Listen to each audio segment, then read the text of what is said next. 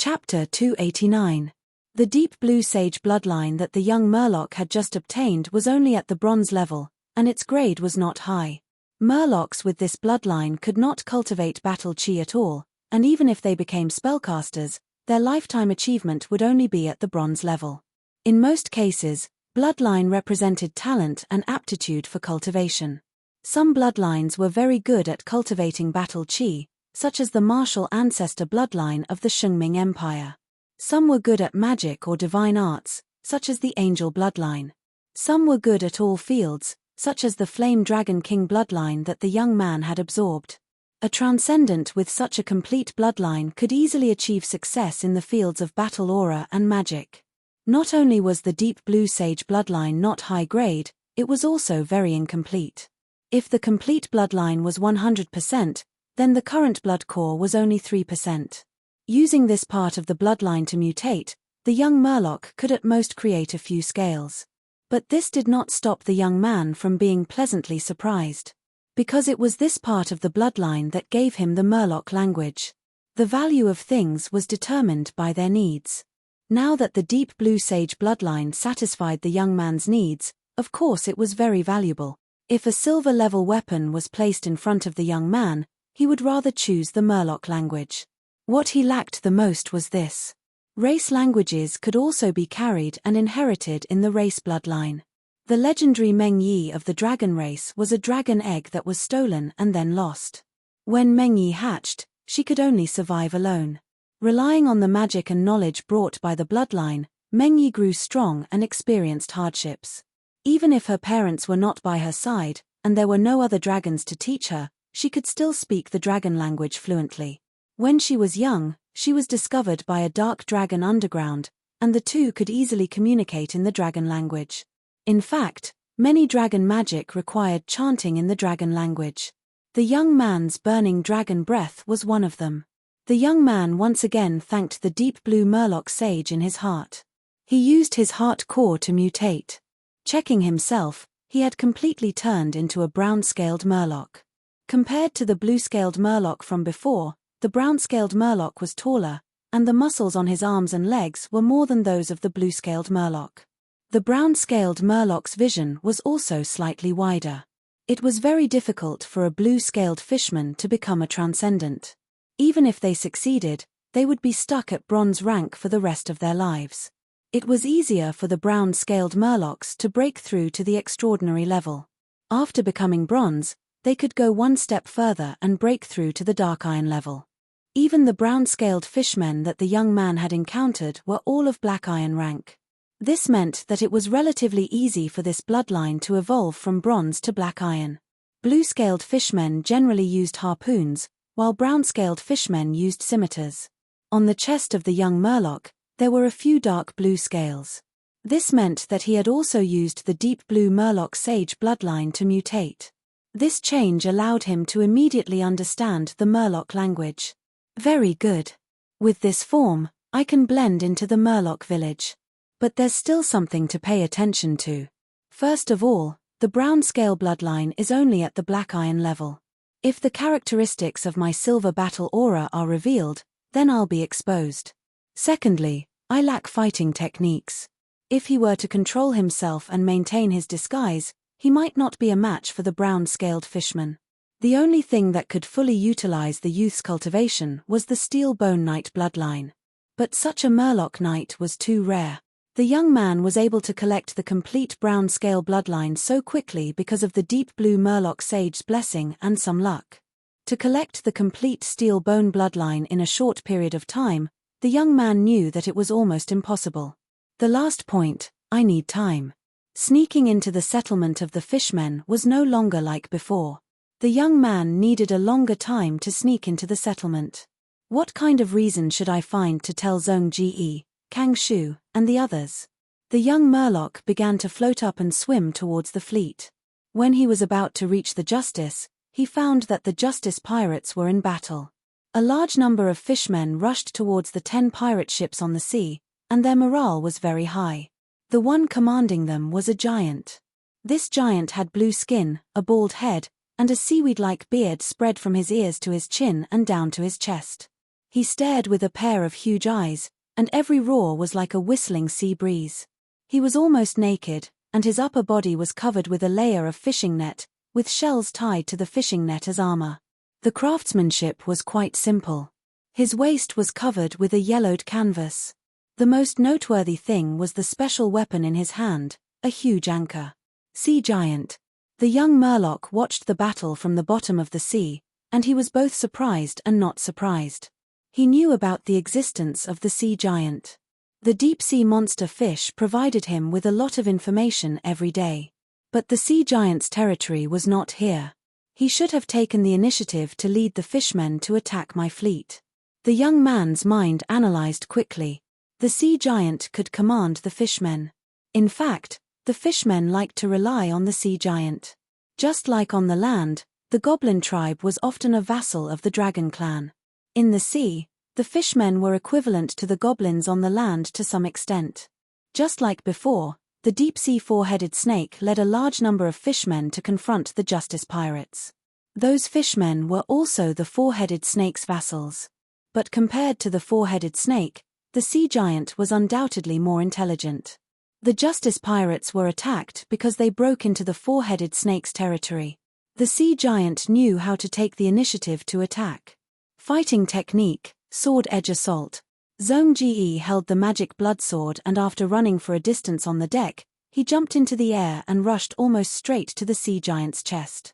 On the shoulder of the sea giant stood a black iron-level fishman shaman, who released a lightning chain at the half-beast. Zhong Ji was electrocuted, his body trembled, and his fighting technique was forced to stop as he fell from the air to the sea. Whoosh! The wind suddenly blew, and the sea giant saw the opportunity and waved the anchor in his hand. The huge anchor was swung up with terrifying power and was about to hit Zhong Ji. At this moment, the rat man used his fighting technique and hit the anchor. The anchor's route changed slightly and brushed past Zhong Ji. Zhong Ji took the opportunity to wave his two-handed sword and hit the anchor, using the reaction force to retreat to the deck of the Silver Hook. He was at the peak of silver and had the strongest aura in the Justice Pirates. This caused the average enemy to think that he was the leader and concentrate their firepower on him. The sea giant's cultivation was at the peak of silver. More importantly, he had a huge body, and the blood of the giant race gave him great strength, endurance, and recovery. In terms of physical fitness, the sea giant was above Zhong Ji. With the addition of silver fighting chi, the sea giant still suppressed the half-beast. Zhong Ji and Rat Man worked together to fight the sea giant to a standstill. There was also a black iron-level fishman shaman on the sea giant's shoulder, who cast spells from time to take care of the entire battlefield. The chain lightning just now had dissipated the opportunity that Mang Ji had seized with great difficulty. Gold Chin and Sea Snake Woman were not here, and they separated from the youth after the battle with the Gold-Silver brothers. As a mage of the same level, Kang Shu had been dealing with the fishman shaman. However, without using necromancy, Kang Shu could not use his true strength. He used a magic scroll. In order to hide this, he could only try not to show himself and pretend to be casting spells. 3, 2, 1, fire. On the Justice ship, Little Bird commanded the pirates. Smoke rose from the side of the ship, and the cannonballs were like rain, drawing a parabola in the sky and enveloping the sea giant. The sea giant raised the ship's anchor in time to protect the fishman shaman on its shoulder, and its body was hit by many cannonballs. The sea giant could not lift its head from the cannonballs, and it roared in pain. There were several silver-level cannonballs among the cannonballs, and under the fishman shaman's reminder, the sea giant suddenly dived into the sea. The cannonballs hit the water and exploded into water pillars. Little Bird could only helplessly stop, because the water blocked his target. Speed up, turn left. Lan Zhao had a bad premonition, and shouted on the Justice ship. His premonition was correct. Because of the previous round of cannonballs, the sea giant gave up on Zhong Ji, and set the Justice ship as its primary target. He let out a long cry in the sea. At the same time, the fishman shaman on his shoulder was also crazily waving and shouting, as if he was dancing. There were still many fishmen in the sea, and when they heard their calls, they immediately swam over. One by one, the fishmen climbed onto the sea giant's body like ants. The sea giant's body was covered with a few layers of fishman armor, and its body suddenly swelled, becoming even bigger. He moved his 4 limbs, stepped on the current, and quickly approached the bottom of the justice ship with a skillful swimming posture. Ya stood on the ship's side, and saw a black shadow suddenly emerge from the bottom of the sea, and quickly shouted, "Enemy attack, enemy attack." But it was too late. With a boom, monstrous waves rose up. From the waves, the sea giant revealed itself. He grabbed the side of the ship with both hands, and his feet were on the hull, and was about to climb onto the deck of the justice ship. The big guy roared, swung his mace, and smashed it on the sea giant's head that was above the ship's side. The sea giant stretched out its arm and swept the deck in front of it, and the big guy was sent flying, and the mace fell out of his hand. The fishman shaman laughed and pointed with his finger, and the fishmen on the sea giant's body jumped onto the deck of the justice ship like fleas, and started fighting with the pirates. Damn it! Covered in dust, and Zhongji hurriedly supported. At this moment, the fishman shaman's body suddenly stopped, and his head fell from his neck. The one who killed him was a brown-scaled fishman beside him. This brown-scaled fishman suddenly burst out with silver battle chi, and used his blood-stained machete to stab into the neck of the sea giant. The sea giant. He was stunned by this scene. Only when the brown-scaled fishman pulled out his machete, causing blood to gush out of the wound, did the sea giant react. He was furious, and without caring about the others, he smashed the ship's anchor towards the brown-scaled fishman. The brown-scaled fishman smiled contemptuously, and jumped, landing perfectly into the water with a vigorous posture, causing small splashes. The sea giant wanted to chase after him, but Kang Shu's magic, Zhongji, and covered in dust's battle skills all attacked him. Blood splattered from the sea giant's huge body again. This was the crucial turning point of the battle. After a while, the sea giant raised his head and howled. With unwillingness and anger, he died on the battlefield from his heavy injuries. Chapter 290.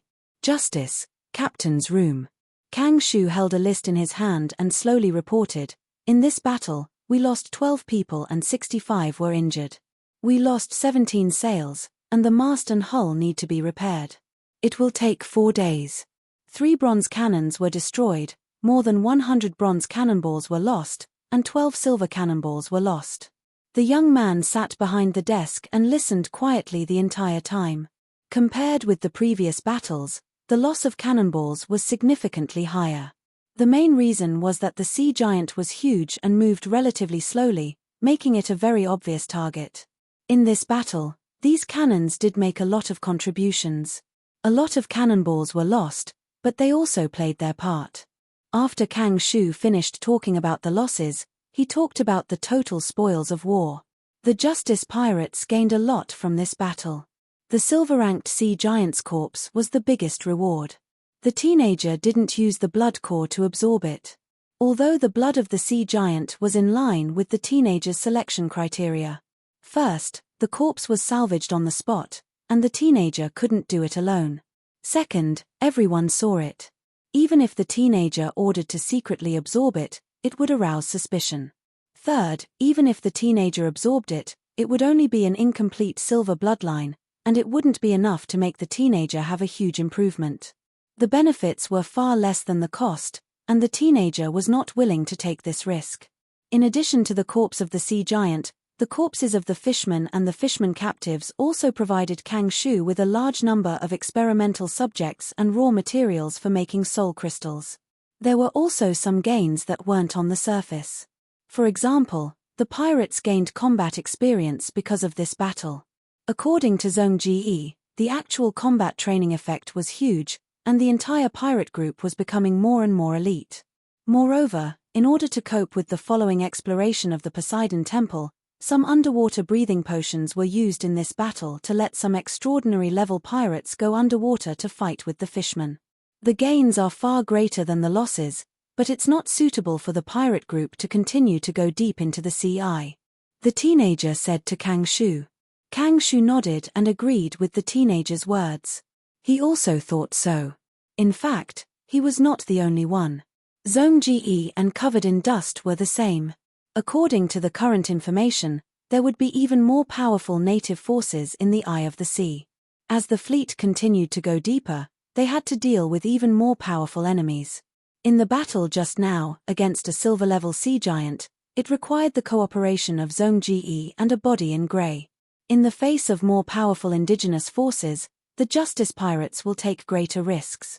In particular, the leaders of these indigenous forces are becoming more and more intelligent, which makes the leaders of the Justice Pirates most afraid. This was because intelligence meant that they could use schemes and even cooperate with each other. "How many days can our supplies last?" the youth asked again. Kang Shu immediately replied, "Conservatively speaking, it can last for at least 127 days. This was a fairly accurate number. Ever since the experience on the Island of Confusion, Kang Shu had placed great importance on supplies. He would recalculate it almost every day or two. "Actually," Kang Shu said with a smile, "we might be able to hold on for a while longer. On the one hand, we will lose some of our men. On the other hand, we can catch them on the spot. The eye of the sea is rich in resources and there are a lot of sea fish. Cyanobacteria has been in the limelight recently.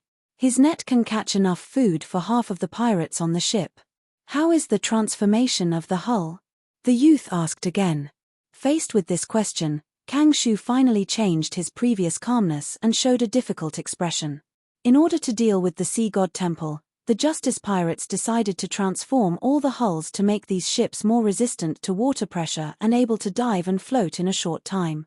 Kang Shu said in a deep voice, "Not counting the supply ships, 5 of the ships have been transformed in New Moon Harbor, adding a series of water inlet and drainage devices. During the voyage, I have been installing the acquired devices on other ships. At present, 2 of the remaining ships have not been transformed. But after this step, we still need to coat the other 5 ships with a layer of crystal glue. This glue can be covered on the surface of the hull to help the ship resist water pressure. It used to be very popular, but in recent years, it has been defeated by the Empire's metal coating alchemy technology, so not many people use it. The alchemy technology of metal coating was currently only mastered by the Empire. It was impossible for Kang Shu to master this technology. I am just a necromancer, black iron level." Kang Shu sighed bitterly to the captain in front of him. "Recently, I have been studying memory crystals, and I feel more and more that we need a trustworthy alchemist."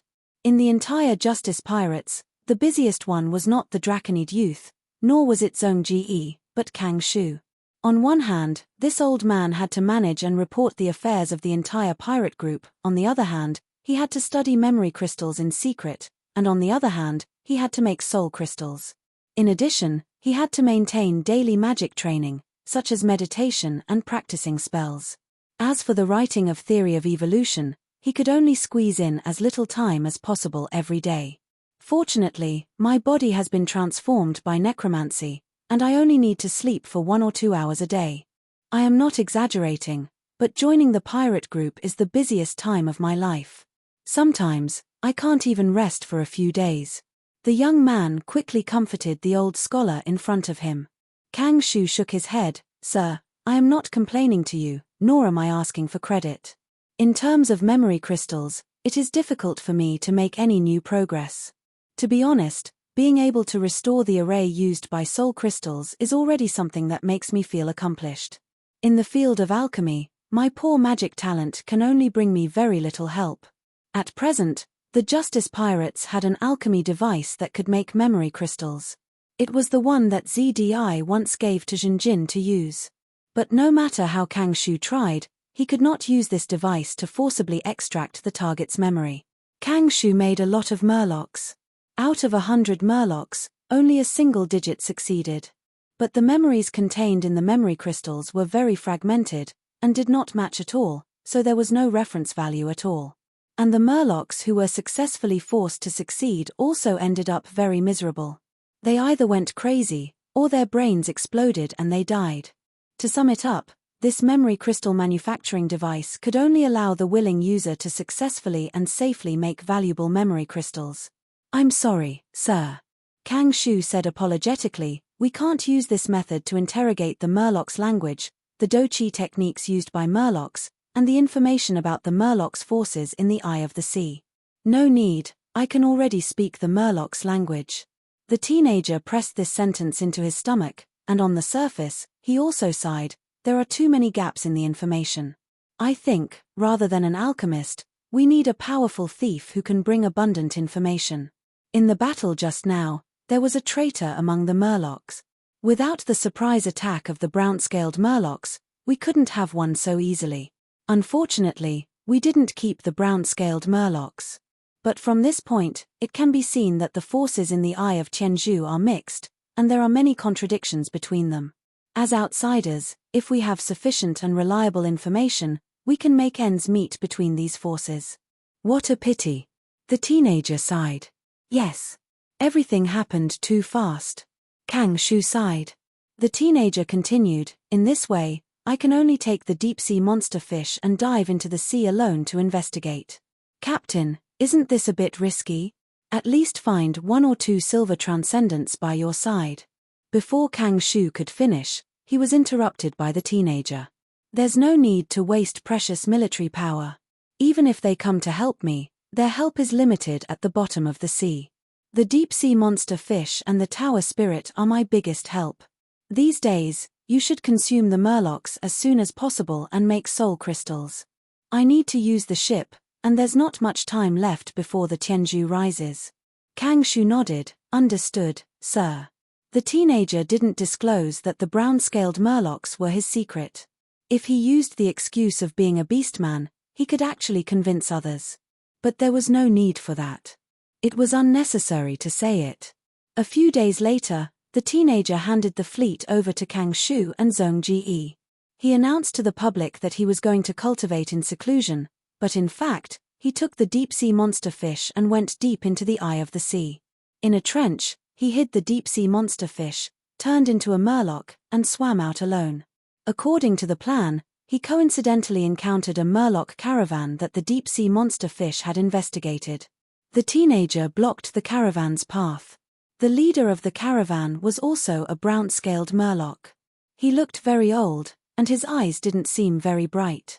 When the old brown-scaled Murloc saw the teenager, he was shocked. Gralum, Wall, Maul? Little brother from the Murloc race, what's your name? Amazing, did you kill these iron-skinned batfish? Beside the young Murloc lay the corpses of 2 black iron-level batfish. This was the entrance plan that the teenager had designed for himself. WMGRLLLMM Waggle. Of course I killed them, my name is Huaran. The teenager said calmly. At the same time, he turned his wrist and played with the black iron-level scimitar in his hand. The old Murloc's pupils constricted, and he opened his mouth wide, revealing his broken teeth, and laughed, MWWL, WWMJR. Dubama. Brother Huaran is so powerful at such a young age, it's really delightful. Do you want to sell your prey? The young Murloc thought for a moment, then agreed to the old Murloc and decided to sell the 2 iron-skinned batfish corpses. He took the opportunity to ask the old Murloc where they were going. The old Murloc said the name of a Murloc town, and the young Murloc tilted his head and thought for a moment. Naturally, he expressed that he was a little tired from his hard work, so he might as well follow the old Murloc and the others to the Murloc town. The old Murloc hesitated for a moment, but still nodded and agreed to the teenager's request. Chapter 291. The young Murloc finally sneaked into the Murloc town through the caravan. He looked calm and collected, but in fact, he was carefully observing the surroundings with the Murloc's huge eyes. Although there were many Murlocs in the Murloc town, the facilities were very simple. Most of the houses where the Murlocs lived were small caves dug out or natural gaps in the coral bushes. The roofs and windows of the houses were all made of shells of various sizes. The fixing method between the building structures was usually tied with seaweed. There were also some large underwater caves where many Murlocs lived together. The overall degree of construction was very low, just a little better than that of the primitive tribes. Although it looked so backward, from a military point of view, it was a strong and durable defense facility. Fighting in the sea was between land and air, and the combat environment was more complicated.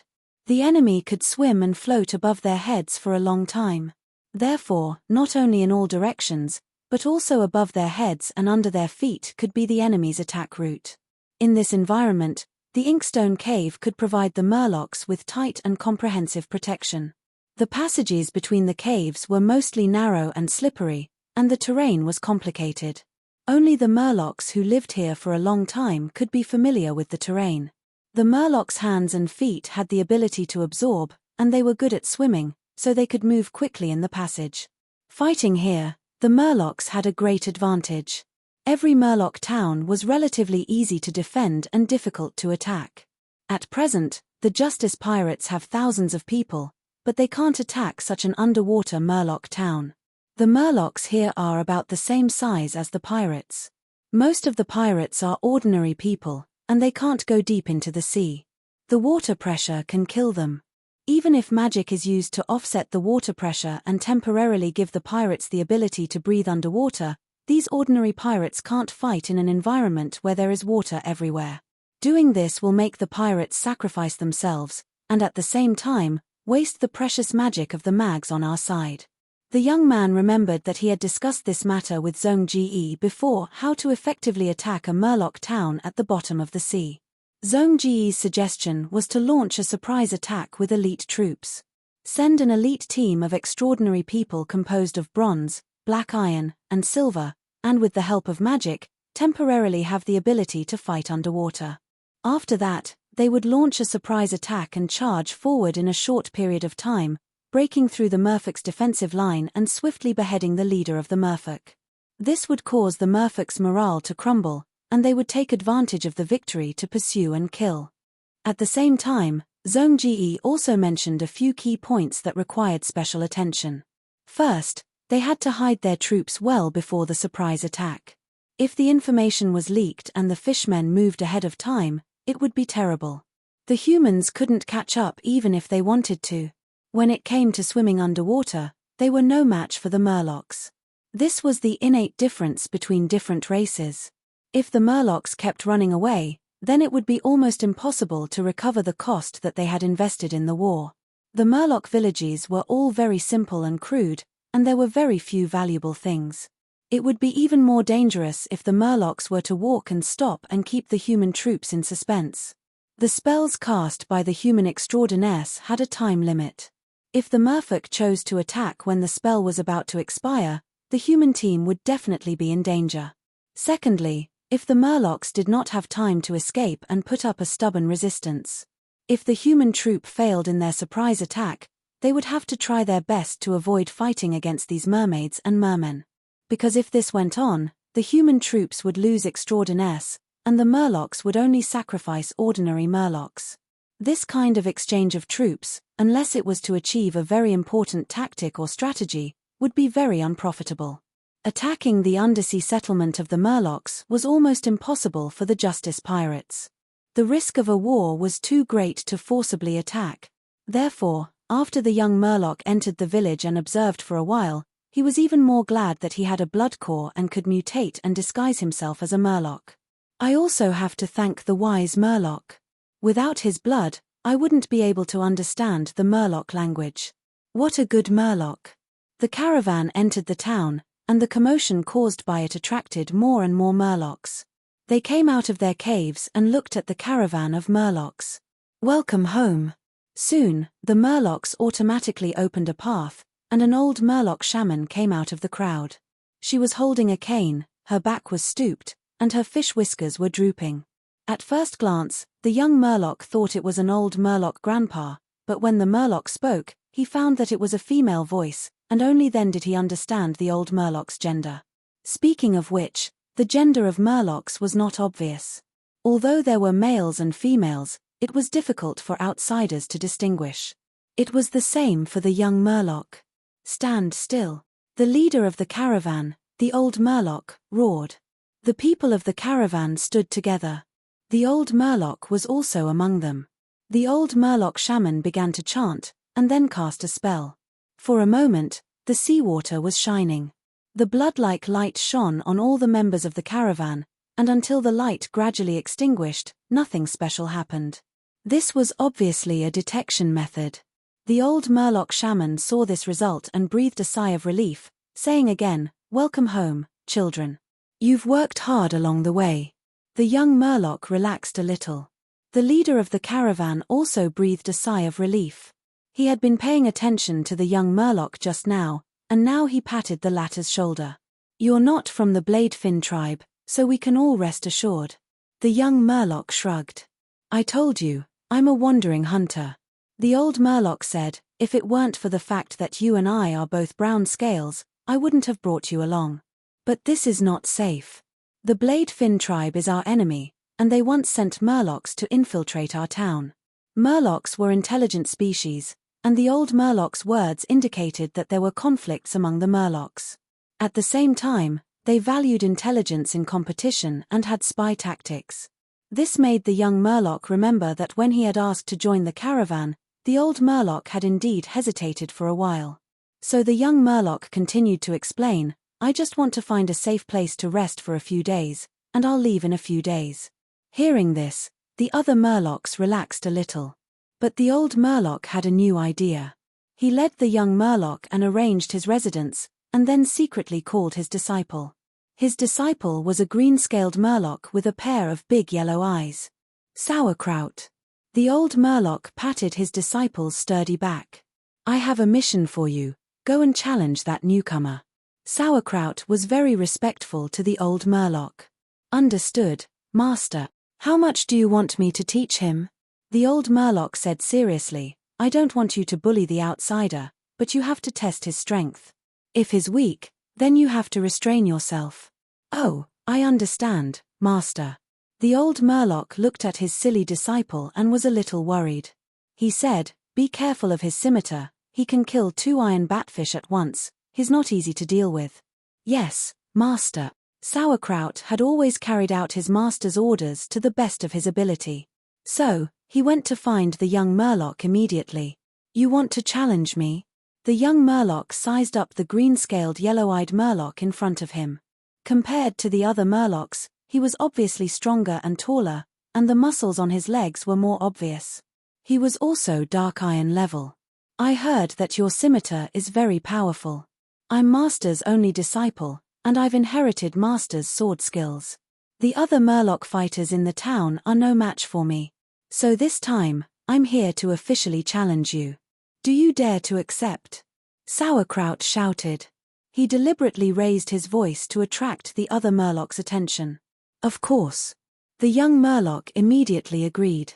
This test was within his expectations. The Murloc's living conditions were backward, and they lived under the sea. There were many predators that threatened the Murloc, so they were all martial artists. If they weren't, they wouldn't be able to survive.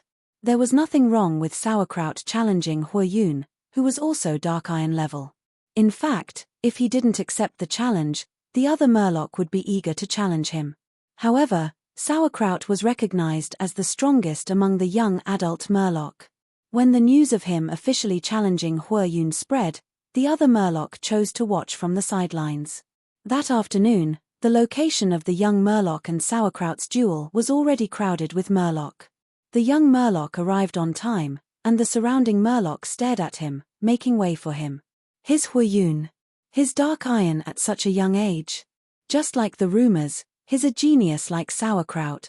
Sauerkraut has the bloodline of the barbarian fish tribe, and he looks like a brown scale. How can he reach dark iron at such a young age?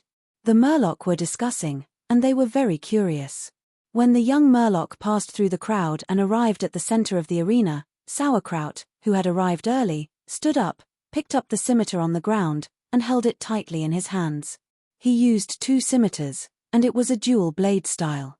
"Come, I'll let you attack first."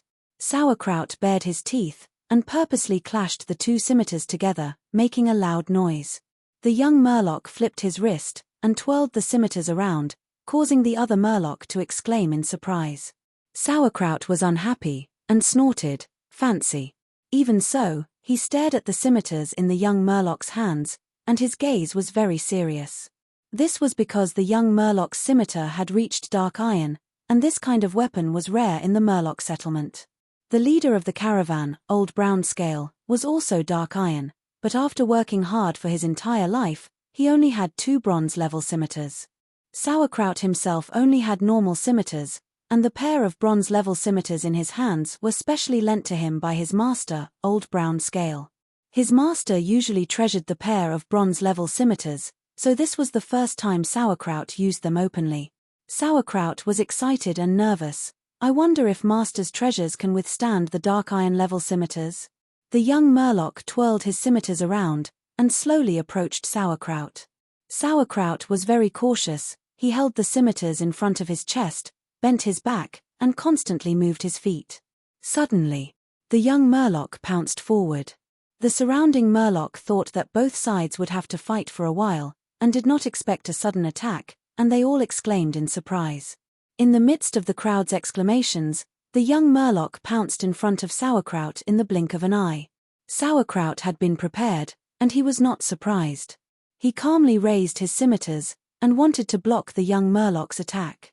The young Murloc suddenly changed his movements, and he threw the scimitars like flying scimitars, and threw them with force. Sauerkraut was extremely shocked. Such a good weapon, and you just threw it away? Chapter 292. This attack caught him off guard. He was stunned for a moment, but when he reacted, he quickly blocked with both of his swords, knocking the black iron scimitar away. Great, he has lost his weapon. Just as Sauerkraut was about to rejoice, the young merman had already seized the opportunity he could create. His whole body crashed into Sauerkraut's chest. Sauerkraut instantly felt a sharp pain in his chest, as if a tiger shark had crashed into him. He couldn't help but open his mouth and spit out a lot of bubbles. So much strength. Sauerkraut was shocked. It was rare for a brown-scaled merman to have such a strong impact. Sauerkraut often sparred with his master, and in his impression, even his master didn't have such great strength. If I was knocked down, wouldn't that be too embarrassing? Sauerkraut quickly propped up his chest, his legs firmly planted on the seabed, and retreated 3 to 4 steps, forcing himself not to be knocked down. As he retreated, he struck down with both of his arms, attempting to hit the young merman's back with the scimitar hilt. Because his master had instructed him, he only used the scimitar hilt, and didn't reverse the blade. At the same time, his target wasn't the young merman's eyes, but his back. Fall. Sauerkraut shouted. Although he held back, he was very sure that as long as his attack hit his opponent, he would definitely make him fall to the ground, unable to get up. But the young merman didn't even look. He directly raised both of his hands, and held Sauerkraut's elbows. This action was very clever. If the young merman wanted to hold Sauerkraut's forearms, he would have to bear a lot of force, and with the brown-scaled merman's strength, he would probably fail. If the young merman held his elbows, it would be easier. According to the principle of leverage, the force he would bear would be much smaller, and the parry would be successful. But it was useless. Because as long as Sauerkraut moved his elbows, his forearms would still carry the bronze scimitar, and smash it onto the young merman's body. So, when the young merman held Sauerkraut's elbows, Sauerkraut was stunned, and couldn't use his strength. Many of the surrounding merman warriors also had a slight change in expression. The layman watched for the show, while the expert watched for the skill. Although it was just a small action, it was enough to let the merman warriors realize that the young merman was very skilled. After the young Murloc held Pickled Cabbage's elbow, he seized the opportunity to pursue an attack. He flipped his palm and grabbed Pickled Cabbage's elbow tightly.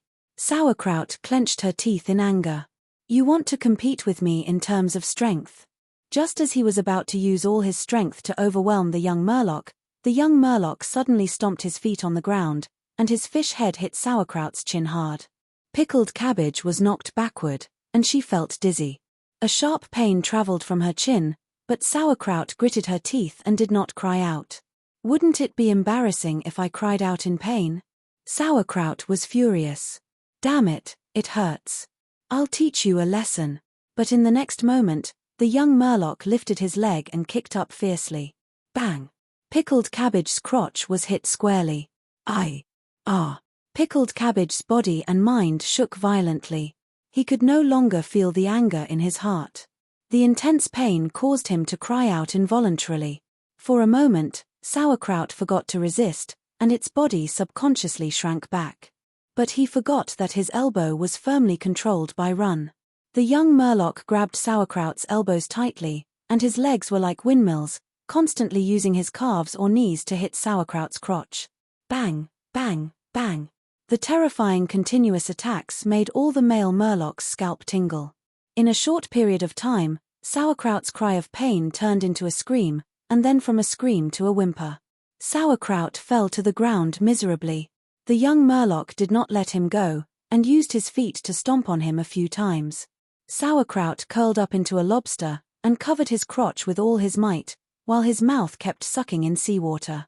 "I've won." The young Murloc raised his arm and shouted loudly. Then he panted heavily, as he had exercised very vigorously just now. The whole place was dead silent, and only the young Murloc's victory declaration could be heard. The young Murloc walked towards his scimitar, which was stabbed into the sand at the bottom of the sea. The young Murloc successfully retrieved it. The Murloc near the black iron scimitar took a few steps back decisively, and cautiously distanced themselves from the young Murloc. Many of the male Murloc rushed to their crotches, and felt a chill, as if a cold current had suddenly rushed between their legs. The young Murloc held the scimitar, and returned to Sauerkraut's front. He flipped his wrist, and played with the scimitar a few times. Sauerkraut looked at the scimitar, and felt wronged. He was furious, and he remembered his master's words, "Be careful of his scimitar." Despicable.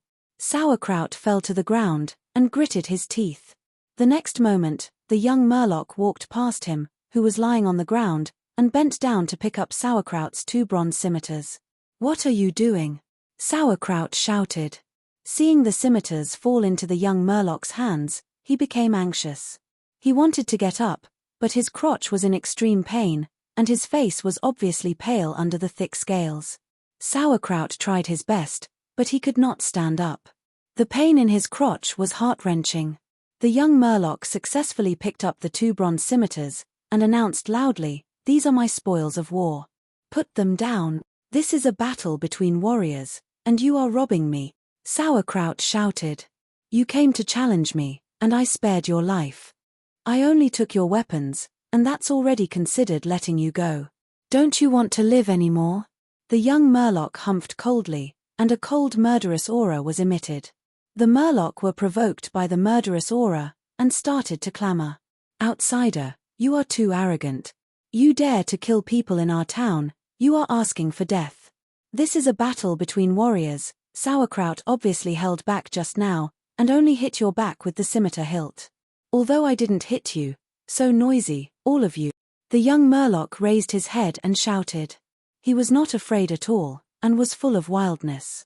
He indeed had the ability to be fearless. He had silver battle chi, and at the same time, he was in his dragonman form. Relying on the defensive power of the dragon scales, he could defend against gold battle skills. It would not be a problem for him to fight his way out of the encirclement of these Murloc. The only problem was that there was only one silver-level Murloc shaman in the town. However, the young Murloc had another trump card, deep-sea monsterfish, which was hidden, could come to support them at any time. "Everyone, calm down." The leader of the caravan, Old Brown Scale, could not sit still anymore. He sent Sauerkraut to challenge Chuang Ran just to see his strength, so that it would be easier to recruit him.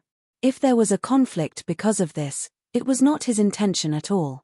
After this battle, Old Brown Scale liked Chuang Ran even more, and his desire to recruit him was even stronger. Immediately, he stepped out from the crowd, and gently waved his hand, calming down the agitated Murloc onlookers, showing his prestige in the town. Then, Old Brown Scale turned to the young Murloc, and said with a smile, "Sauerkraut is my disciple, he was not as good as you, and lost to you. There is nothing wrong with you taking these 2 scimitars as your spoils of war. If you like them, you can take them." "Master." Sauerkraut was shocked, and could not care less about the pain. "These 2 scimitars are your life's treasures." "They are indeed my treasures, but unfortunately, you lost." The opponent obviously held back. Old Brown Scale sighed deliberately. "Mars, Tur." Sauerkraut Murloc's eyes were bloodshot, and he wanted to cry, "I swear, in the future, I will compensate you with 2 brand new bronze scimitars. No, black iron, I will definitely get 2 black iron scimitars for you." "That's more like it." The young Murloc pursed his lips deliberately, and tried to make a proud expression. Fortunately, he had been mutating into a Murloc recently, or else it would be difficult to make such an expression. His expression immediately made the surrounding Murloc feel disgusted, and they wanted to beat the young Murloc up. Especially Sauerkraut, he was gnashing his teeth in hatred. But Old Brown Scale pointed at the young Murloc, and purposely shook his head, more like it. No, you are still far from it. Hey, what do you mean? Are you still not satisfied? The young Murloc purposely shouted unhappily. Old Brown Scale saw the young Murloc was hooked, and laughed. You are a single blade fighter, right? Do you really know how to use 2 blades? You have a total of 3 blades now, can you use all of them? The young Murloc pursed his lips. I can't use all of them, and I am used to using 1 blade. But I can sell them for money. Do you want to buy them? Just tell me directly, as long as the price is right, I will sell them to you on the spot. Sauerkraut was so angry that his eyes turned black. This was his master's blade, and he wanted his master to buy it. This was too abominable. Old Brown Scale nodded without hesitation. I will buy them. But I won't pay you for it. Are you trying to make fun of me? Of course not. What I will pay you is something more valuable than money. For example, my blade skills, or fighting skills. Old Brown Scale's words were shocking. He stared at the young Murloc's face with a penetrating gaze. If I am not wrong, you have not learned how to use a blade properly, and you don't have any fighting skills. Sauerkraut's heart skipped a beat, and he agreed with this guess. Of course not. If he did, why would he throw the blade directly? The young Murloc pursed his lips, and he looked as if he was saying, although you guessed right, I will not admit it, and I will still be stubborn. Humph, of course I have fighting skills, but I am afraid of killing people, so I don't use them. If I really use them, you will be collecting your disciple's corpse. Sauerkraut felt as if his heart was stabbed by a flying blade. Old Brown Scale laughed, and did not refute the young Murloc's words. I can teach you how to use a blade, and at the same time teach you fighting skills. I will use these to buy this pair of bronze curved blades. What do you think? Master! Sauerkraut exclaimed. The other Murlocs were also shocked. They could hear that Old Brown Scale thought highly of this young Murloc, and wanted to promote him. Let me think about it. The young Murloc deliberately hesitated. Sauerkraut was so angry that he wanted to vomit blood. Thinking back, I have suffered so much in order to be apprenticed to my master. I spent so much effort, risked my life, and dug up a big bowl of pearls as a gift to him. I even knelt in front of his door for 3 days and 3 nights before my master was moved. Now there is such a good thing, and you still want to consider it. Hey, don't tell me you purposely taught me the wrong things to harm me. After all, he is your disciple, and this is your blade. The young Murloc shouted. My master is not this kind of person. You dare to slander my master, you. Sauerkraut was so angry that his eyes were round and bloodshot. He wanted to bite the young Murloc into pieces. Old Brown Scale raised his hand to stop Sauerkraut's scolding. The young Murloc's suspicion made him feel that this wild wandering Murloc was not shrewd at all. He laughed. He is indeed my disciple, and this is indeed my blade. But I will not teach you the wrong things, and I hope that the 2 of you can have a real battle in the future. With outstanding blade skills, and wonderful fighting skills. Don't you want to? The young Murloc was stunned, and revealed a look of longing. Hey, the young man took the bait. Old Brown Scale sharply noticed the young man's expression, and was happy. Seeing Old Brown Scale's slightly raised lips, the young Murloc was also happy. Heh, this old man took the bait. Chapter 293. The light from the corals shone on the seabed, illuminating the path ahead. The leader of the caravan, Old Brown Scale, was walking side by side with the mayor, Old Mermaid Shaman. It's been 2 days, how's that guy doing? The mermaid shaman with a hunched back asked while walking with a walking stick. Oh, he's been practicing red scale flurry. Old Brown Scale smiled. Old Mermaid Shaman looked at Old Brown Scale in surprise. You taught him your trump card combat skill just like that. I think you taught Sauerkraut this combat skill after teaching him for 6 years. You even set up a difficult test before teaching him. Sauerkraut went through a lot of hardships to complete the test. He came back with serious injuries many times. I had to save his life. Old Brown Scale nodded. This sword skill is very precious. How could sauerkraut know how to cherish it without setting up a test? Of course, the main reason is that this sword skill itself has a huge flaw. It came from a fire elemental elder. He was a fire elemental druid who explored all over the world. He was accidentally saved by my ancestor when he was exploring an underwater volcano. In order to repay my ancestor for saving his life, this druid imparted his sword skill to me. Of course, this sword skill is suitable for fire elemental, not for us mermaids. My family has been practicing this sword skill for generations and slowly improved it. That's how I got Red Scale Flurry. Although Red Scale Flurry has been improved by generations of mermaids, it still has a huge flaw. If it's maintained for a long time, the user's body temperature will increase rapidly. If you don't stop in time and insist on using it, the user's blood will boil and be cooked by this sword skill. By then, all the fish scales on the user's body will be roasted red. In the later stage of using this sword skill, the user's muscles, bones, and brain will be affected by the high temperature, causing our movements to change drastically. If you want to wield your sword in a straight line, the actual attack path will become very distorted. Because of these 2 points, it's called Red Scale Flurry. Hearing Old Brown Scale's detailed and honest explanation, the Murloc shaman finally understood. No wonder you set up such a test for sauerkraut. So they wanted to use this test to train sauerkraut's ability, so that he would have the strength to overcome the drawbacks of the dance of the red scales. The old man laughed. Yes, it is very difficult to cultivate such a sword skill. It'll take at least 2 to 3 months to master it. Back then, it took me 1.5 months. Currently, he is doing basic exercises, using a saber to chop the seabed rocks. As a matter of fact, the content of this training will go through the entire sword skill cultivation. Even if it's me, every once in a while, I'll chop some rocks to maintain my standards. We're almost there. Many seabed rocks appeared in front of them. Most of the rocks were yellow in color, with white rocks interspersed in between. This was an underwater quarry not far from the Murloc village. To the fishmen, this was a very important resource point. This was because the tools that the Murlocs used daily were basically all stone tools. Even weapons and equipment were mostly made of stone. The light in the quarry was dim, and there were not many corals as a source of light. The water flow was gentle, and there were hardly any turbulent undercurrents. The Murloc shaman and the old man walked into the quarry. The Murloc shaman looked at the ground with her blurry old eyes, and found 2 pairs of Murloc footprints. Sauerkraut is here too? The old man smiled. I asked Sauerkraut to come here and demonstrate the dance of the red scales to Sauerkraut, but I told Sauerkraut not to give any instructions other than that.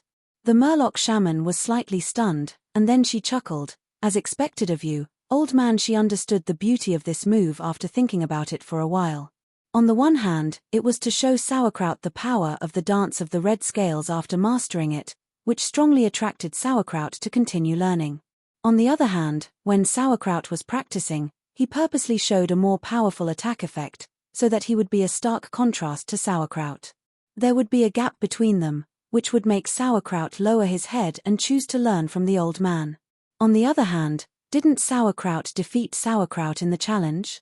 At this time, Sauerkraut showed his strength, so that Sauerkraut would stop underestimating him and destroy his pride as a victor, so that Sauerkraut could manage him in the future. After receiving the Murloc shaman's praise, the old man sighed deeply. Sigh, I'm old. I hope that I can do more for the town while I'm still alive. If Sauerkraut stays in the town, we'll have one more Black Iron warrior. He learned my fighting skills again. In the future, when Sauerkraut inherits my position, he can be Sauerkraut's assistant and help him share the burden. But it's a pity that both of them don't have good bloodlines, so they're at most Black Iron warriors. If we had a silver warrior in the past, Bladefin Town wouldn't have. Forget it, let's not talk about the past. The Murloc shaman sighed faintly and interrupted the old man. The 2 of them went deep into the quarry. A stone with a few knife marks on the surface came into their sight. The 2 of them stopped to look, and the old man laughed. This should be the result of Sauerkraut. Look, there are only 5 knife marks on the stone. He didn't make the 6th cut, but this is the first time I feel the difficulty of this skill. It's hard for beginners to maintain dance of the red scales because it requires them to multitask. On one hand, they have to maintain the flow of their fighting power, and on the other hand, they have to control the trajectory of their attacks. The flow of fighting power is very complicated, and it requires a lot of practice until it becomes instinct. Only then can they use Dance of the Red Scales for a long time.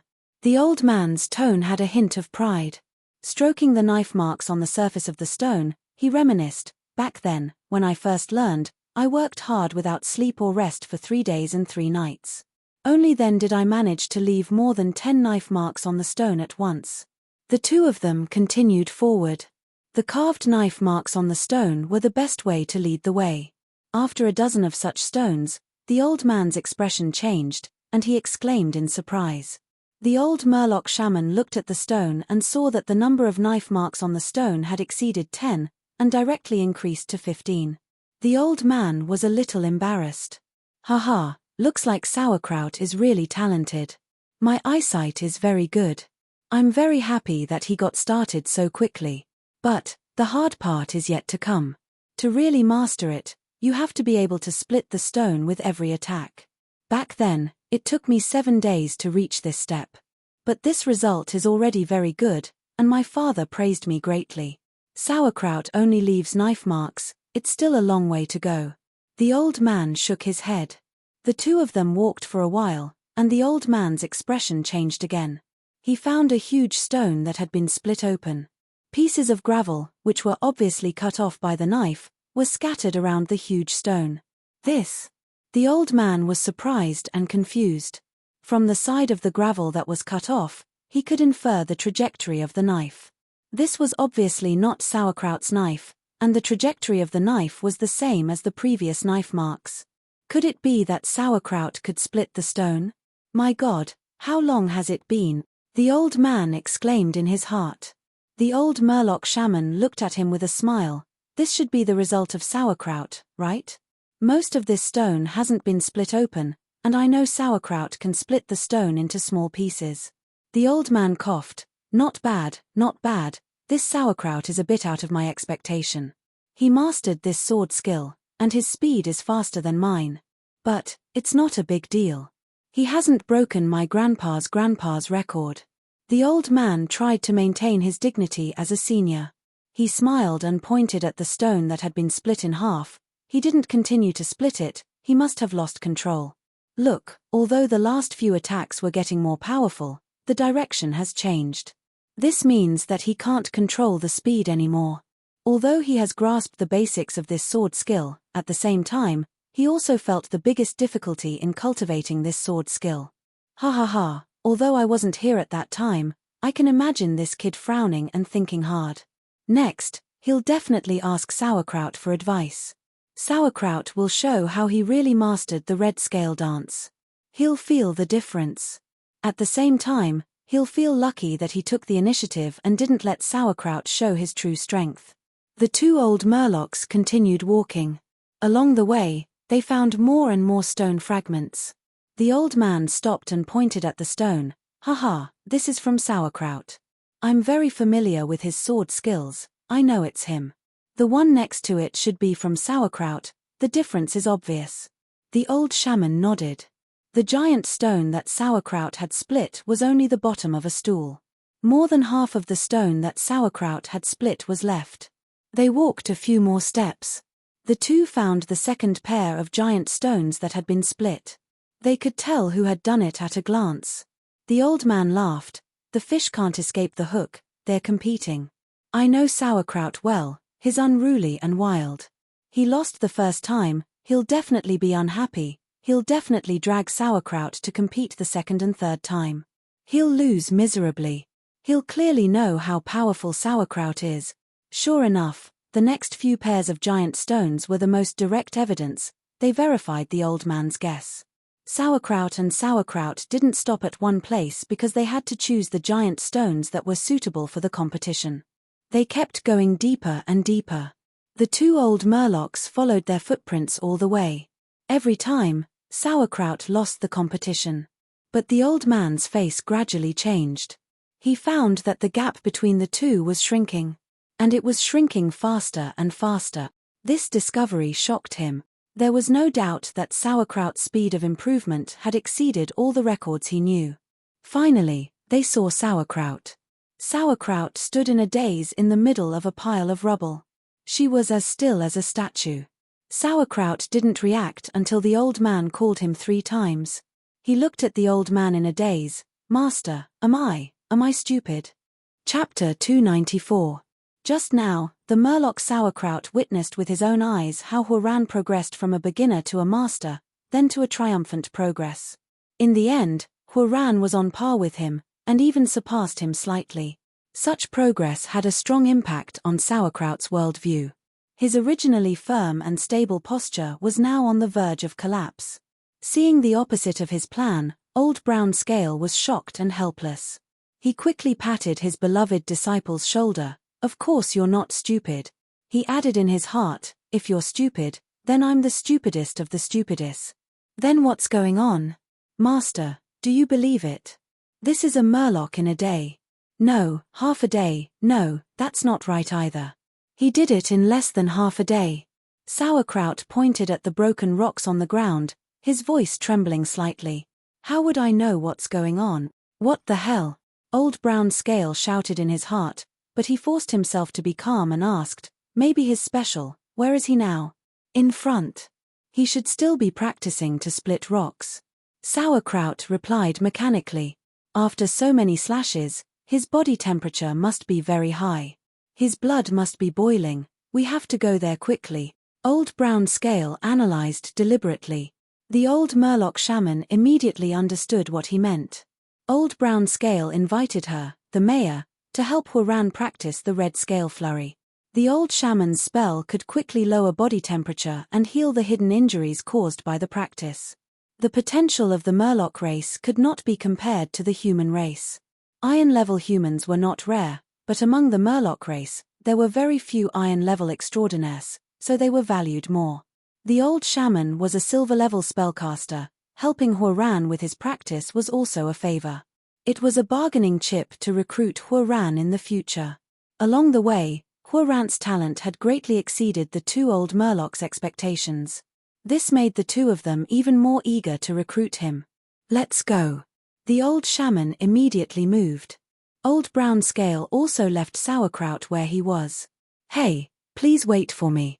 Sauerkraut reacted after a while. He quickly swam a few times to catch up with the 2 elders, then he changed his posture, stepped on the bottom of the sea, and changed from swimming to walking.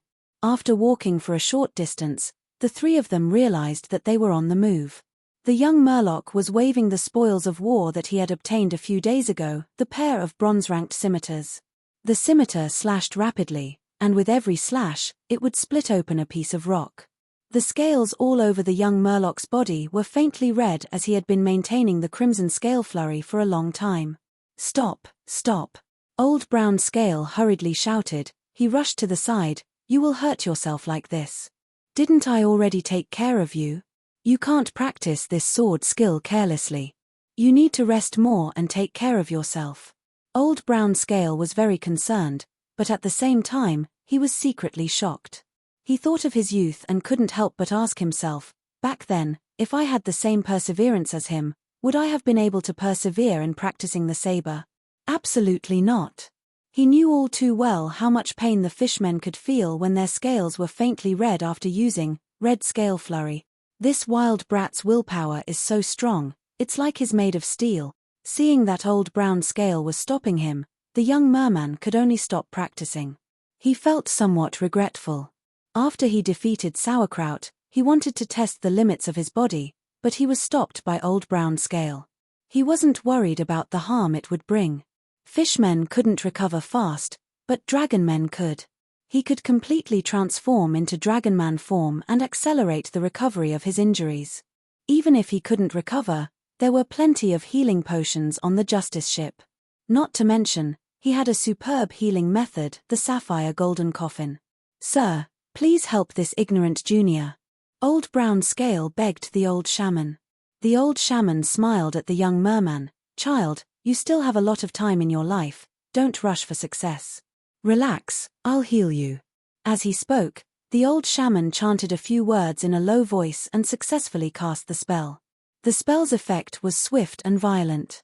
The young merman quickly felt his body temperature drop rapidly, returning to normal, and at the same time, there was life energy in his blood. As his blood flowed, this energy quietly healed every hidden injury in his body. What kind of magic is this? The young Murloc revealed a pleasantly surprised expression. This is a type of blood magic, called blood healing. The old shaman answered, and then asked, "Do you feel better?" "I feel great. With this spell, I don't have to sleep at all. I can use the whole day to practice my sword skills." The young merman clenched his fist and shouted excitedly. Blood magic was relatively rare. Generally speaking, it was in the hands of blood elves, blood breeds, vampires, and some clerics of the evil god sects. The young merman didn't expect that the old shaman would have such a skill. But soon, he recalled that when he entered the Murloc village, the old Murloc shaman had also cast a spell to detect if there were any spies in the caravan. At the same time, the old Murloc shaman determined that he had nothing to do with the Bladefin tribe. That spell from before should also be a blood spell, right? You. Sauerkraut's eyes were a bit blank. He observed the pile of gravel beside the young merman's feet. "You've already surpassed me. What the hell are you?" "I say, old brown scale, although your sword skill is not difficult, it still needs to be improved." The young merman's words were a bit provocative. "No, this sword skill is not easy at all. There's only one explanation for your rapid improvement. I'm afraid your bloodline is not simple." Old Brown Scale looked serious. The old shaman nodded. He agreed with Old Brown Scale's speculation. He asked the young merman, "Have you tested your bloodline?" The two old mermen suspected the young merman's bloodline. However, if they were to test it now, they would at most find out the brown-scaled merman's black iron bloodline, and the dark blue wise man's bronze bloodline.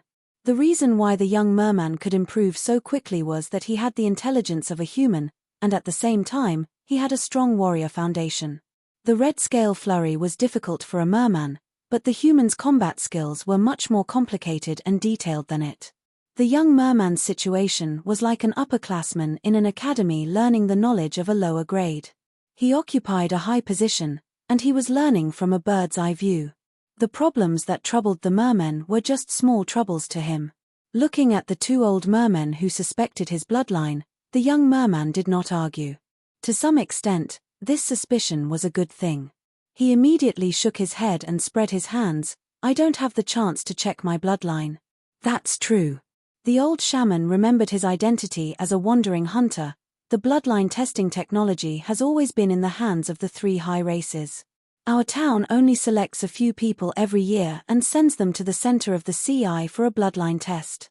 "I suggest you check your bloodline. You should find something." The young merman replied, "I want to, but I don't know any mermen from the three high races. If there's a chance, I'll introduce you." Old Brown Scale smiled. The young merman's shocking talent made Old Brown Scale adjust his attitude quickly. Before, he felt that the young merman held his head high, did not know the rules, and showed his wild nature. In fact, it was the young merman's first time interacting with other mermen as a merman, so he did not know the propriety of social interaction. It was hard to have a good impression of him, and he needed to be trained. Now, Old Brown Scale felt that the young merman's attitude was normal. A merman's genius should be like this. The young merman held his head high, turned his wrist, and flipped the knife. He casually urged Old Brown Scale, "I've probably learned the red scale flurry. Teach me another combat skill. If you teach me, I'll return these two knives to you." "You want to learn a second combat skill now?" Old Brown Scale laughed. "Seaweed is sometimes delicious, but if you stuff too much into your mouth, it's not easy to chew. That's my problem. Don't dawdle, teach me another one." The young merman insisted on learning. According to their discussion, a bronze machete in exchange for a combat skill. The young merman needed a combat skill. He needed it very much. His previous combat skills, such as Dragon Claw, Flame Explosion, and so on, were all used in the Dragonman form. It's not impossible to use it in the Fishman form, but the power will be greatly reduced, and it will also hurt himself. Just like the red scale flurry, the knife combat skill itself was improved from the original version generation by generation, and it slowly became suitable for the fishman to use. Although the young merman obtained a lot of fishman blood, he could not obtain the fishman's combat skills through the Bloodcore. Old Brown Scale wanted to recruit the young merman, the latter already knew, but he pretended not to know. Old Brown Scale proposed to exchange 2 bronze machetes with combat skills, which was also what the young merman wanted. I need to learn 2 combat skills as soon as possible to improve the strength of the fishman form. Then find an opportunity to go to the deepest part of the sea and explore the half-bit wall. The young merman knew that he had to hurry. Because according to the pattern, the day of the sea eruption was getting closer and closer. He needed to get information as soon as possible, and then return to the Justice Pirates in time to preside over the situation. Old Brown Scale pondered for a moment and said, I have 3 combat skills here, one is called wave treading, one is called boomerang blade, and the last one is hard scale. You look good, I'll demonstrate. Old Brown Scale demonstrated 3 combat skills one after another. When the wave treading fighting skill is used, it can create a strong thrust on the sole of the fishman's feet to help the fishman move quickly. Boomerang blade is a throwing machete, which can be regarded as a compensation for the long-range combat ability. If it goes well, the thrown machete does not need to be picked up by the user, it will fly back by itself. Sometimes the water flow can be used to change the flight trajectory of the machete. The hard-scale fighting skill is the most simple and unadorned. It is a defensive means. After use, it can make the scales of the fishman tougher and effectively reduce the damage. However, this combat skill has a very serious flaw for the young merman. That is, the quality of the combat power will be exposed after use. For example, after Old Brown Scale uses it, the scales all over his body will emit a black iron color. If the young merman uses it, it will be silver color, and the secret of him being a silver warrior will be exposed at once. Chapter 295. Without thinking for a long time, the young Murloc made his choice. I want to learn wave treading. It was not a difficult choice. The hard scale had its disadvantages, and the boomerang blade was the icing on the cake. With wave treading, the young Murloc's mobility would be greatly improved, and he would be able to advance and retreat freely in many battles. Although it was not an offensive or defensive fighting technique, it could greatly improve the young Murloc's fighting ability. The old man's eyes lit up. Wise choice. I will teach you the circulation route of fighting power. It is more complicated. The circulation route was not complicated, but the Murloc's intelligence was just that, so the young Murloc could easily understand. After a few attempts and several failures, the young Murloc's feet surged with water, and he suddenly jumped above the old man's head. The old man was stunned.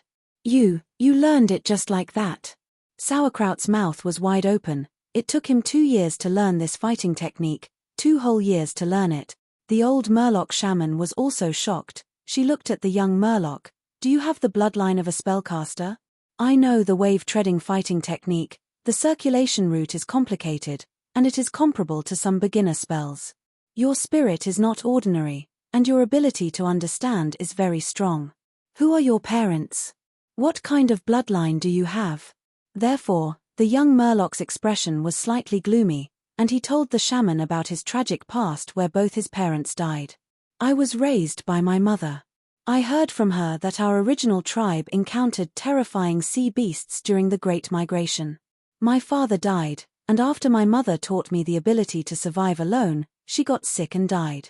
Sky Pillar CI is not my real hometown. I see, I am similar to you, an orphan, and my master raised me, Sauerkraut said. The old man was like his adoptive father, and because of this, the old man took Sauerkraut as his successor without a qualified bloodline heir. The young Murloc glanced at Sauerkraut. He did not expect that the excuse he made up would dispel most of the Murloc's hostility, and he had a good impression of him. Child, you can totally treat this place as your home, the old Murloc shaman comforted him gently. The young Murloc shook his head. No, compared to living with other Murloc, I am more used to living alone in the wild. Old Brown Scale and Old Shaman looked at each other. The former smiled and said, since you think so, we won't force you to stay. But before you leave, you too have to fight again. Don't forget. Sauerkraut's fighting spirit surged. This time, I will not be careless. I will use my full strength. The young merman snorted coldly and said with the arrogance of a genius, Do you think you still have a chance after I learn these 2 techniques? The old man laughed and said to the young Murloc, if you win this time, I will teach you another fighting technique. The young merman shook his head and retorted, no, I will snatch those 2 bronze scimitars. You have to teach me too. The old man said, since we're going to fight, we won't take advantage of you. I'll give you a week to practice your fighting skills. The young merman shook his head again. No need, the day after tomorrow will do. He didn't want to stay here any longer. 1 week was too long. The young man's arrogance made the fishman sauerkraut extremely embarrassed. He glared at the young man, 1 day is enough for you to practice. You're looking down on me too much. I'll let you taste the taste of defeat in the day after tomorrow. The news of the duel between the 2 spread. The mermen in the town were looking forward to it. The mermen all thought that sauerkraut didn't display his true strength in the first round. The day after tomorrow, everyone's anticipation was interrupted by unexpected guests. The leading merman was tall and powerful. His physique was more than twice the size of the old man. He held a long scimitar and had a huge fish head. He was wearing a layer of metal armor. The surface of the armor emitted a faint magical glow. I am Man Harden. The barbarian fish clan leader is my father. The merman's voice was hoarse. His silver aura was thick and strong. I'm here to recruit mermen to fight against the lobstermen in the suction nest trench. The mermen in the town gathered together and bowed to the merman Man Harden. Even the shaman of the town was no exception. Even though Man Harden cultivated fighting chi and had a higher status in the merman tribe, his status was higher. But Man Harden's status was higher. The barbarian fish clan behind him was one of the top 3 clans in the Sky Pillar Sea. This merman town was under the protection of the barbarian fish clan. At the same time, they paid tribute on time. The old shaman asked, how many mermen do you need? The old man was very worried. The lobstermen in the suction nest trench were huge. Even if they won, the mermen would suffer heavy casualties. If things went wrong, the whole town would be destroyed. The old shaman had the same worry. But unexpectedly, Man Harden said, I don't need many people. I need transcendents to carry out a surprise attack. Blade Fin Town sent out 2 iron and 7 bronze. You should send out the same number. Of course, if the old shaman wants to fight personally, I welcome you. Before the old shaman could say anything, the old man said, I'll go. Lord Mayor, you are seriously ill. You should stay in the town to recuperate. The old shaman wasn't ill, but he coughed and said, what a coincidence. Just as he said that, he was interrupted by Man Harden. Okay, I know. I'm guarding against Blade Fin Town. After all, the mayor of Blade Fin Town didn't participate in the battle. Okay, I don't want to waste time with you. I need to go to Shippy Town to summon another group of people. Hurry up and call out your warriors. The old shaman used a spell to summon all the transcendents in the town. Master, let me fight for you this time. Sauerkraut said to the old man. The old man scolded, nonsense, you haven't mastered your fighting skills yet. What are you going to do? Are you going to die? The merman from Blade Fin Town suddenly said, Lord Man Harden, I know this Sauerkraut. He was trained by the old man. He is very strong. Compared to him, the old man is old and weak. Oh. Then, you can join the battle on behalf of your Shifu. Man Jiang glanced at him, then casually gave the order. His attitude didn't allow anyone to refuse. The old man's expression changed. It didn't matter if he died in the battle. He was already so old, but Sauerkraut was still young. Sauerkraut was the hope of the town. But since Man Harden said so, the old man could only nod and agree. The Murlocs of the Blade Fin Town immediately smiled as if their scheme had succeeded. I'll join too. The young merman walked out of the crowd and asked to join. Seeing that he was also a black iron, the merman from Blade Fin Town was surprised. Who was this strange merman? Why didn't they have any information about him? As a black iron warrior, he was already the backbone of the merman town. It didn't make sense that a black iron warrior had been trained in the town of an enemy and they didn't have any information. The black iron merman in front of them seemed to have popped out of the mud. Seeing the young merman step forward, The old shaman and the old man looked at him with gratitude and admiration. Good brother. Sauerkraut was very excited. She punched the young merman's chest. In fact, the young merman had his own plans.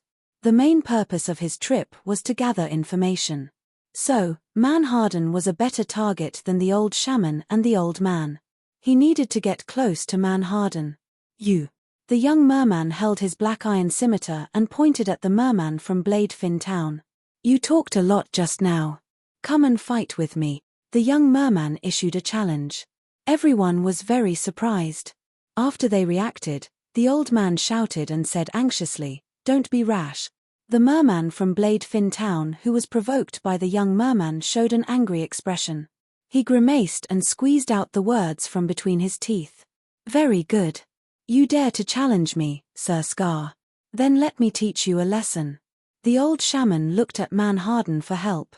Sir, you are about to go to war, but Manharden snorted and interrupted the old shaman again.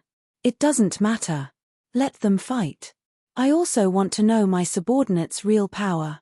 At the same time, I am very curious. What kind of courage can make this young merman challenge a famous master? The merman Scar was a master second only to the mayor of Bladefin town. He had been famous for a long time and had a fierce reputation. In the eyes of Manharden and the others, the young merman was extremely daring. He actually dared to provoke him. The battle soon began in front of the mermen. Scar stroked the fins on his forearm with his palm and smiled. He didn't take the initiative to attack. He had obvious characteristics of the Bladefin bloodline.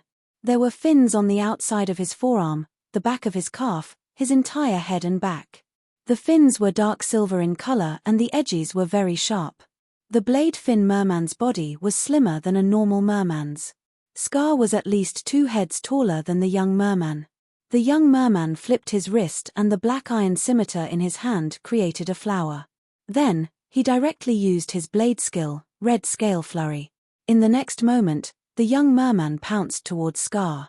Scar didn't have any weapons in his hands, but the pair of blade fins on his forearm was his natural weapon.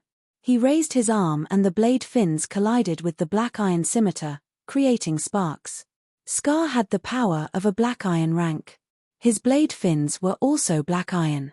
He was completely unafraid of fighting against the scimitar in the young merman's hand. The young merman saw that his attack was blocked, but he wasn't discouraged. Instead, his attacks became more ferocious. The scimitar continued to slash out at a very fast speed, causing the water to flow wildly. Scar was calm and composed. His footsteps were calm, sometimes he retreated and sometimes he stepped forward. He blocked the young merman's fierce attacks while waiting for an opportunity to strike. Sauerkraut saw that the young merman had the upper hand and cheered loudly. The mermen in the town were also cheering for Ben Bow Not Good. Old Brown Scale was worried. Old Shaman was the same. The rest of the Bladefin mermen crossed their arms and watched from the sidelines. Some of them sneered as they had full confidence in Scar. Old Brown Scale was even more worried. Ben Bow is too reckless. He used all his strength from the start. I know Scar very well. He wants to plot against Ben Bow. Since the start of the battle, he has never taken the initiative to attack. He has been conserving his strength. And Ben Bow's crazy attacks will consume his strength quickly. Once his strength is slightly lacking and he shows a flaw, it will be Scar's time to counterattack. When Scar really attacks, his speed is extremely fast. It should be Ben Bow's first time fighting with the Bladefin mermen. It is hard for him to adapt to their speed. I'm afraid he will be cut open by the blade fins. But there was no use in worrying. Old Brown Scale and Old Shaman had lost control of the situation. Sure enough, just as Old Brown Scale predicted, the young merman's attacks were not successful. His strength was decreasing and his blade speed was gradually decreasing. Scarface laughed sinisterly and suddenly attacked. Be careful. Old Brown Scale exclaimed. But Scar's forearm fiercely pushed towards the young merman. The hard blade fins were about to hit the young merman's chest. Fighting technique Wave Treader. The next moment, the young merman's feet suddenly surged and pushed him a few steps away. Dao Ba missed. He stared at the young merman in shock. Huh! Man Jin was also surprised. The young merman suddenly retreated to a safe distance. Then he suddenly stepped on the bottom of the sea and used Wave Treader again to push him towards Scar. The fierce scimitar attack appeared again. Scar was once again at a disadvantage. But this time, he was not as calm as before. He looked very embarrassed. The blade fin mermen were no longer calm. They looked at the young merman's figure in shock. What's going on? Am I seeing things? This brown scale merman is using two fighting techniques at the same time? Old Brown Scale and Old Shaman were pleasantly surprised. Sauerkraut showed a look of admiration.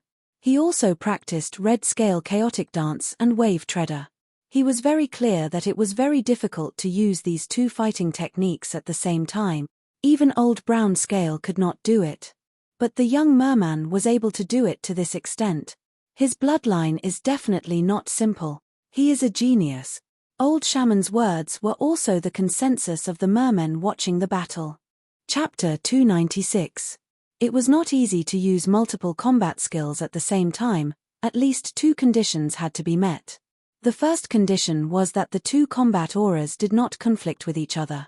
The second condition was whether the user could multitask, be able to distribute combat aura and perform multiple precise operations at the same time. The Crimson Scale Flurry was very complicated. When Old Brown Scale used this combat technique, he could not use any other combat techniques. However, the young Murloc could use wave treading at the same time. Using two combat skills at the same time gave people the feeling that it was as easy as drinking water. The onlooking Murlocs were shocked by the talent of running around. Red Scale Flurry's suppression was terrifying enough. In addition to wave treading's mobility, the young Murloc's combat power had increased tremendously. The more Scar fought, the more frustrated he was. The young Murloc had the upper hand. The rest of the Blade Fin Murloc were nervous and worried. Both sides fought for a while. Seeing that Scar was about to lose, Manhard suddenly said, "Stop, this duel is over. Dao Ba has been defeated, and the victor is you. What's your name?" Ran. The young Murloc retracted his sword and answered calmly. The Murlocs around cheered. Manhard nodded at the young Murloc, his face filled with admiration.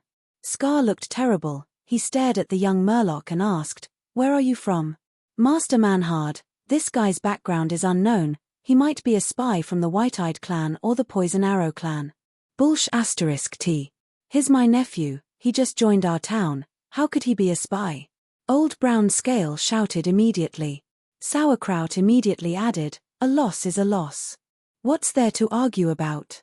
The young Murloc glanced at the master and disciple. He did not deny that Old Brown Scale recognized him as a relative. It was good for him. This way, Manhard would be more assured about his background. The Blade Fin Murloc did not bother with such an explanation. They had guessed it long ago. After all, both the young Murloc and Old Brown Scale were of the Brown Scale bloodline. They had also learned Red Scale Flurry. It was Old Brown Scale's trump card. It was also his signature. The young Murloc laughed. Blade Fin Town is just SOSO. He looked like a young man who had achieved success. He raised his arms and walked around the edge of the duel ground, leaning against the onlooking Murlocs. The merfolk cheered even louder. Some of the Bladefin fishmen were indignant, while others had gloomy expressions. "Take it easy. This is actually a good thing. We have forced out an unexpected opponent. If we hadn't come here with Master Manhard, we might still be in the dark. Now that Huran has been exposed, we will be on guard against him. Although he's a black iron, one more black iron won't affect the balance of power between the two sides." A Murloc comforted Scar. Scar nodded slowly and replied in a low voice filled with killing intent, "This brat is too arrogant. People like him won't live long." The young Murloc won the challenge. Together with Sauerkraut and the other Murlocs, they joined Man Jin's team in a high-profile manner. Manhard rested in the town, and the old shaman ordered the Murlocs to prepare lunch. Taking advantage of this time, Old Brown Scale pulled the young Murloc to a corner. The terrain of the suction nest trench is complicated. You have to be careful. You have offended the Bladefin fishmen. If they get the chance, they will attack you. I'll teach you that defensive fighting technique. You are a genius among us brown-scaled fishmen. It will be easy for you to learn. Thus, the young Murloc received the sturdy scale fighting technique. This time, thank you very much. Old Brown Scale taught him the fighting technique and thanked the young Murloc. The young Murloc waved his hand casually. I just don't like them. Old Brown Scale lowered his voice again. We will keep your origin a secret. Just treat you as my nephew. Don't casually expose your past as a wandering Murloc. Manhard is a noble. These upper-class people don't trust outsiders. Okay, I will remember. The young Murloc nodded. Both he and Old Brown Scale were very happy. The young Murloc received an appropriate identity, while the Old Brown Scale connected the young Murloc, himself, and the town closely together. From this point, Old Brown Scale had an unprecedented feeling of gratitude towards the Bladefin fishmen who assisted him. After lunch, the team left the town and continued their journey. The Murloc towns were not safe. Anything could happen in the wild. But when they came to the third town that night, they were only attacked by two groups of sharks. These blind sharks had all become the trophies of this team of elite Murlocs. In this town, Manhard successfully recruited a team of Murloc extraordinaires. Most of these Murloc were of the Steel Bone Knight bloodline. Each of them had their own mount. The most common mount was a sea toad. Other than that, there were also rare crabs and turtles. These sea beasts were also demonic beasts. Most of them were bronze-level demonic beasts, but there were also 2 or 3 black iron-level demonic beasts. The team rested for a night in the Murloc Knights Sea Town. The next morning, after breakfast, they directly set off. After spending 2 days and 1 night, the team arrived at the periphery of the Suction Nest Trench. Do you see these small holes? Sauerkraut pointed at the black holes on the cliffs of the trench and said to the young Murloc. These small black holes were very common and almost covered the entire trench. Seeing the young Murloc nod, Sauerkraut warned seriously. Don't get close to these holes. Some of them are connected. Sometimes these holes will explode with a terrifying suction force and suck everything nearby into the hole. The suction force is very terrifying. Not to mention black iron warriors like us, even silver-level demonic beasts will suffer. If you're lucky enough, you might be able to crawl out of the hole. The Murloc that is sucked in will most likely not be able to come back. Who knows what's inside? The Suction Nest Trench was truly a dangerous place. Other than the dangerous terrain, there was also a large lobsterman tribe living here. Under Manhard's leadership, the team went deep into the Suction Nest Trench. Not long after, one of the Murloc scouts in the front swam back to report that he had found a lobsterman and asked for instructions. Kill him directly. Manhard was filled with murderous intent. The young Murloc mixed in with the team. After advancing for a while, he found the lobsterman's corpse. This lobsterman had a brownish-red shell. He was about 3 meters long and 2 meters tall. His shell was mottled, showing that he was very old. The scallops beside the lobsterman's corpse showed that this old lobsterman came out alone to look for food. The lobsterman's staple food was the meat in the shell. Of course, they would also go out to hunt sometimes. Any fish, including Murloc, were their food. Similarly, Murloc also ate lobstermen. In fact, on land, lobsterman's meat was considered delicious by all races. The young Murloc looked at the corpse and sharply found that the fatal wound was on his head. This was an obvious cut, located in the narrow gap between the shells. The one who attacked should be a blade-fin fishman. Whether it was his movement speed or the speed of his blade, they were both very fast. The scene from before appeared in the young Murloc's mind. An old lobsterman was using a pair of pliers to pry open the shell and take out the meat inside. The blade-fin fishman's scout quietly approached him. After reaching a certain distance, he suddenly swam over. Just as the lobsterman reacted, the blade-fin fishman's scout was like a sharp arrow, brushing past him. The lobsterman stopped in place, blue blood spurting out from the wound on his head. In the next moment, his huge body fell down. Due to the difference in their bloodline, the blade-fin fishman's body was taller. When they swam, they were faster than the brown-scaled fishmen. Of course, this was under the condition that they did not use their fighting skills. The young Murloc walked to the lobsterman's corpse and tried to use his black iron scimitar to cut the lobsterman's shell. Soon, he broke the lobsterman's shell. But it took a lot more effort than he thought. This is a bronze-level lobsterman, its shell is already this hard. In a real battle, I should try to find the gaps between the shells. The young Murloc told himself. Master Man-Hard, should we destroy this lobsterman's body? A Murloc asked. No need. Let him spread the aura of death. I want to see the lobsterman's expression of shock and fear. Ha ha ha, let's continue. Man-Hard waved his hand and continued to lead the group forward. His unscrupulous attack quickly attracted the attention of the lobsterman. More and more lobstermen appeared in their path. Kai. With a soft sound, the young Murloc's black iron scimitar cut through the lobsterman's shell and killed him. But in the next moment, 3 lobstermen's giant pincers attacked from 3 different directions. The young Murloc hurriedly used wave treading and retreated. But there were lobstermen behind him. Luckily, at the moment of impact, the young Murloc used his Bloodcore and turned the fish scales on his back into dragon scales, greatly increasing his defense. The lobsterman was knocked away and the young Murloc turned back into fish scales. Now, his control over his Bloodcore had increased to a very high level. The lobsterman that was knocked away by the young Murloc turned around and was about to attack the young Murloc from the back. But at that moment, Sauerkraut rushed over and stabbed the lobsterman's heart, helping the young Murloc to escape. The young Murloc and Sauerkraut fought side by side. When they looked around, they saw red lobster shells everywhere. The lobstermen were much taller than the Murloc, and they outnumbered the Murloc group. However, most of the lobstermen were normal life forms, and the ratio of superhumans was even lower than the Murloc. After the Murloc superhumans worked together to withstand the first wave of attacks, the lobstermen began to be slaughtered one by one. In this battle, Man-Hard revealed his silver aura for the first time in his life. There are at least 3 silver-level lobstermen and a black iron-level lobsterman shaman. This time, our group's strength has been completely exposed. Next, we might face the main force of the lobstermen, Scar said worriedly. There were too few people in the group, and this was the lobsterman's territory.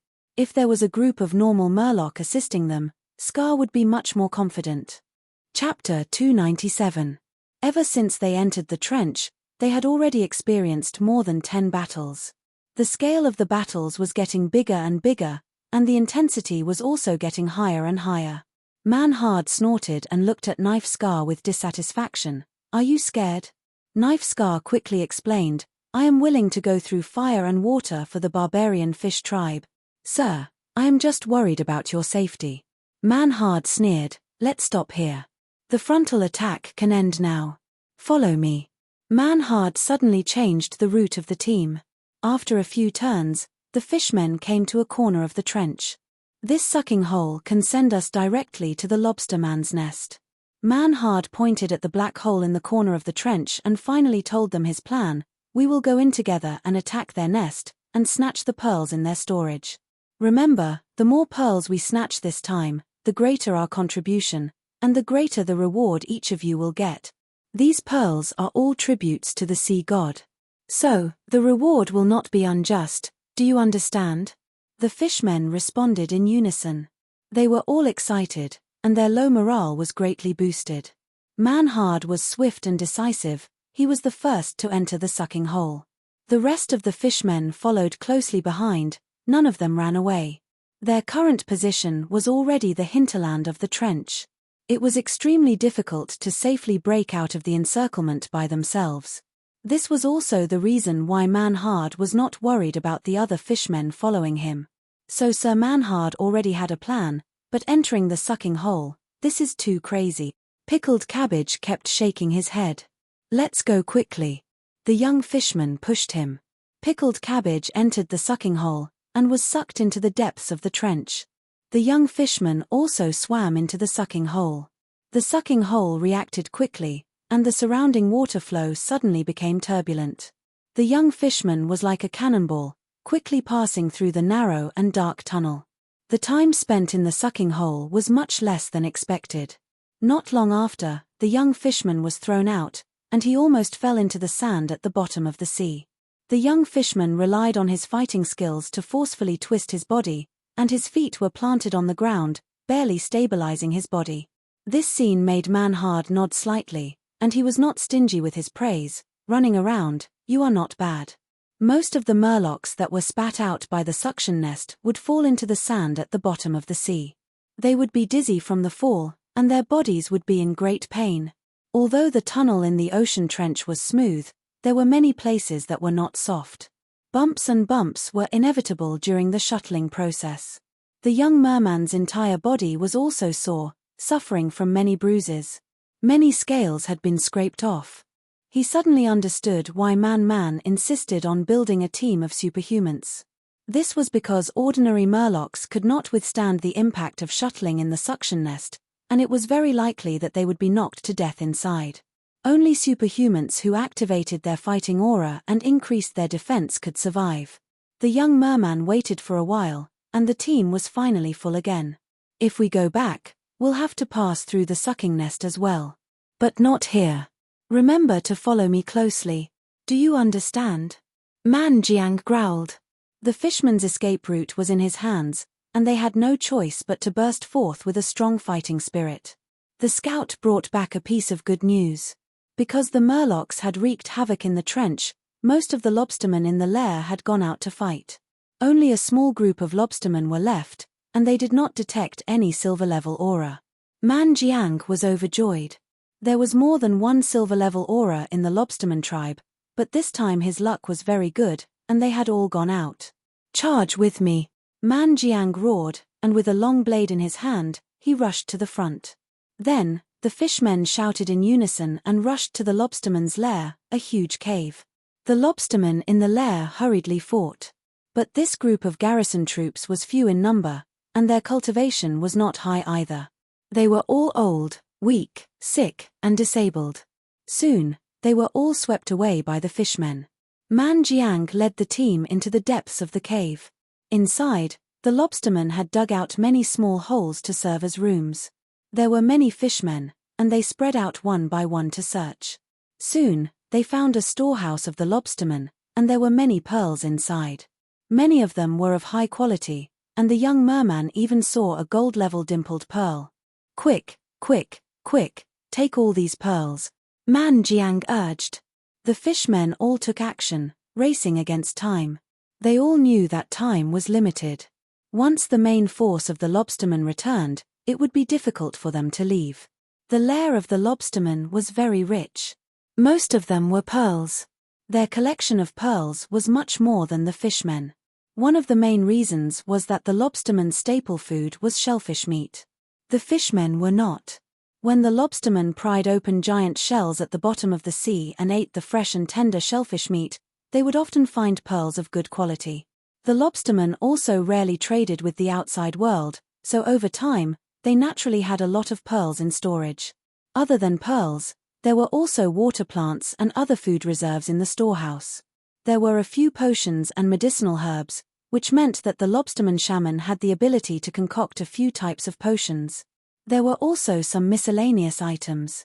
Some of these miscellaneous items were magic ores picked up from the bottom of the sea, some were ship portraits brought back from sunken ships, and some were captured enemy weapons and equipment after winning battles.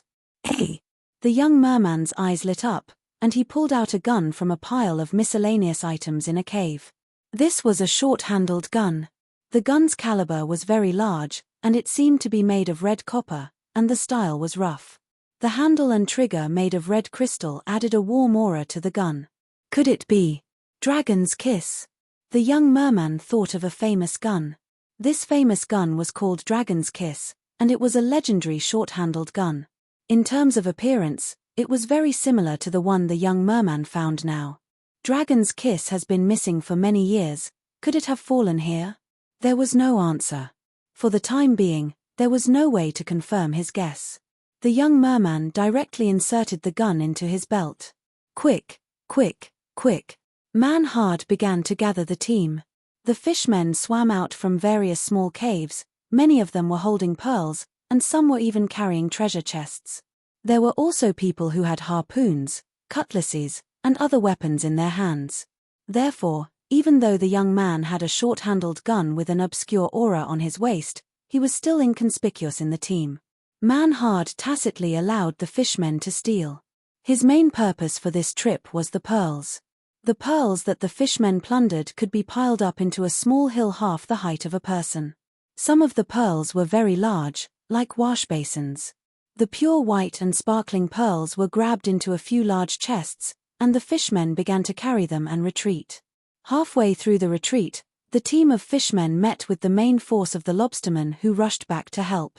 Someone must stay behind to cover the retreat. Knife Scar reminded Manhard in a low voice, "I think this group of people is very suitable." Manhard snorted coldly, and pointed out a group of fishmen from Night Sea Town, Brown Scale Town, and Bladefin Sea Town, and ordered them to stay behind to cover the retreat. "Send the pearls out of the nest, and we will come back to help you. Hold on. There is no way to escape here." Manhard threw out these words, and turned to leave. The fishmen who were pointed out had the will to die, and were stationed in the same place, resisting the attack of the angry lobstermen, and using their lives to buy time for Manhard and the others. The young merman was not pointed out, and he followed Manhard closely. Pickled cabbage was the same. This was not their luck, but Manhard purposely did it. Manhard knew that the relationship between the young merman, Pickled Cabbage, and the old Brown Scale Town was not shallow. If he purposely sacrificed these two people, it would definitely cause strong dissatisfaction from the higher-ups of the Brown Scale Town, which was not beneficial to the rule of the barbarian fish tribe. The young merman followed Manhard, and found the right nest. Manhard left a few fishmen behind, and asked them to go back to inform the rest of the team, while he took the most precious box of pearls, and went into the nest. Not long after, the young merman also took a small box of pearls, and went through the tunnel in the rock wall, and reached the other side. Manhard organized the team while waiting. After a while, they did not see the fishmen who were covering the retreat, but a group of lobstermen searching for them. "Damn it!" Manhard's expression changed. He saw that there was a silver-ranked lobsterman in this search team. Manhard fought with the silver-ranked lobsterman warrior, and it was hard to tell who had the upper hand. The rest of the fishmen gave way to the two silver-ranked leaders, and they all found other lobstermen to fight. Frankly speaking, Manhard's fighting power was strong, and he used his fighting skills one after another, firmly suppressing the opposing lobsterman leader. But the more Manhard fought, the more anxious he became. The lobsterman's shell was thick, and he knew that he could not win against Manhard alone, so he almost gave up on attacking, and purely defended. He wanted to stall for time, but Manhard could not defeat him in a short period of time. "Scar, come and help me."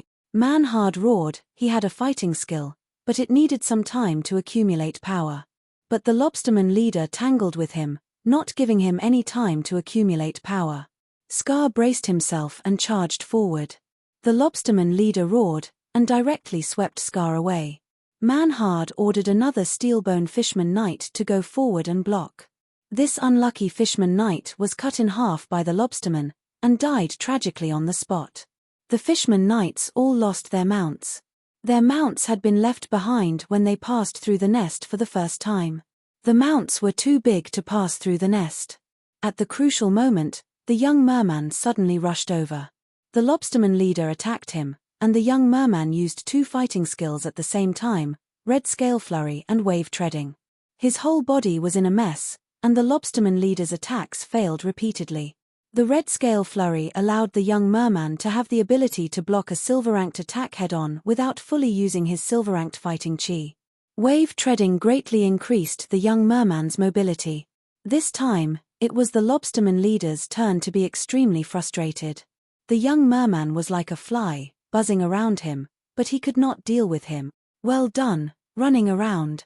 When we go back, I will reward you greatly." Manhard roared. He finally got the chance, raised his long-handled broadsword, and slashed down vertically.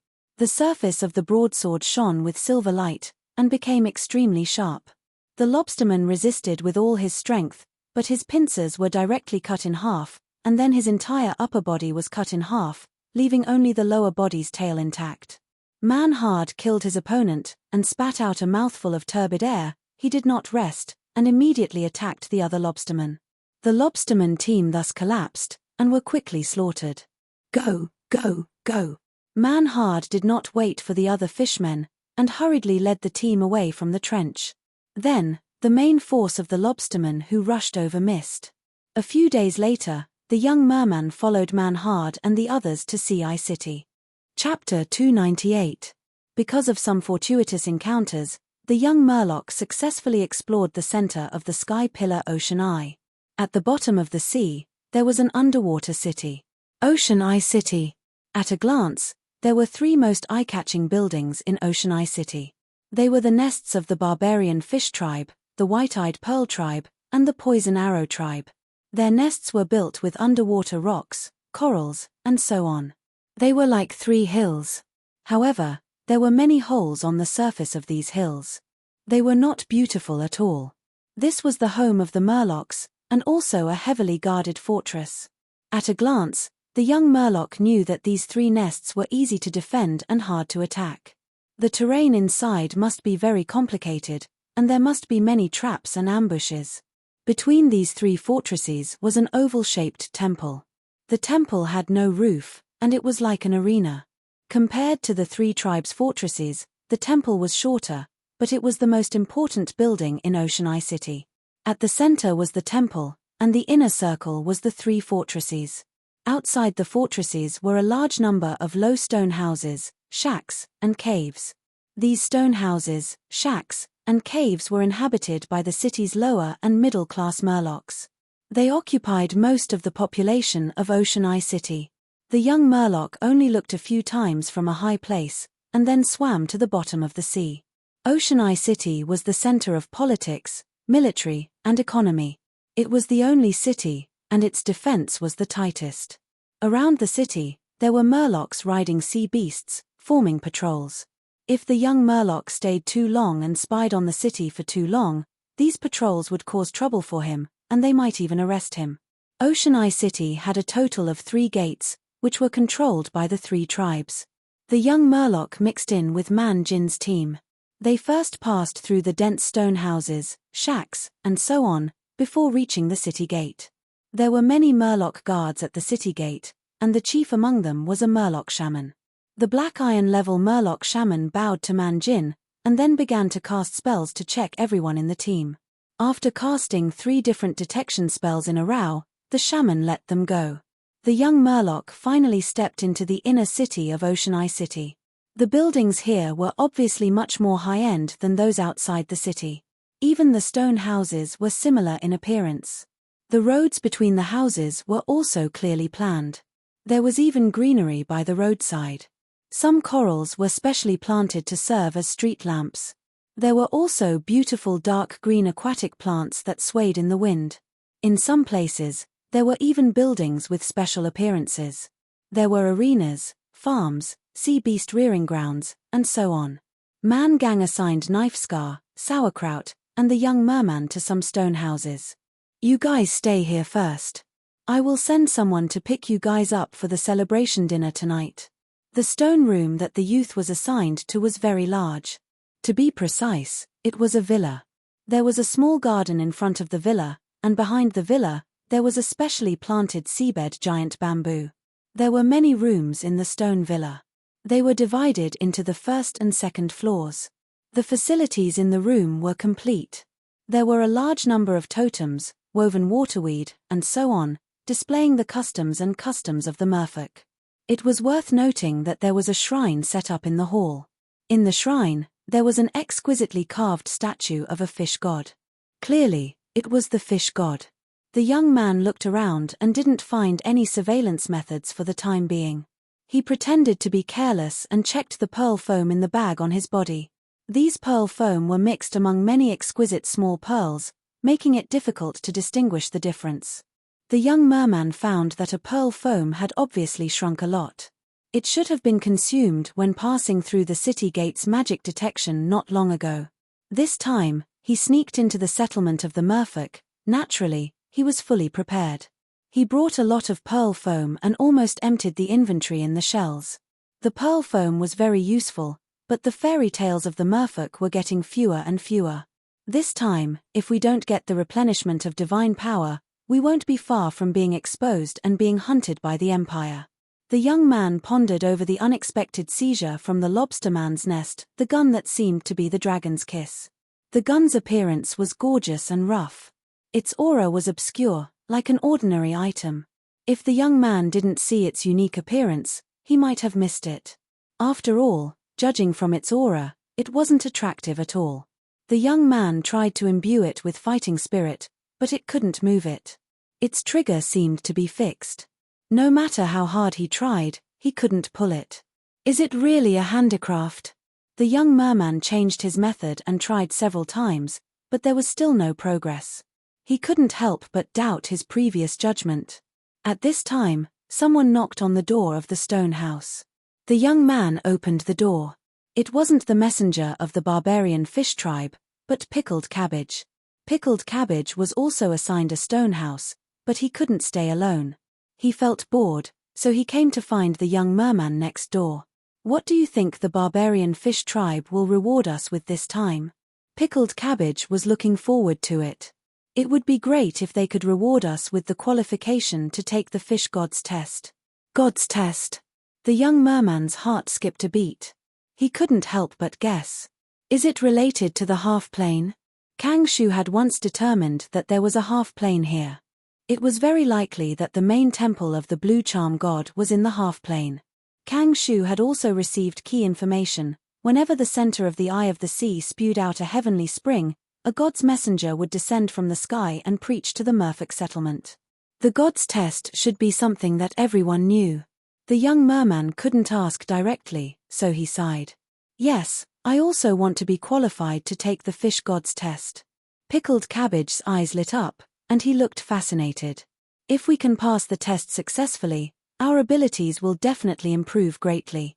Tell me, if we combine our contributions, can we ask Master Manjiang to exchange for a chance to participate in the test? I think we can try. The young merman urged Pickled Cabbage. In the process, he was beating around the bush. Pickled Cabbage was straightforward and didn't guard against the young merman. Soon, the young merman got the key information out of him. The young merman knew that whenever the Eye of the Sea spewed out a heavenly pillar-like spring, the merfolk would know the approximate date of the arrival of the god's messenger. Not only would they welcome the god's messenger, accept the god's preaching, and hold a large-scale ceremony, but they would also organize a group of elite merfolk to charge into the heavenly pillar-like spring and enter the half-plane to take the fish god's test. The merfolk in the Eye of the Sea mainly believed in the fish god. In myths, the merfolk believed that their first ancestors were originally ordinary fish that flowed at the bottom of the river of life. The fish god led a small group of fish and kept swimming upstream. After going through hardships, they followed the fish that didn't give up. They swam to the middle and lower reaches and transformed into merfolk. It could be said that without the fish god's lead, there wouldn't be the current merfolk race. Every eruption of the heavenly pillar-like spring was a test for the fish god. The merfolk who went through this test were injured and killed, but more of them improved their strength greatly. The merfolk warriors, or every merfolk with lofty ambitions, wanted to take part in the fish god's test. Maybe the fish god's test is held in the half-plane. The young man had some guesses. He chatted with Pickled Cabbage for a while, and Manjin's messenger came to inform them. Then, under the guidance of the messenger, the young man, Pickled Cabbage, Knife Scar, and other meritorious people were brought into Manjin's fortress. Just as the young merman had expected, the passageways in the fortress extended in all directions. They were crooked and very complicated. After many turns, the young merman and the others were brought to a dining hall. There were many stone stools and stone tables.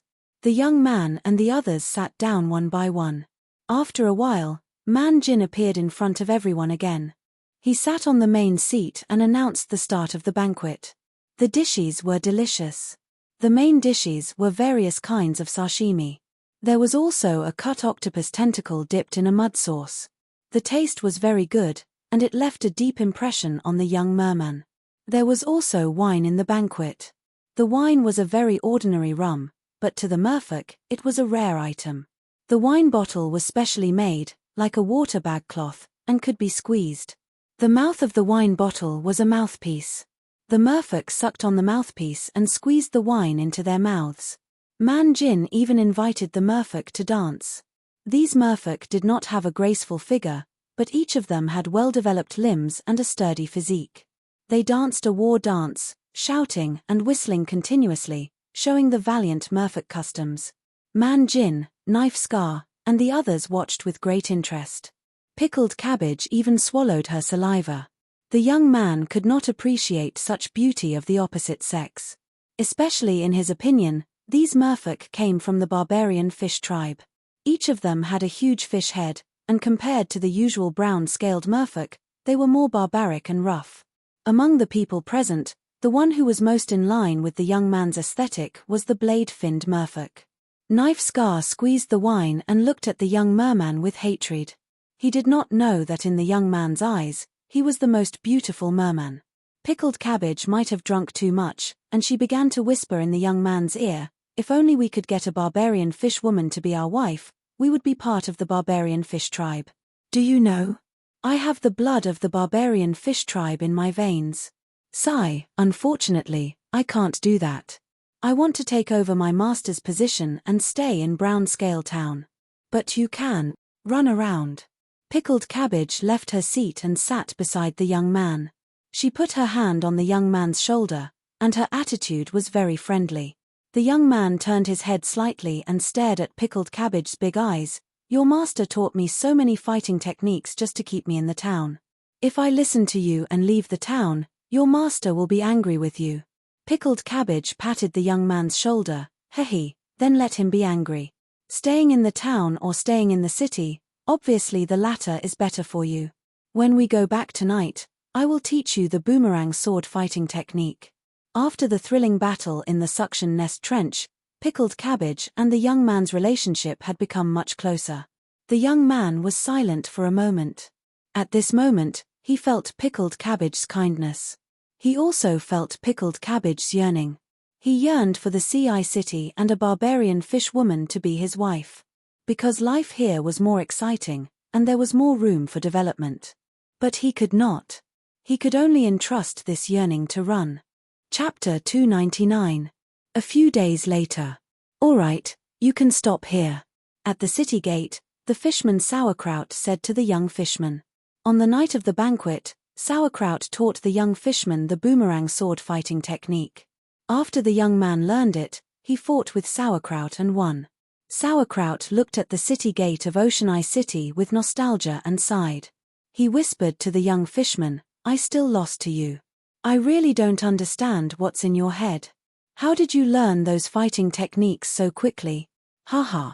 You should stay here. You should test your bloodline when you have the chance. I think there will be a surprise. Maybe a big surprise. You should be different the next time we meet. Let's go." The young man stood near the city gate and watched Sauerkraut and his companions leave until their figures were completely blocked by the stone house. Almost all the fishmen in the Brownscale town chose to leave Ocean City. Except for the young fishman. The young man wanted to gather more information. On the second day after the banquet, he expressed his intention to join Man-Hard. Man-Hard accepted. After all, the young fishman was a Black Iron level warrior. Even in Ocean City, there were only a few silver level fishmen. Black Iron level fishmen were the true backbone of the forces. Plus, Man-Hard had a deep impression of the young fishman. Therefore, the young fishman officially became a member of the barbarian fish tribe. He didn't live in the stone house but moved to the barbarian fish fort. "Hehe, it's wise to leave. What's the use of you staying?" Scar came to the young fishman's side with a disdainful expression. He was also here to send him off. A portion of the fishmen in Blade Fin Town also chose to leave today. But he stayed. "Look here." Scar pointed at his forehead. There was nothing there before, but now there was a new divine art imprint. Do you see it? This is the proof of qualification for the fish god's test. I stayed to participate in the test. If you stay, even if you join the barbarian fish tribe, what can you do? An outsider will always be an outsider. No matter how hard you work, you're just a brown scale. You're even worse than Sauerkraut. At least he has a trace of the barbarian fish bloodline in him. No matter how much Master Man-Hard likes you, you're just a hired thug. You want to be accepted by the upper echelons of barbarian fish. Haha. Stop dreaming. The young merman remained silent. No matter how much Dao Ba taunted him, his heart remained calm. This was because the former did not know the young man's true identity and intentions. The youth was more curious about how Scarface had obtained this divine imprint. Noticing that someone was looking at his forehead, Scar smiled proudly. Don't even think about it. You can't afford the tribute, you pauper. Do you see this sea loach? As Scar spoke, he used his foot to kick the sand at the bottom of the sea. Suddenly, a loach drilled out of the sand. This kind of sea loach was grey and very common, just like the cats and dogs in the human cities. The sea loach was buried in the shallow layer of the sea sand. Now that it was picked out, it immediately fled. But Scar's foot was one step faster, and he stepped on it directly. The sea loach struggled under Dao Ba's feet. Dao Ba sneered at the young merman. Look, you are just like this loach. Understand? Brown scale bloodline? Black iron is your limit. But the blade fin bloodline is not enough, we have silver level bloodline. Wait until I pass the fish god's test, I will come and settle the score with you. Dao Ba, I will make you pay back the humiliation you brought me 100 times over. Just you wait. Okay, I will wait. The young merman looked at Scar with pity and turned to leave. What Scar said was not false. The blade fin bloodline was indeed more outstanding than the brown scale bloodline. If not, the blade fin town would not have been able to suppress the brown scale town. Seeing the young merman leave, Scar smiled proudly. Just as he was about to leave, a group of mermen came to find him. Scar! I've finally found you. The leading merman's scales were a sickly green, and his eyes had a pair of purple pupils. This was the distinctive sign of a poison arrow merman. The poison arrow tribe and the barbarian fish tribe had the same status, and their bloodline was gold level. Scar's aura immediately fell to the bottom. Who are you? What do you want? I am from the barbarian fish tribe. Hey, weren't you very arrogant when you bullied a brown scale? Don't worry, I will not find trouble with you. I am only looking for a duel with you. How about it, do you dare to have a fair duel with me? The leader of the poison arrow merman provoked. Scar's face was very ugly, he gritted his teeth and finally shook his head with difficulty. Before the fish god's test, I will not accept any challenges. Thus, the poison arrow mermen started to make a ruckus and ridiculed Scar, labeling him as a coward and a coward. There were many mermen at the city gate. Hearing the noise and ridicule of the poison arrow mermen, the surrounding mermen all looked over. Many of the barbarian fish tribe's mermen were very angry, some waved their fists and shouted. That blade fin merman, are you a coward? You let your tribe be humiliated and you don't dare to accept a challenge? Scar was so angry that he gritted his teeth. The actions of the poison arrow mermen were very humiliating to the mermen who worshipped martial arts. You are a sea loach, do you know that? You only know how to hide in the sand. Even if you are a baby merman, you are more courageous than you. Blade fin tribe, chimpage, you are only SOSO. In the midst of the ridicule, Scar lowered his head and quickly left the city gate. The young merman who did not walk far, saw the scene of Scar being humiliated. He did not feel any joy or happiness, instead he felt sad. Because he thought of sauerkraut. Sauerkraut's goodwill made the young merman understand that sauerkraut saw him as a friend. Scar despised sauerkraut and was also despised by the poison arrow mermen. Just like how people once looked down on the big guy, they also looked down on the goblin Sandow. Bloodlines divided the lives of different races into different levels. The difference between different bloodlines was very hard to make up for. Sauerkraut's reluctance and envy, what was the difference between him and Bya? At this moment, the young merman suddenly admired the war dealer. This legendary alchemist did not covet his own enjoyment after obtaining the Bloodcore. Instead, he researched and tried to use the Bloodcore in a wider field to help more people. It is a pity that I am only a knight, not an alchemist. The young merman sighed in his heart. What was the Bloodcore? The young merman could only find out its function. In fact, he could not control it in detail. When the big guy died due to bloodline conflict, the young merman did not dare to risk using the Bloodcore. The Bloodcore was even worse than the gun that was suspected to be the dragon's kiss. It did not reveal any aura, so the young merman could not determine its grade. The young merman took away the tower genie and many records of the war dealer's Bloodcore tests. According to the method developed by the war dealer, the young merman could forcibly instill the bloodline in the Bloodcore into another life form. However, there were many flaws that could not be solved. After a life form obtained a bloodline, there would be bloodline conflict. The consequences of the conflict were very serious, almost certain death. In the limited number of cases of survival, the test subjects were paralyzed and lost their minds. They constantly had seizures, living a life worse than death. The war dealer's latest development was artificial magic beasts. He began to instill bloodline in embryos and eventually created magic beasts such as spear scorpions and blade spiders. Although these magic beasts could live for a long time, they still had major drawbacks. They could not self-regulate their magic power. If the magic power was not balanced, they could not form magic crystals. Once out of the anti-magic environment, they would be counterattacked by the chaotic magic power in their bodies and eventually die. Sometimes, the chaotic magic power would conflict so badly that it would even cause an explosion. Let's not think about these things. The young merman collected his emotions and looked around. He had already arrived at the market in the city. The merman merchants here sold all kinds of goods, most of which were food. Fish, shells, crabs, lobsters, octopuses, seaweed, kelp, and so on. According to the young merman's understanding these days, there were a total of 3 major markets in CI City. This market mostly sold daily necessities. There was also a more high-end market that sold extraordinary equipment, fighting skills, chi arts, and so on. Mermen traded with each other, mostly using a kind of shell money. Most of the time, they also bartered. Of course, the gold, silver, and copper coins used between humans, elves, dwarfs, beasts, and other major races were also limited in use in the merman market. Those who could use these coins were the more high-end trade transactions. The young merman had a lot of shell money in his hands, which was a reward for his excellent performance in the suction trench. He walked and looked, sometimes stopping at the stalls to ask about the price. Look at this rubber sea cucumber, black, thick, and hard. One only sells for 3 coins. It's most suitable for a black iron warrior like you, sir. It's very easy to eat, you only need to pull the skin and you can peel off the whole skin.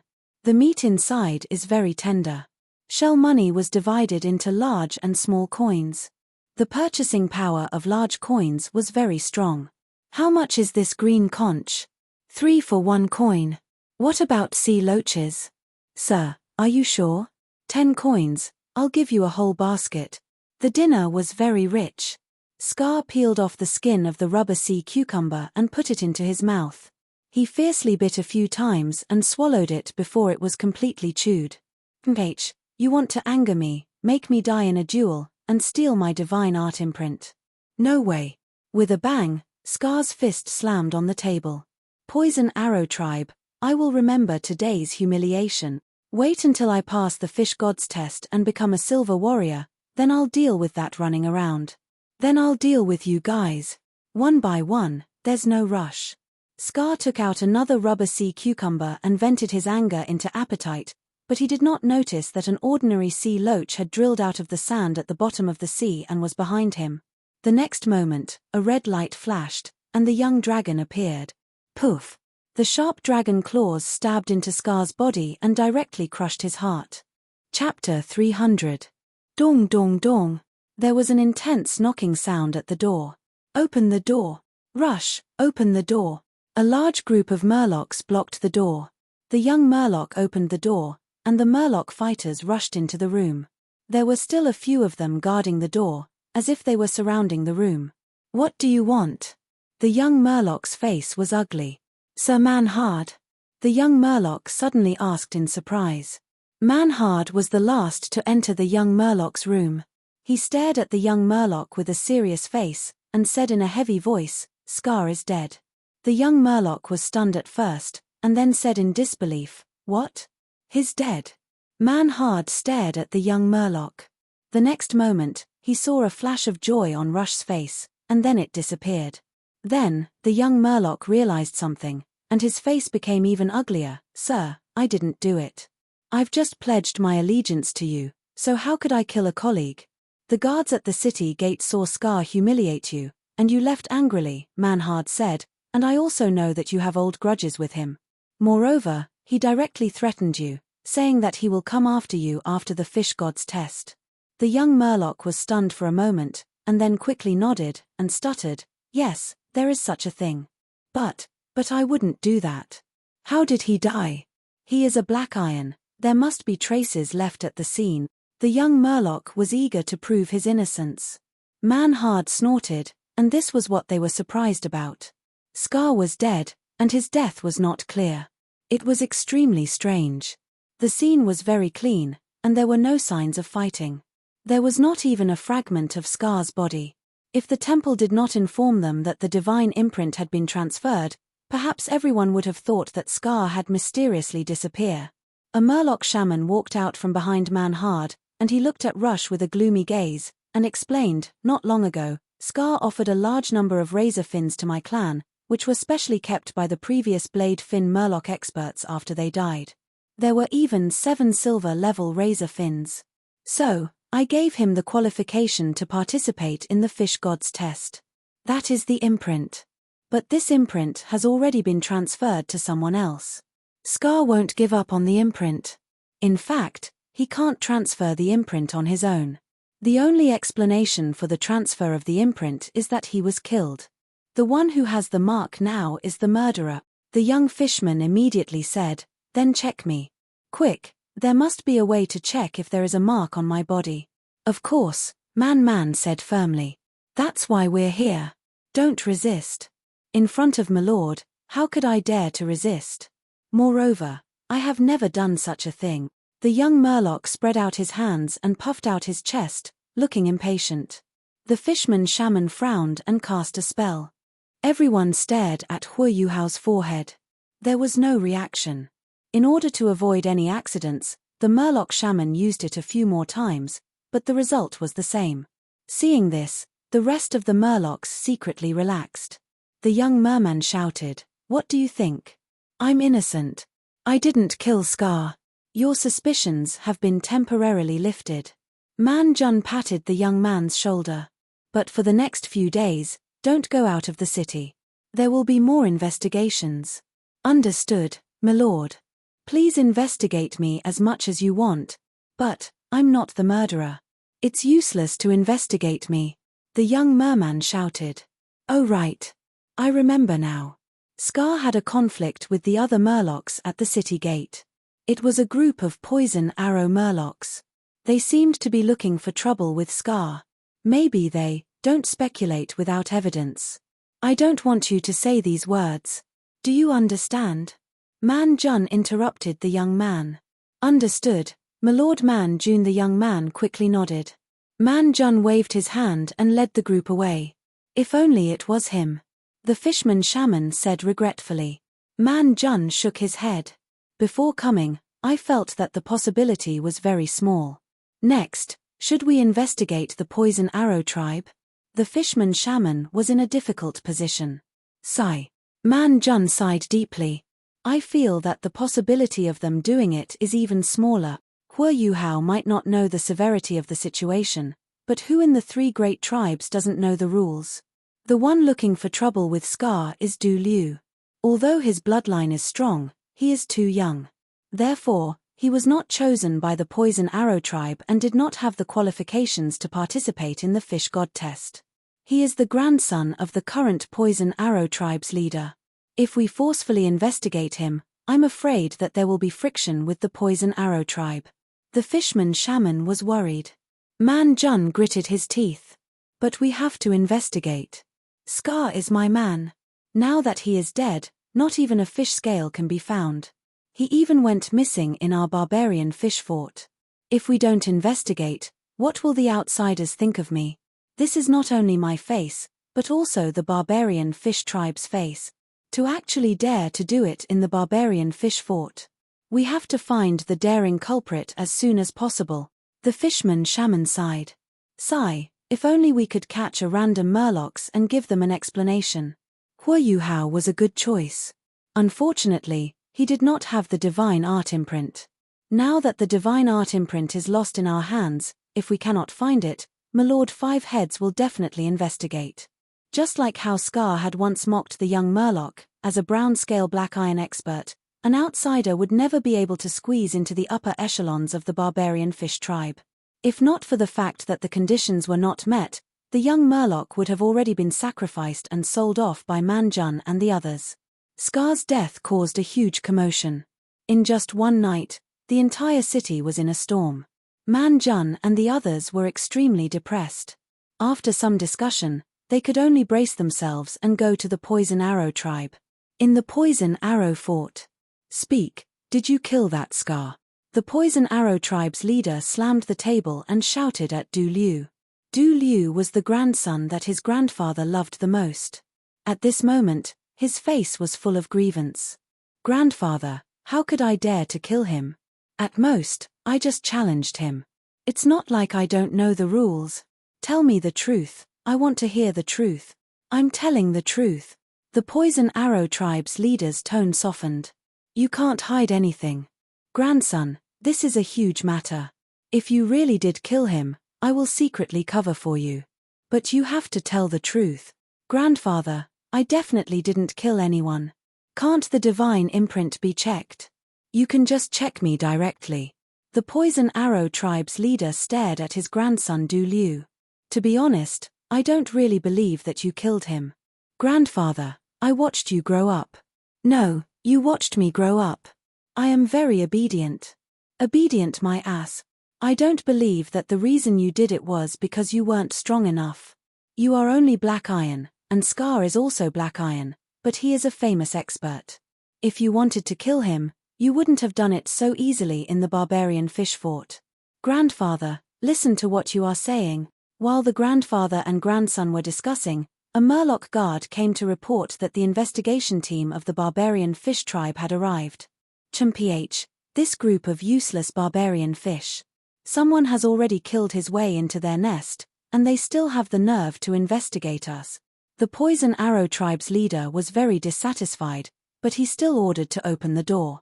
Quick, let them all in, Du Liu shouted, eager to clear his name as soon as possible. The investigation result was that Du Liu was not the murderer. Man Jun frowned, but he also let out a sigh of relief. It was good that Du Liu was not the murderer.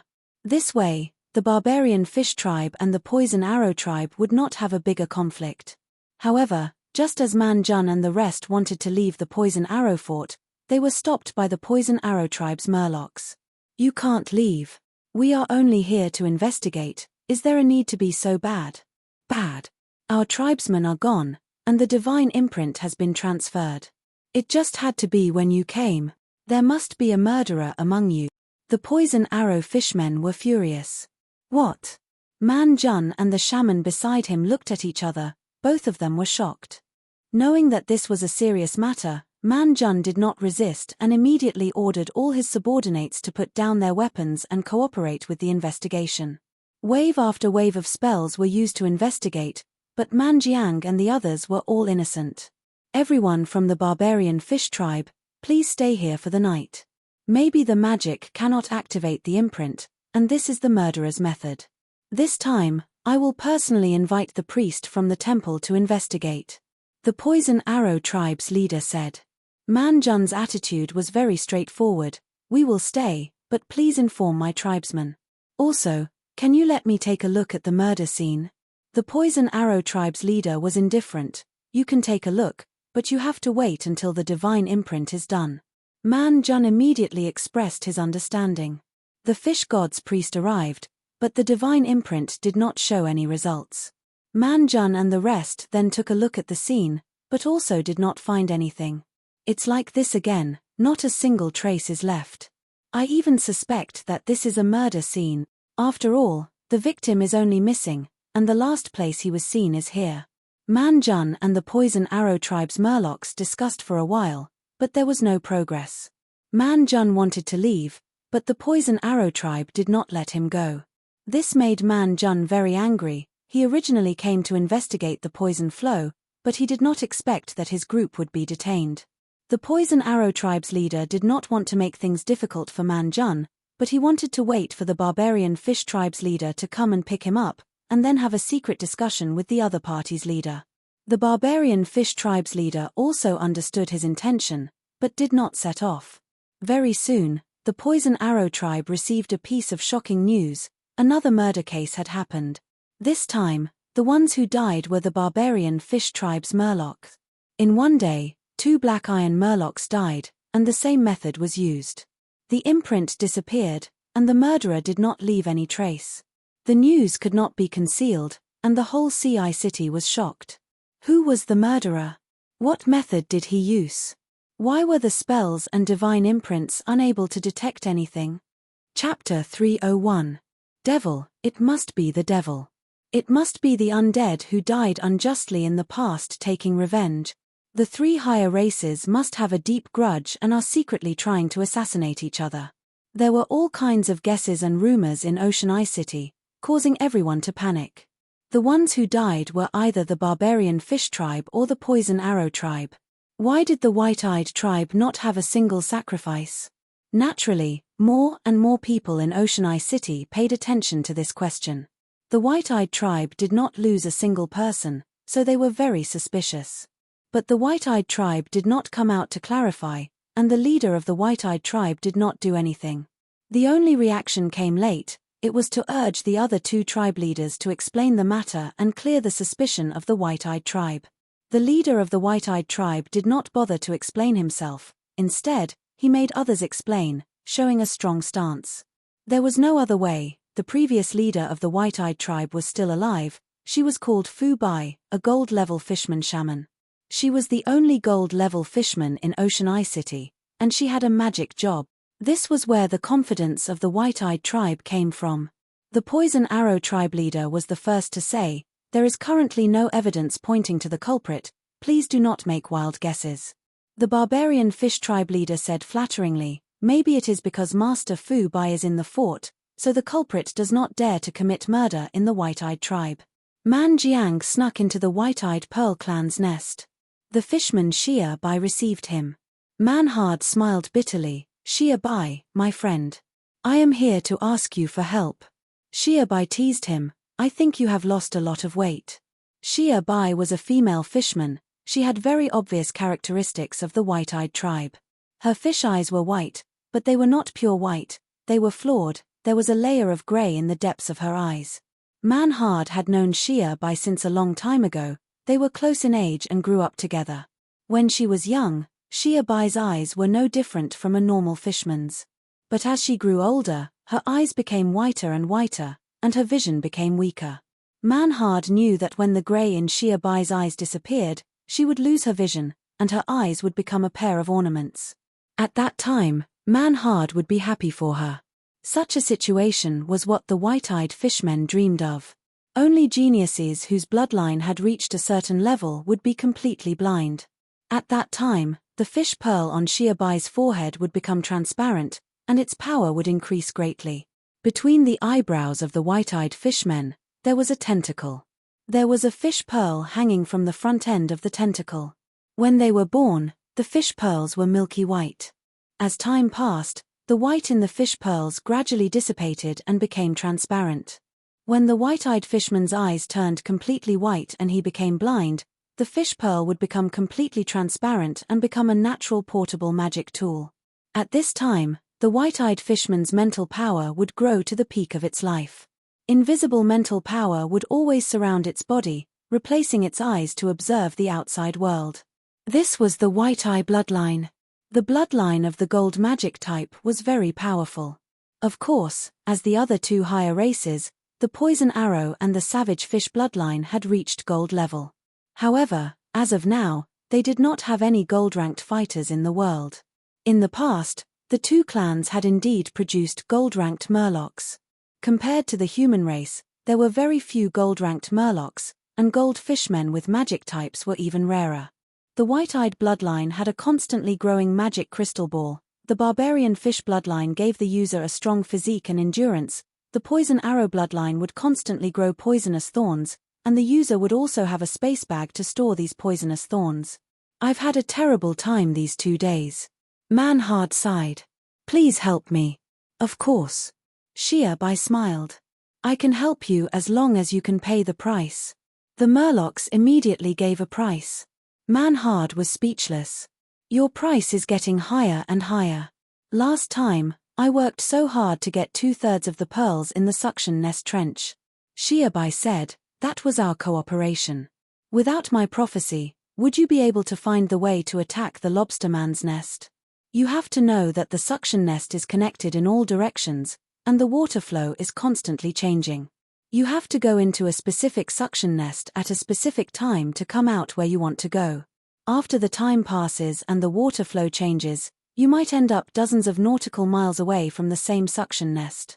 You might even be stuck in there. Okay. Man-Hard raised his hand. You're right. Hurry up and give me another prophecy. I'll agree to this price. It's good that you understand, Shia said and started to chant. As she chanted, the fish pearl at the end of her whisker started to shine. The light became brighter and brighter, but Shia looked troubled. After a long time, the fish pearl lost all its light and became transparent again. Shia said dejectedly, I didn't manage to prophesy it. The white-eye Murlocs had the ability to prophesy in their bloodline. This was their natural talent. Shia was also a genius with high aptitude, but this time, she failed. It was a complete failure. My prophecy was disrupted. The other party isn't simple. He might be a sorcerer or a shaman, or he might have magic equipment that can block prophecies, Shia analyzed. Even you can't. Who can do that? Man-Hard was very surprised. He had always used asking Shia for help as his trump card. He didn't expect it to fail this time. Shia said with a trace of pride, in the entire Ocean Eye City, other than the current tribe leader and the former tribe leader, no Murloc has the ability to block my prophecy. Speaking of this, Shia expression changed slightly. You suspect our tribe? No, how can I think that? Man-Hard hurriedly waved his hand, but then he changed the topic. I don't think that because I trust you the most. But I don't know what the other Murlocs are thinking. Shia expression turned ugly. She felt the pressure. As long as the culprit was not caught, the White-Eye tribe would be suspected. Even if the other 2 tribe leaders clarified, it would still be the same. Ocean Eye City was very big but also very small. No one in the White-Eye tribe died, but they were in Ocean Eye City and couldn't stay out of trouble. The culprit was still killing. After one night, the 3 tribes found that 2 more people went missing. Their divine spell imprints were transferred. Different from before, there were also victims in the White-Eye tribe this time. The White-Eye tribe leader, who was originally calm, was furious. He immediately invited the other 2 tribe leaders for an emergency discussion. The culprit is ruthless and daring. When I catch him, I will pull out his tendons and skin him alive. I will dig out his organs and feed them to my mount. But the key is, how did he do it? We can't find out with our current methods. In my opinion, we should ask Lord Fu to do something. But the White-Eye tribe leader shook his head and expressed that he was in a difficult position. Our previous tribe leader is old, it is not good for him to do something. The White-Eye tribe had their own difficulties. The previous tribe leader, Fu was indeed in poor health. Every time he did something, it would make his limited lifespan worse. In his current situation, he was no longer living for himself. The longer she lived, the more advantages the White-Eyed tribe would have, and they would be able to suppress the other 2 tribes. Just finding the culprit would reduce Fu lifespan. For the White-Eye tribe, it was obviously a loss and not worth it. The Poison Arrow tribe leader snorted coldly. The Barbarian Fish tribe leader was also very dissatisfied. But the 2 of them had no other choice. They did not have the power to force Fu to do something. Such a vile thing has never happened in the Ocean Eye City. The White-Eye tribe leader comforted with an apologetic tone. Actually, it doesn't matter if we can't find the culprit for now. The culprit must have collected these divine imprints to participate in the fish god's test. When the heavenly pillar rises, do you think he will not show up? After confirming that Fu would not help, The Poison Arrow tribe leader took a step back and suggested, "Then let's gather all the mermen with divine imprints and protect them." The barbarian fish tribe leader was very hesitant. The mermen who were qualified were all at the Black Iron rank. These mermen were originally experts. But because they were afraid of being assassinated, they gathered them together to protect them. Where was the face of the experts? If they were to encounter danger, they would protect these mermen. Who could protect the 3 tribes and the weaker masses? In the future, would the 3 upper tribes still have the face to control the Ocean Eye City? The Poison Arrow tribe leader smiled. "We can announce to the public that this is a joint training for the fish gods test this time. That is one way. However, we still have other opportunities." The White Eye tribe leader said, "We can fish." The barbarian fish tribe leader's eyes lit up. "You are saying that we can use a merman as bait to lure the culprit to attack?" The White Eye tribe leader smiled and nodded. The next day, the young merman who had transformed into a sea loach slowly approached his target. The young merman had pearl foam in his mouth. It was because of this that the young merman's identity had not been exposed by magic or divine imprints. The target was obviously very cautious. He had noticed the sea loach approaching him. The sea loach young merman was like a frightened cat or dog. With a whoosh, he scuttled away and left his target. An ambush. Just a moment ago, when the young merman was about to make a move, he suddenly felt a sense of danger. He believed in this premonition. This premonition had been very effective on the bewildering island. Attacking a merman with a divine imprint is getting more and more dangerous. Why don't I change my target? The young merman moved again. Since the 3 tribes had set up a trap and used a merman with a divine imprint as bait, the attention was bound to be focused on these mermen. On the other hand, the other Black Iron fishmen who were active outside had much weaker defenses.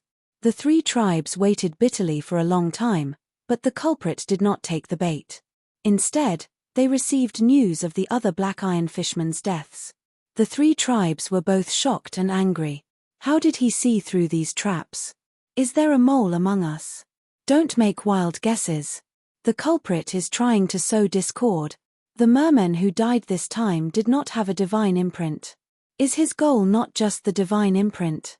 If he really wants the qualifications to participate, he only needs to kill one. There is no need to kill so many. The 3 tribes' plan had failed. They were both angry and confused. They could only follow the plan of the Poison Arrow tribe leader.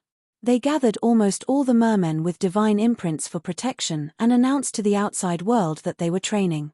The young merman's actions did not stop. His real purpose was to weaken the merman forces in the Sea Eye City as much as possible. Because in the near future, the Justice Pirates were bound to break into the half-plane. Then, these mermen would all be enemies. According to the young merman's speculation, all the mermen with divine imprints would enter the half-plane. So, the young merman dealt with them first. But now, these mermen were under protection. The young merman had no way to kill them, so he had to change his target. There were many Black Iron fishmen in the Sea Eye City. Only a small portion of them were qualified to participate in the fish god's test. After the young merman killed several of these Black Iron fishmen, the Sea Eye City implemented the strictest alert, and the number of patrol teams increased greatly. The Black Iron fishmen did not dare to act alone anymore. No matter what they did, they would at least have a merman of the same level with them. These mermen were not easy to kill, so the young merman changed his target again and destroyed the important facilities in the Sea Eye City. As a result, a large number of grain depots and warehouses were destroyed by the young merman. The order in the Sea Eye City was seriously disrupted and became more and more chaotic. How could ordinary mermen be the young merman's opponent? Countless mermen said that they needed someone strong to take charge of the situation. The Black Steel fishmen were the core force of the Ocean Eye City, and they had a large number of middle and high-level leaders. Without them, many mermen did not know what to do and how to cooperate. The 3 higher races could not sit by and watch. They had to cancel the training and send the Black Iron fishmen out. This way, the young merman created the conditions for himself to attack. Although the difficulty of attacking had increased, he still relied on his sharp warrior's intuition. the strength of a silver rank, the strange changes of the Bloodcore, and the reliable pearl foam to kill one target after another. The number of divine imprints accumulated on the young merman's body, but no one noticed. The 3 higher races were badly battered, and Sir Five Heads was furious. It could sense that 1 or 2 divine imprints were missing every day. As time passed, more than half of the divine imprints disappeared. A group of merman priests was ordered to question the 3 higher races' leaders and express Sir Five Heads' anger. This moment has come. The leader of the Poison Arrow tribe smiled bitterly. The leader of the Barbarian Fish tribe said, "It's almost time for the Sky Pillar to rise, but there are fewer people participating in the test this time. We need more gods' imprints to select more Murlocs." The leader of the White Eyes tribe also sighed. "If we can't find the murderer, we can only ask Sir Five Heads for help. It can take out more divine imprints. However, it will inevitably cost a lot of money." The 3 higher races were very clear about Sir Five Heads' greed. But there was no other way. The 3 higher races could only empty their treasury and satisfy Sir Five Heads in exchange for more divine imprints. The decision of the 3 higher races' leaders quickly affected the young merman. Man Jiang personally found him and asked, "Do you want to qualify for the Fish Gods test?" Chapter 302. Facing Manharden's question, the young Murloc thought, "These marks are all on my body. I'm too lazy to count them." But on the surface, the young Murloc still looked excited. "Of course." Manharden nodded. "I think highly of you. But you know, although you are black iron and have enough cultivation, you just joined the Barbarian Fish tribe. You are too inexperienced." The young Murloc quickly asked, "Then what should I do?" Manharden smiled and reminded him, "You should know what Scar did at the beginning." The young Murloc looked embarrassed. "I don't have enough money," Manharden smiled. "Maybe you can ask your family and friends for help. You know, this is a rare opportunity. There was an accident this year." The young Murloc hesitated. "Think about it." Manharden patted him on the shoulder and left. Looking at his back as he left, the young Murloc pondered, "That means that the news is true. In order to obtain more divine imprints, the 3 clans could only purchase them from Lord Five Heads when they couldn't track me down. It seems that the 3 clans paid a big price. Otherwise, they wouldn't have thought of a newcomer like me." The 3 clans' treasury was almost empty. This made the leaders of the 3 clans panic. They tried to get resources from various channels to fill the treasury. Black Iron Murlocs were strong and often had a certain amount of personal wealth. The 3 clans collected fees at the same time. On one hand, they promoted more people to participate in the Fish God test. On the other hand, they could replenish the treasury. It was killing 2 birds with 1 stone. The young Murloc, the culprit of all this, began to think, "Maybe I should explore the central temple." The young Murloc certainly wouldn't spend resources to buy divine marks from Manharden. It wasn't that he couldn't afford the resources, but if he got the divine marks publicly, if he was tested with magic, the divine marks wouldn't be revealed. In this way, the young Murloc would expose his secret of hiding the divine marks. The identity of the murderer would be obvious. Pearl foam was a good thing, but the method used by the Justice Pirates was too simple. It was far from the level of improvisation. Although the young Murloc decided to explore the temple, he didn't have a suitable opportunity. The Black Iron Murloc's strategy of moving in pairs made it very difficult for him to move. It wasn't until 3 days later that the young Murloc had a chance to move alone at night. He transformed into a sea loach and stuck close to the sand at the bottom of the sea. He moved directly in the direction of the temple. Even if he encountered a merman along the way, he would still avoid them, showing a natural look of panic. When the Murloc left, he continued to move. In this way, he smoothly arrived in front of the temple. The temple was located in the center of the Sea Eye City. It was like an oval-shaped arena. The temple was supported by hundreds of pillars. These huge stone pillars were covered in thick moss, and some of them were even entwined with seaweed. There were no guards around the temple. Instead, the temple was constantly being monitored by magic. Once there was hostility, the alarm would be sounded. With pearl foam in his mouth, the sea loach youth smoothly passed through the stone pillar and entered the temple. There were many rooms. The young Murloc, he didn't explore these rooms. As a sea loach, it was normal for it to roam the streets, but it was strange for it to barge into a room. Just like stray cats and dogs, they could wander the streets, but they rarely broke into people's homes. In addition to this reason, the young Murloc also knew that there were many Thulhuism followers in these rooms. Every month before the Pillar of Heaven rose, believers would come from other places to make a pilgrimage. Fivehead was in charge of receiving them and distributing the rooms to these believers. These people came from all kinds of races. There were humans, noggers, dwarfs, elves, and even lobstermen.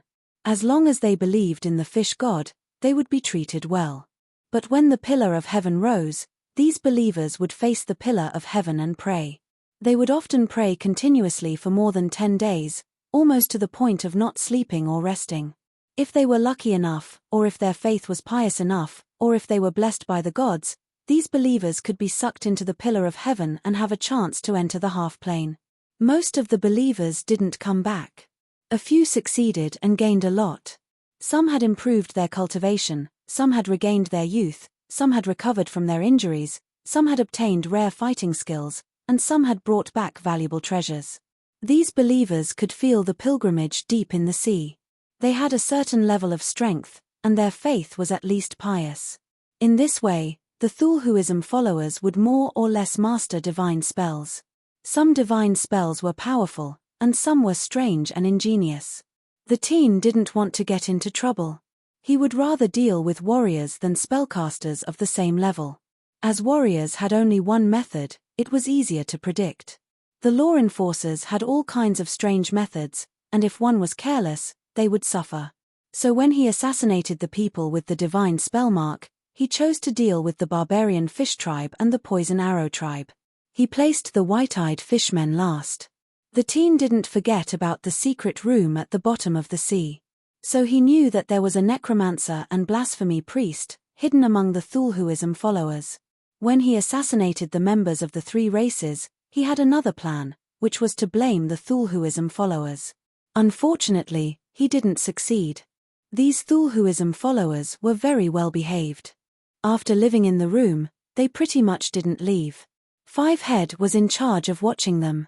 The merman teen also wanted to cause conflict between the 3 races. If the 3 races fought, he could take advantage of the situation.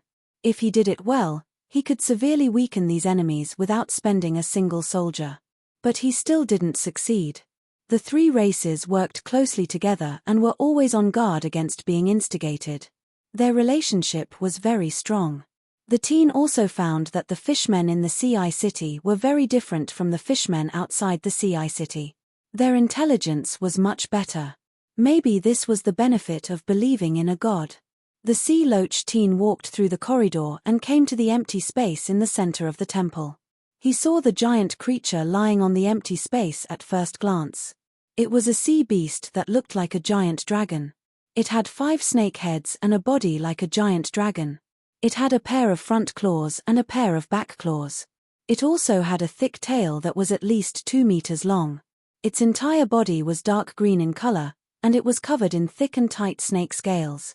It was lying on the treasures on the ground, snoring and emitting a strong gold aura. This was a gold-level sea beast.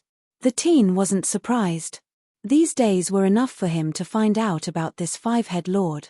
Its core identity wasn't a gold-level 5-headed snake, but the son of a sacred beast. Its mother was the sacred beast of the fish god. It originally lived in the temple, but in the last few decades, it had been in the half-plane and sent one of its descendants, the most powerful 5-headed snake, to the temple. The 5-headed snake could communicate with the mother snake and get the divine imprint, so its status was extraordinary. But unlike the mother snake, this gold-level sea beast that was respectfully called Lord 5-Head was very greedy and liked to collect all valuable things. In the past, when the sacred beast was stationed, the divine imprint was given out for free. But when the 5-headed snake came, it took the opportunity to collect money and started a business of selling imprints. Ordinary people said that giant dragons liked to collect treasures. But now, when the teen saw the treasures piled up like a mountain on the empty space of the temple, he understood, even if one didn't have the bloodline of a giant dragon, as long as one was greedy enough, they would be obsessed with and covet treasures. To be honest, the teen had never seen so many treasures. Pearls, gold coins, silver coins, shell money and so on were piled up like a mountain, rising and falling one after another. Crystals emitted sparkling and translucent colors. Cups, horseshoes, oil lamps, hunting guns, and all kinds of other antiques were dazzling. There were also magic tools among them. Most of them were raw materials. The shells of the lobsterman, seaweed, seabed ores, and so on, each emitted an aura from the bronze level to the silver level. The resources at the bottom of the sea were actually very rich. Although the Murloc tribe's level of civilization wasn't high and there weren't many powerhouses, being able to breathe and survive at the bottom of the sea was a huge advantage that humans, elves, and dwarfs couldn't compare to. Taking out 1% of the raw materials was enough to cause a sensation in the human market. The teen also found many barrels of wine. Each barrel was half the height of a person, made of high-quality wood and sealed with unique craftsmanship. The wine inside was of a very high grade. They were at least of the dark iron level, and many of them were of the silver level. Some of the wine bottles even had the aura of the gold level. Some of the barrels had already fallen apart. There was still a strong smell of wine left on the broken wood of the barrels. The five-headed sea snake had obviously drunk a lot of wine. It had the ability to control water, so it was very convenient for it to drink wine at the bottom of the sea. Man Jiang had once held a celebration banquet to reward the heroes who had done a great job, such as running around and pickled vegetables. At the banquet, they drank the most ordinary rum. Now, the teen found that the Murloc tribe still had good wine, and the quality was quite high. It was just that he wasn't qualified to let Man Jiang serve him better wine. If a bottle of rum is sold in the Sea City, the price would be at least 3 times higher than on land. And there's a price but no market. The wine here is a luxury. This time, in order to appease the five-headed sea snake in exchange for more divine imprints, the 3 great clans might have emptied the wine storehouse. The teen's heart suddenly moved. He didn't want to take away these treasures. It was too risky. Perhaps there were tracking divine imprints left in these treasures. What the teen thought was, if he destroyed these treasures, how would the five-headed sea snake react? What would the 3 great clans do? The five-headed sea snake will definitely suffer heavy losses and become angry out of humiliation. It will continue to blackmail the 3 great clans. It's a sea beast, its intelligence isn't high. The 3 great clans have already suffered great losses. They don't care about their faces and secretly sell divine imprints. If they are blackmailed again, they might really become poor and their wealth will be depleted. Let's do it. It wasn't difficult to destroy these treasures. Because there were a lot of magic items here. Those fine wines were, in essence, magic potions. Whether it was magic items or potions, they all contained magic. It was just that because they were made with unique craftsmanship, their magic was balanced and stable. But as long as this balance was broken from the outside, the magic would become chaotic. If the chaotic magic wasn't suppressed in time, it would violently clash and possibly cause an explosion. The teen carefully approached the five-headed sea snake. After confirming that it was completely drunk, he decided to take a risk. He once again transformed into a fishman, but this time, he didn't mutate into a brown scale. Instead, he became a barbarian fish. Recently, he had killed a lot of barbarian fish and had already collected this bloodline. The poison arrow bloodline was almost done. The white-eyed fishman bloodline was also 1/3 complete. The barbarian fish teen was very strong. He didn't make a sound as he secretly moved the wine barrels and a large amount of fire-type ores. He tried to place these things around the five-headed sea snake. After working for a long time, he was finally able to arrange them properly. A short wall was formed around the five-headed sea snake, surrounding it in the center. During this time, the teen made some noise, but the five-headed sea snake was sleeping soundly and didn't notice. The teen began to retreat. When he reached a stone pillar, he once again transformed into a dragon man. This time I'll make a big noise. The teen was nervous and excited. He held his breath and began to accumulate power. After a few breaths, a ball of flame brewed between his dragon claws. The golden red flame was extremely bright. The five-headed sea snake still didn't react, but the teen could feel that there were noises coming from the rooms around the temple. The aura of the fighting technique was very strong. Once it was used, it would definitely be exposed. Come and taste this. The teen pushed his dragon claws and the flame suddenly shot out. Like a flaming meteor, it instantly lit up the entire temple square and crashed into the treasures beside the five-headed sea snake. Fighting technique, flame explosion, boom. It was like a loud noise. This was the explosion of the flame explosion itself. Then, rumble. The explosion of the flame explosion destroyed most of the magic items. The magic was chaotic to the extreme and immediately caused a chain explosion. Retreat. After the teen fired the flame explosion again, he immediately transformed into a sea loach and rushed out of the temple. The Thulhuism followers exclaimed. The lucky ones directly ran into the wall and escaped. The unlucky ones stayed behind to accompany the five-headed sea snake and were affected by the explosion. Roar. The five-headed sea snake was originally sleeping happily. It never thought that there would be a big explosion beside it. It was at the center of the explosion and suffered the most damage from the explosion. The pain hit it and the five-headed sea snake subconsciously looked up and howled. Rumble. The chain explosion continued, but the power was reduced by a lot. The five-headed sea snake vented the pain through howling. After a few seconds, it reacted. I've been attacked. Where is the enemy? The teen had already run out of the temple. It was very smooth. He had already planned his retreat route. Then, with a loud crash, the temple collapsed. Those Thulhuism followers who didn't escape were first blown up and then crushed to the ground by the collapsed stone houses. The number of casualties was hard to count. For a moment, the five-headed sea snake was stunned. Then, it suddenly quivered and lowered its 5 snake heads. It widened its snake eyes and eagerly checked its treasures. Countless coins were melted by the high temperature and melted into a pile. Those precious antiques were turned into countless pieces. The loss of magic items was the heaviest. The fragrance of good wine spread in all directions. There was also the smell of the five-headed sea snake's burnt flesh. Roar. The next moment, the five-headed sea snake was furious. It was furious. Gone, it's all gone. My treasures, my wine. Who is it? Which despicable and shameless thing actually dared to do this? Come out, I will tear you into pieces.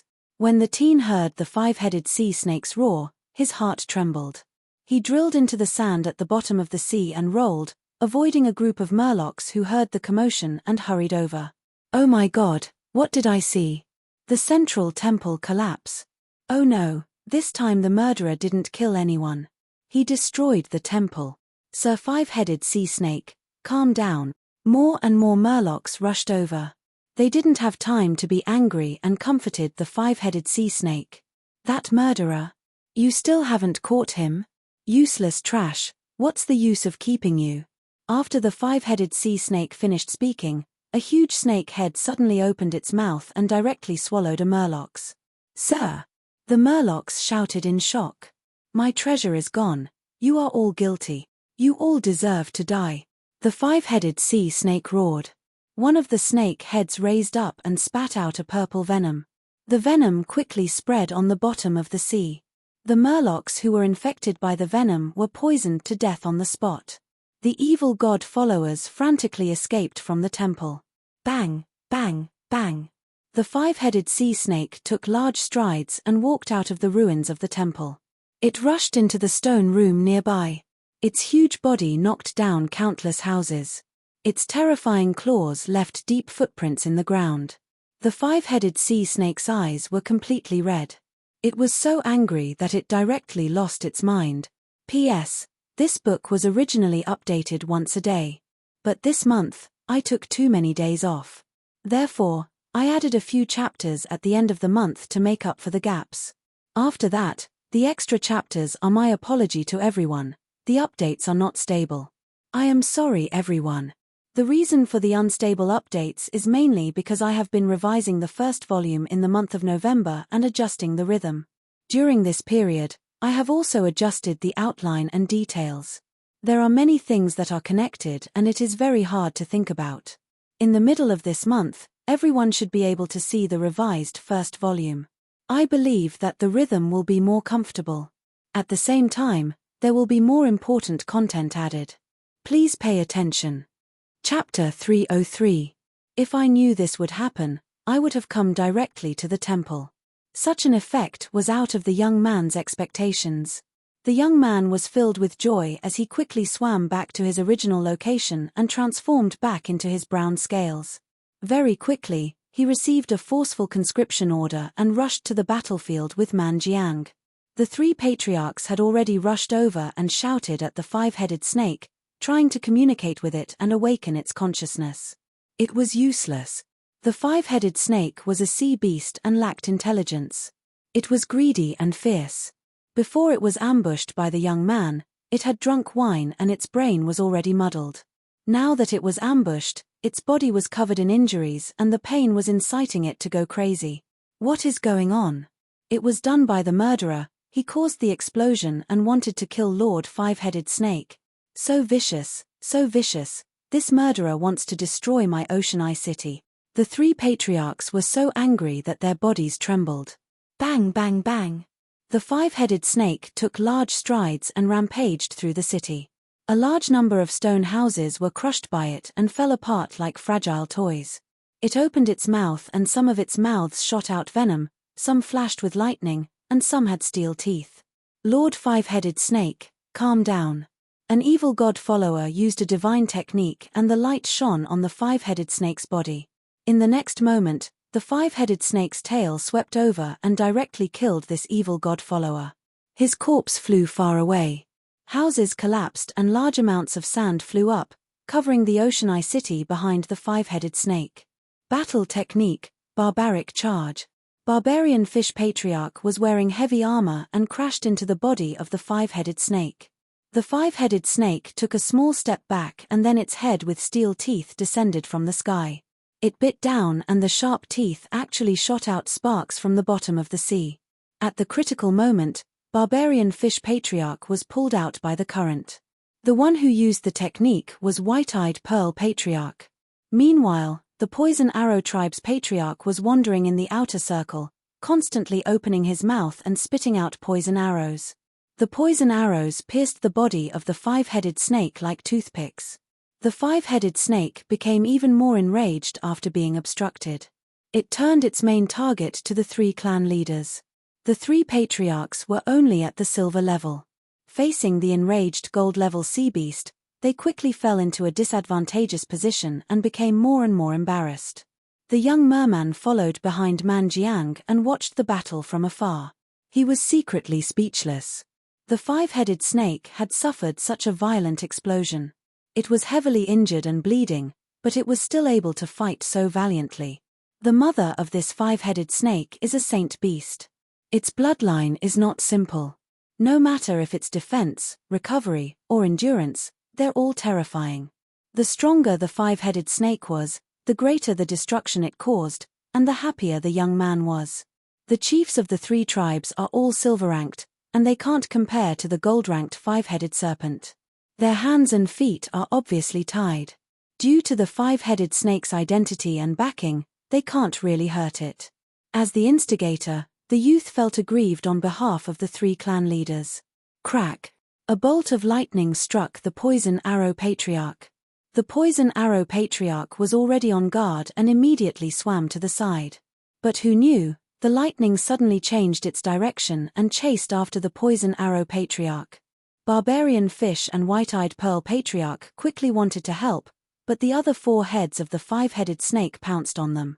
They could only keep retreating, leaving the Poison Arrow Patriarch behind. The Poison Arrow Patriarch was struck by the lightning. His whole body was paralyzed and he couldn't move. He could only watch as the snake opened its mouth and swallowed him. This scene immediately caused the Murlocs to cry out in alarm. Save the Patriarch! The Murlocs of the Poison Arrow tribe stepped forward and attacked the five-headed snake. The five-headed snake continuously spat out 3 mouthfuls of venom, poisoning the Murlocs of the Poison Arrow tribe. Hundreds of them died tragically. Don't be rash. White-eyed Pearl Patriarch roared, trying his best to control the situation. However, without the Poison Arrow Patriarch, there were only 2 silver-ranked extraordinaires left. They were even less of a match for the 5-headed snake. Is Ci City going to be destroyed today? Man Jiang muttered, looking at the battlefield absent-mindedly. Even he had lost his fighting spirit, let alone the other Murlocs. If it was a gold-ranked Murlocs, they might not be able to achieve such destructive power. A silver-ranked extraordinaire was not able to deal with a gold-ranked extraordinaire. The Draconian youth had defeated the Gold-Silver Hook brothers. Most importantly, it was a 5-headed snake that was destroying Ci City. This kind of gold-ranked sea beast had a huge body and was very good at bullying the weak and wantonly destroying scenes. Just as Ci City was about to be destroyed, a spell descended from the sky. The water formed a tight knot and tightly bound the 5-headed snake. A gold-ranked Murloc shaman floated in the sky above Ci City. It's Master Fu Bai. Master 5 Heads is under control. As expected of Master Fu Bai, the only gold-ranked spellcaster in Ci City for hundreds of years. The Murlocs were pleasantly surprised and their morale was greatly boosted.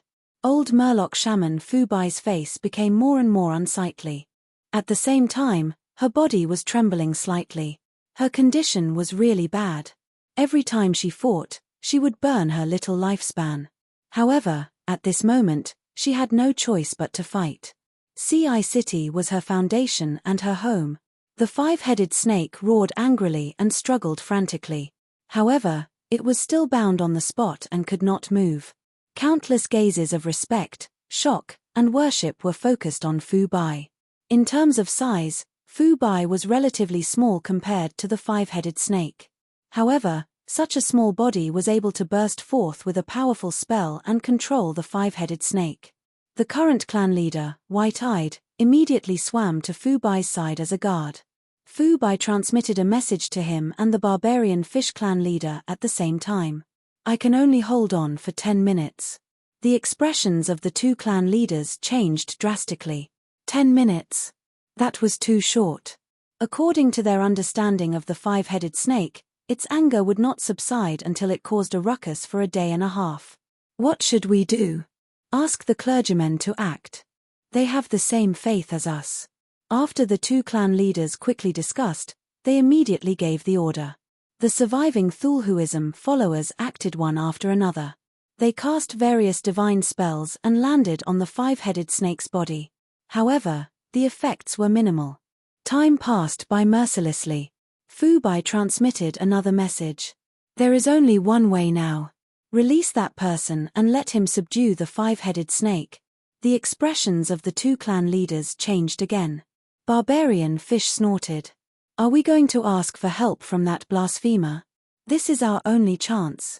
If he does not act, we can only abandon Ci City. Fu Bai said. Barbarian Fish could not help but fall into silence. After a few breaths of time, he agreed with an ashen expression. White-eyed clan leader naturally followed Fu Bai's plan. As for the Poison Arrow clan, the acting clan leader agreed. Since the 3 clans had agreed, Xia Bai accepted the order and quickly swam back to the depths of her clan's fortress. She entered a secret prison. The prison was affected by the spell, and the seawater was emptied. It was now filled with breathable air. She entered the prison with ease and saw a human youth lying on the ground, sleeping soundly. There were wine jars scattered around the youth. His wrists and ankles were tied with anti-magic bracelets. There were chains extending from the bracelets. 4 thick chains were rooted in the surrounding walls. Lord Feng Yao, wake up, wake up. Xia Bai shook the youth's body. Even though she was anxious, her tone and actions were as gentle as possible. The youth was shaken awake. He had an extremely handsome face, and a pair of hazy drunken eyes barely opened, revealing a star-like expression. Ah, my beautiful goddess, my true love. Xia Bai immediately felt her face heating up. Lord Feng Yao, I am not a goddess. Look carefully, I am Xia Bai. Oh, it's Miss Xia Bai. Why, do you still want to hear me tell you stories about the sacred continent? No, this time, I need your help. Someone caused a huge explosion, and the temple collapsed. Lord Five Heads also went crazy. Now, my great-grandmother is controlling Lord Five Heads, but this is only temporary.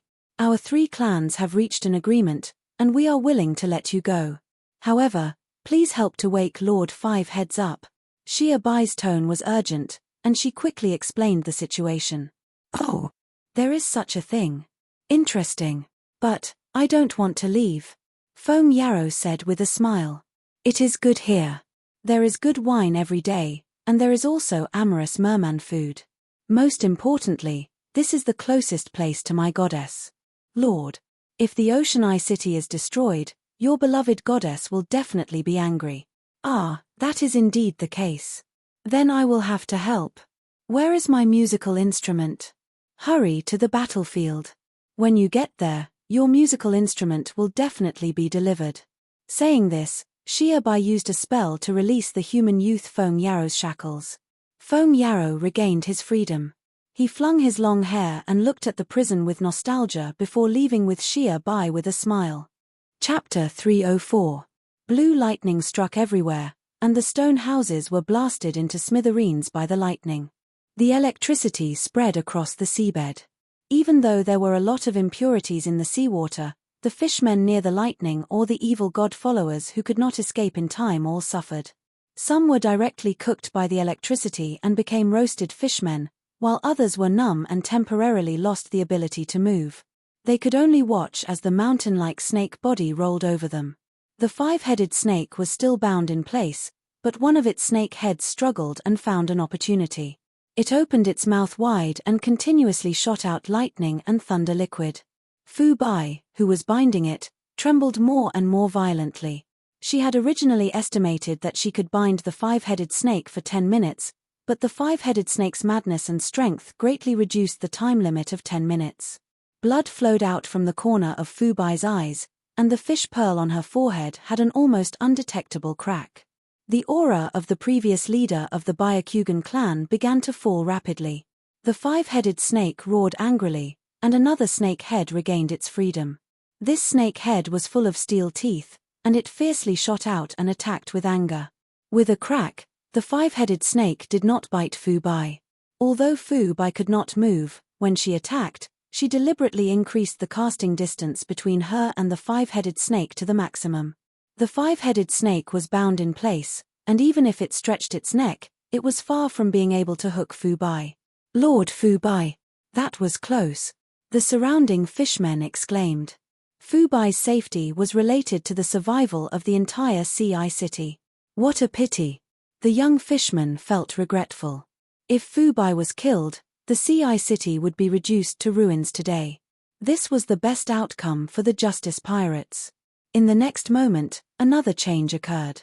The 5-headed snake's steel-toothed snake head crazily swayed left and right, and its thick and long snake neck actually created illusions. Then, amidst the terrified screams of the crowd, the 5-headed snake's steel-toothed snake head actually left the 5-headed snake's body with one of its snake necks. This was the 5-headed snake's innate ability, a strange spell that was similar to the separation of flesh and blood. The 5-headed snake suddenly became a 4-headed snake, and its golden aura fell sharply, but it was still bound in place. However, the steel-toothed doppelganger that left its body was like a dark green kelp, and it violently swam toward Fu Bai.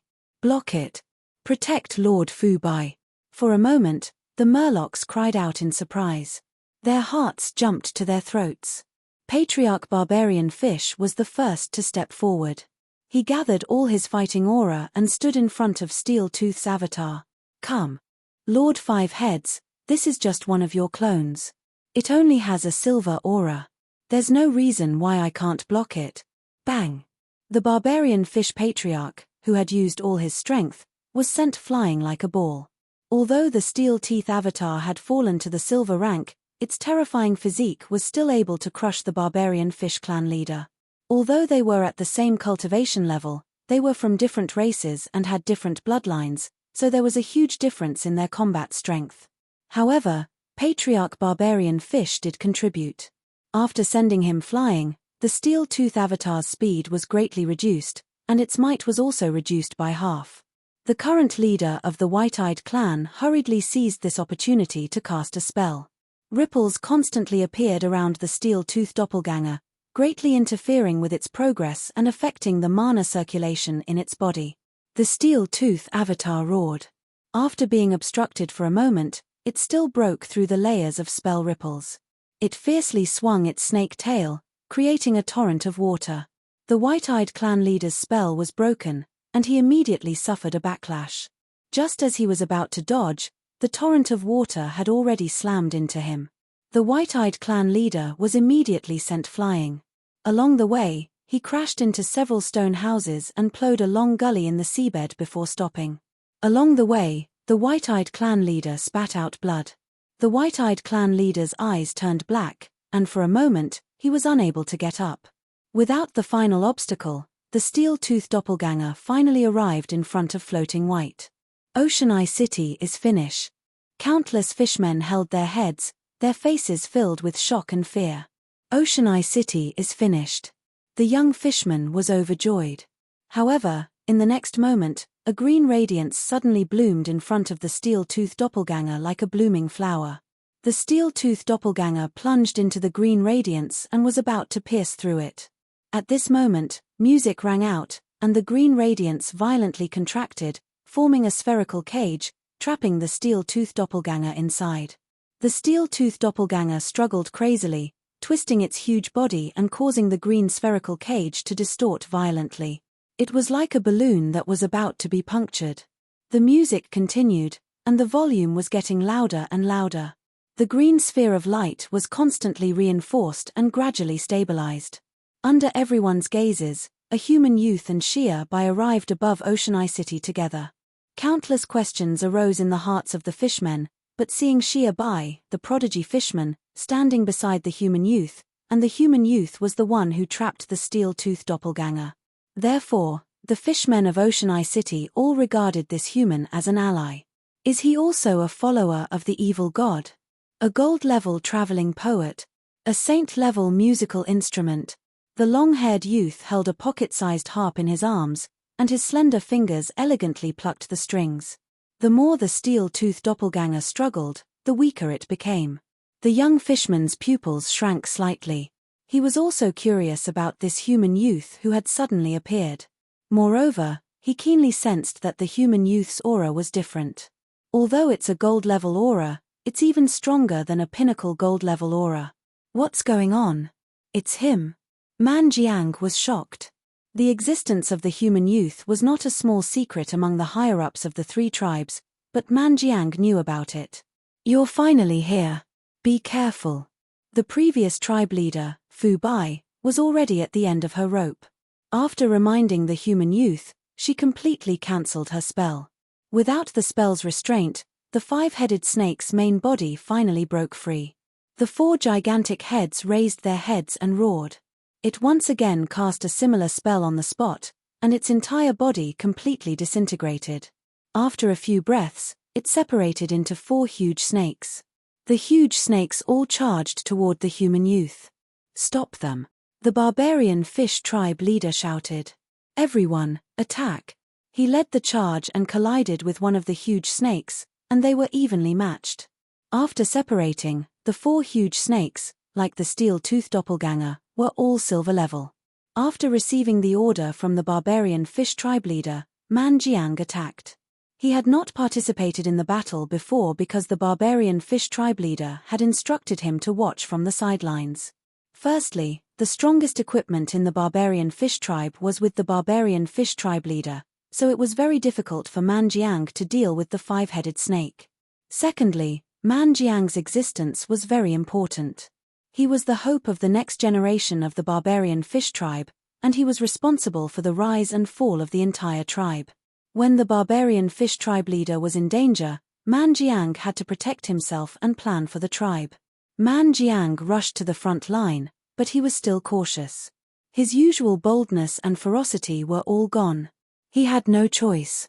Although his physique was far superior to the other merfolk, he was still at the bottom when compared to the silver-level snake doppelganger. Man Jiang could only try his best to restrain it.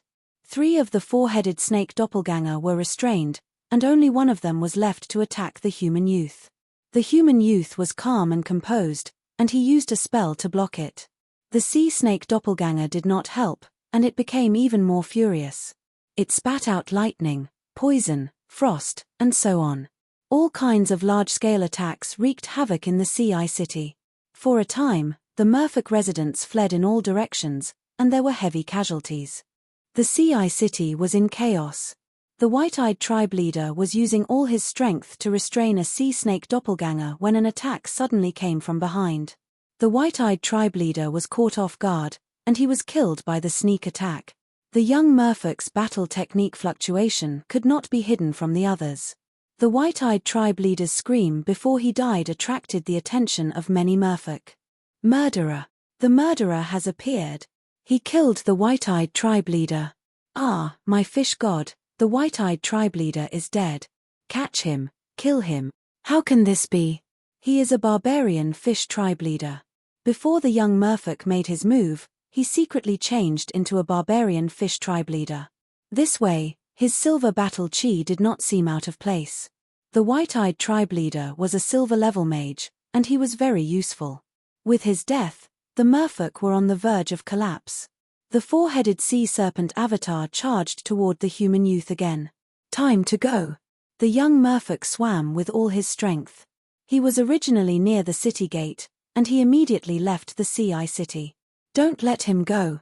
He heard many merfolk shouting. Barbarian fish tribe, you have to give the entire Sea City an explanation. That is not a member of our tribe. It is very likely that he is an outsider.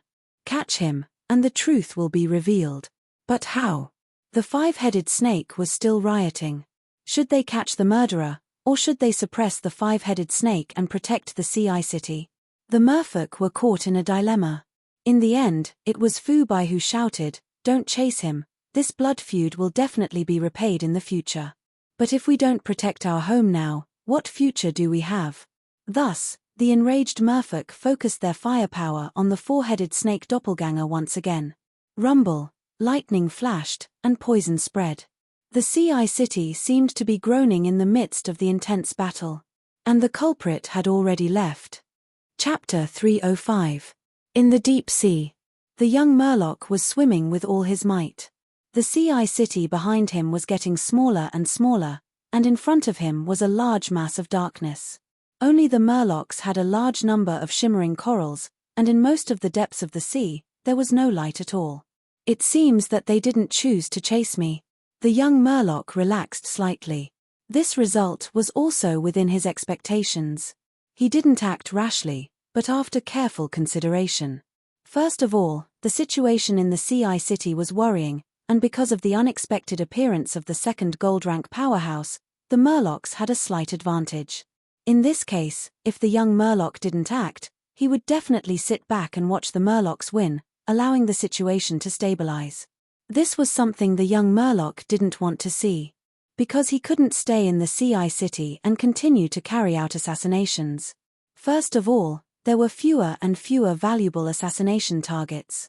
He had killed a lot before, and this time, the five-headed snake made a mess in the Sea City, and many died. Second of all, he didn't have much time left. The Pillar of Heaven's Sea Eye was about to erupt again, and he needed to return to the Justice Pirates in time to take charge of the situation. Therefore, he needed to act in public and kill the strongest Murlocs to weaken the Murlocs and change the situation. Secondly, he chose the leader of the Byakugan tribe after much consideration. This choice was reasonable. The young Murloc didn't want to take the risk of assassinating two gold-rank powerhouses. He had fought with Shinzo and Golden Hook, and the results were one loss and one victory respectively. The young Murloc knew the power of a gold-rank transcendent. Although Fu Bai was weak, if he really wanted to assassinate her, he wouldn't be able to succeed in one strike, and he might even be restrained by her. As for the human youth who was in good condition and had a strange aura, he didn't even need to think about it. I'm afraid I won't have a second chance to act after this. With this understanding, the young Murloc didn't want to kill one or two black iron rank powerhouses and waste his last chance. Although Manharden was a silver rank, his strength was at the bottom of all the silver rank Murlocs. Shia Bai was the rising star of the Byakugan tribe, and she had a lot of potential, but that was only tomorrow, not today. After comprehensive consideration and careful choice, the young Murloc targeted the leader of the Byakugan tribe. He was a silver rank Murloc, and a mage. In the future, the Justice Pirates will attack Pillars of Heaven. If he is still alive, he will definitely bring a lot of threats. Another point was that the leader of the White-Eyed tribe was further away from the other fishmen and was the closest to the Cheng Gate. The youth made his move. Dealing with a spellcaster of the same cultivation level was still risky. But the risk was far less than the reward, so it was worth the risk. The actual assassination went very smoothly. The White-Eyed Patriarch's attention was focused on the clown sea serpent's clone. Perhaps he had never thought that the murderer who had been hiding would be so bold as to openly assassinate him. After the successful assassination, the youth left his body and ran away, not even looking at the magic equipment on his body. His corpse contained the bloodline of a silver-ranked mage Murloc, and the young man threw it away. He wouldn't casually use his Bloodcore. The secret of the Bloodcore must not be exposed. He wouldn't use it in any risky situation that might expose the secret of the Bloodcore. I hope that I can kill the chief of the White-Eyed clan and cause the Merfolk to lose a great general. They won't be able to defeat the five-headed snake, and the Ocean Eye City will be destroyed. The young man looked forward to it. This was the best outcome. However, he also knew that the possibility of this happening was relatively small. After all, although the five-headed snake was a gold-ranked sea beast, it had lost all rationality due to its anger. When it left, it created 5 silver-ranked clones. This was actually quite a foolish action. On the other hand, Fu Bai still had the ability to forcefully attack the Merfolk, and that human youth was even more unfathomable. To be able to wield a saint-ranked harp, his background was definitely not simple. When I return to the ship, maybe I can contact the Empire and investigate his identity. The youth thought. The Empire's intelligence network was still very powerful. The surroundings fell into complete darkness. It was very quiet. The seawater was very cold, and the water temperature in the Ocean Eye City was generally higher than in the Dark Sea region. But as a barbarian fish, the youth was still very used to it. His state of mind also gradually calmed down. He was about to return to the Justice. Suddenly, the fluctuation of a spell came from behind the youth. The Merfolk youth turned around to look, and his eyes immediately widened. There was a pursuer behind him, and it was actually that human youth. Oh no, how did he catch up? The Merfolk youth hurriedly swam at full speed. The human youth did not give up, and at the same time, he used a spell to transmit his voice. You can't escape, stop and accept your death. The Merfolk youth swam even faster. Immediately, he realized, at this very moment, he was swimming at full speed, and still could not catch up to the human youth's speed. In terms of endurance, I will be the final winner. But this guy is a gold-ranked, and he is consuming his magic power to chase after me. In about 5 minutes, he will catch up to me. Strange, how did he track me? I have the pearl foam to cover me. The Merfolk youth quickly assessed the strength of both sides. He was in perfect condition, but his cultivation was only at the silver-ranked. His opponent was a gold-ranked expert, and he had consumed some of his energy when fighting the five-headed snake, but he also had a saint-ranked instrument. What the youth was most wary of was the human youth's aura, which was unbelievably vigorous. Why did he leave the Ocean Eye City? Could it be that the five-headed snake was quickly suppressed? The difference between the two sides was still very obvious. Previously, the youth did not deal with Golden Hook alone. Moreover, Golden Hook was still injured at that time. But unless it was absolutely necessary, the youth did not want to borrow the strength of his companions. Because this way, the secret of him mutating into a Merfolk would be exposed. Furthermore, it would increase the possibility of his Bloodcore being exposed. He just fought. How much energy did he consume? If possible, it would be best to get rid of him directly. Thus, the Merfolk youth clenched his teeth and turned back to fight the human youth. He opened his mouth, and several fish bones shot out from his mouth. The tips of these fish bones were all black-purple, and were highly poisonous. The human youth's pupils shrank, and he quickly dodged. What is this? Are you a barbarian or a poison arrow Merfolk? The human youth was surprised. The Merfolk youth's appearance was that of a barbarian, but the poisonous fish bones that shot out just now were the poison arrow merfolk's specialty. The youth had killed many poison arrow merfolk, and although he could not completely mutate, he could already mutate the most essential body structure. At this moment, the youth not only had the strong physique of a barbarian, but also the space pouch of a poison arrow merfolk, as well as its ability to shoot poisonous fish bones. Once this poison took effect, it would usually cause silver superhumans to lose their ability to fight, and they would be heavily injured and on the brink of death. But the human youth was agile, even more agile than the merfolk, and he managed to dodge the poisonous fish bones. The merfolk youth took the opportunity to dive down and swim into a deep and dark trench. The human youth knew that things were bad. The trench's terrain was complicated, and it was dark without any light. It would be a huge problem for him to chase after him. He quickly rushed in. The next moment, the barbarian youth, who had been lying in ambush and had not swam away, suddenly rushed out. The black iron scimitar slashed out fiercely, and it was extremely fast. Fighting technique Red Scale Flurry. The human youth did not have time to cast his technique, and in his haste, he could only use the harp in his hands to block the attack. The black iron scimitar struck the harp, and a sonorous sound rang out. Balls of pure white light rippled out. The pocket-sized harp was a saint-level musical instrument, and the quality of its material was very high. It completely blocked the barbarian youth's scimitar. The barbarian youth was not discouraged, and he continued to attack fiercely. The scimitar danced faster and faster. It was so fast that it left behind after images, and the silver-white light of fighting energy flowed out. What a fierce scimitar! The human youth's heart trembled. The barbarian youth's scimitar technique and silver-white fighting energy combined made him unable to retaliate for a while. The pocket-sized harp was not a proper weapon or defensive tool. It was only so big, and could be held up with one hand. The barbarian youth's scimitar passed through the harp and landed on the human youth's body.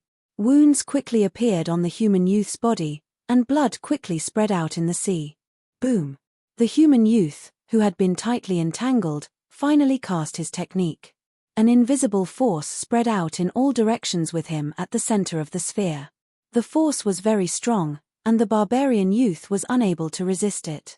He was forcefully pushed away. The human youth panted heavily. His body was covered in scimitar wounds, and he was in a sorry state. He glared fiercely at the youth. "Good job. Suppressing the five-headed snake was nothing, but you caused me such heavy injuries.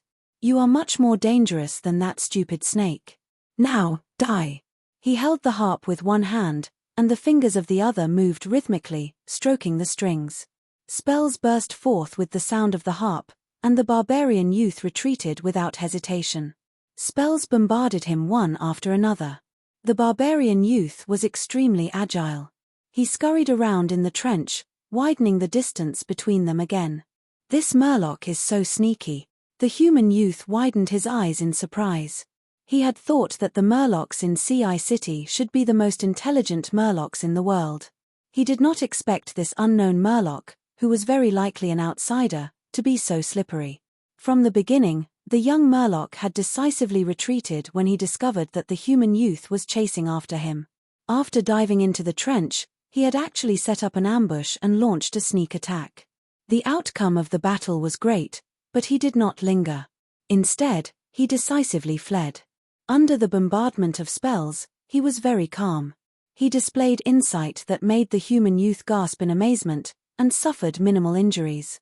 He also took the opportunity to widen the distance between them. If the human youth wanted to cast a spell to attack, he would have to stop on the spot. If he wanted to chase after him, his spells would be greatly reduced. He could also cast spells while moving, but he was under the sea, so he was very limited. He had to maintain two spells at all times. One was to resist the water pressure, and the other was to ensure that he could breathe. In this way, his spirit and magic power were constantly being consumed. Coupled with the fact that he was moving, it wasn't him who was swimming, but another spell. On top of maintaining 3 spells, it would be much more difficult for him to cast them while on the ground. Chapter 306. I've greatly underestimated this murderer. This will be a tough battle. It seems that the divine spell imprint is not easy to obtain. The human youth realized the reality and took it seriously. He continued to pursue the young merman. Once he moved at high speed, he was much faster than the young merman. He quickly closed the distance between them. The young merman turned back to fight again. The human youth was already mentally prepared. He immediately stopped his pursuit and calmly retreated, pulling away from the young merman. The young merman did not have the advantage of a surprise attack like before. His movements were always seen by the human youth. It was difficult for the young merman to turn back and engage in close combat. However, to be able to make a gold-tier champion retreat on his own accord, just this point alone was enough for the young man to be proud of himself as a silver tier. The situation of the battle was changing. The young merman turned back to charge, wanting to kill the human youth. However, the young merman was even faster. He kept retreating, widening the distance between them. The young merman was at a disadvantage. The young merman was a spellcaster. Once he could maintain a distance, his advantage would be very obvious. Clang, clang, clang, the young merman plucked the strings of his guqin. Every 3 vibrations of the strings produced at least one sound blade. The sound blade cut through the water, forming a translucent shadow. The young merman had already experienced the sharpness of these sound blades. He did not take them head-on. Instead, he dodged left and right. As a result, his attempt to close in on the young merman was severely damaged. He spent a lot of time and energy dodging the sound blades. The young merman smiled. This battle had completely fallen into his rhythm. He began to play a tune instead of just plucking the strings. The tune was slow and melodious. After the prelude, it had the effect of a spell. The young merman's movements were affected by the spell and became slower. This was a tune that could slow down the target's movement. At this moment, the young merman had yet to reach the young merman. He could only use the same trick again. He opened his mouth and spat out poisonous fish bones. However, the fish bones were also affected by the tune. They were at least 30% slower than before. The young merman had no choice but to use all his battle chi. His scales rippled with a faint silver light. He had finally reduced some of the effects of the spell, and his speed had increased slightly. However, there was still a gap between his speed and before. The young man easily dodged all the poisonous fish bones that came at him. Since Barbarian Yu had used all of his fighting energy, he was able to offset part of the magic spell's effect, but he didn't, and the speed of the poisonous fish bones gradually slowed down to an unbearable level. It's a pity that even though I've absorbed quite a bit of the poison arrow fishman bloodline, I haven't grasped any related fighting techniques. Otherwise, these poisonous thorns would be much more threatening with the support of related do techniques. The poison arrow fishman's do technique could allow their poisonous stingers to fly faster or more nimbly make turns. It could also split into some arrow shadows to confuse the enemy. Man Yu had a grim expression on his face as he suddenly turned around and ran. He escaped again. The young man couldn't help but laugh. In their first clash, Man Yu had relied on his sneak attack to catch the human youth off guard and put him in a very sorry state. Then in the second collision, Man Yu suffered a crushing defeat, and the young man from the human race firmly grasped the initiative. The only gratifying thing was that Man Yu was still in his peak condition and hadn't suffered too many injuries.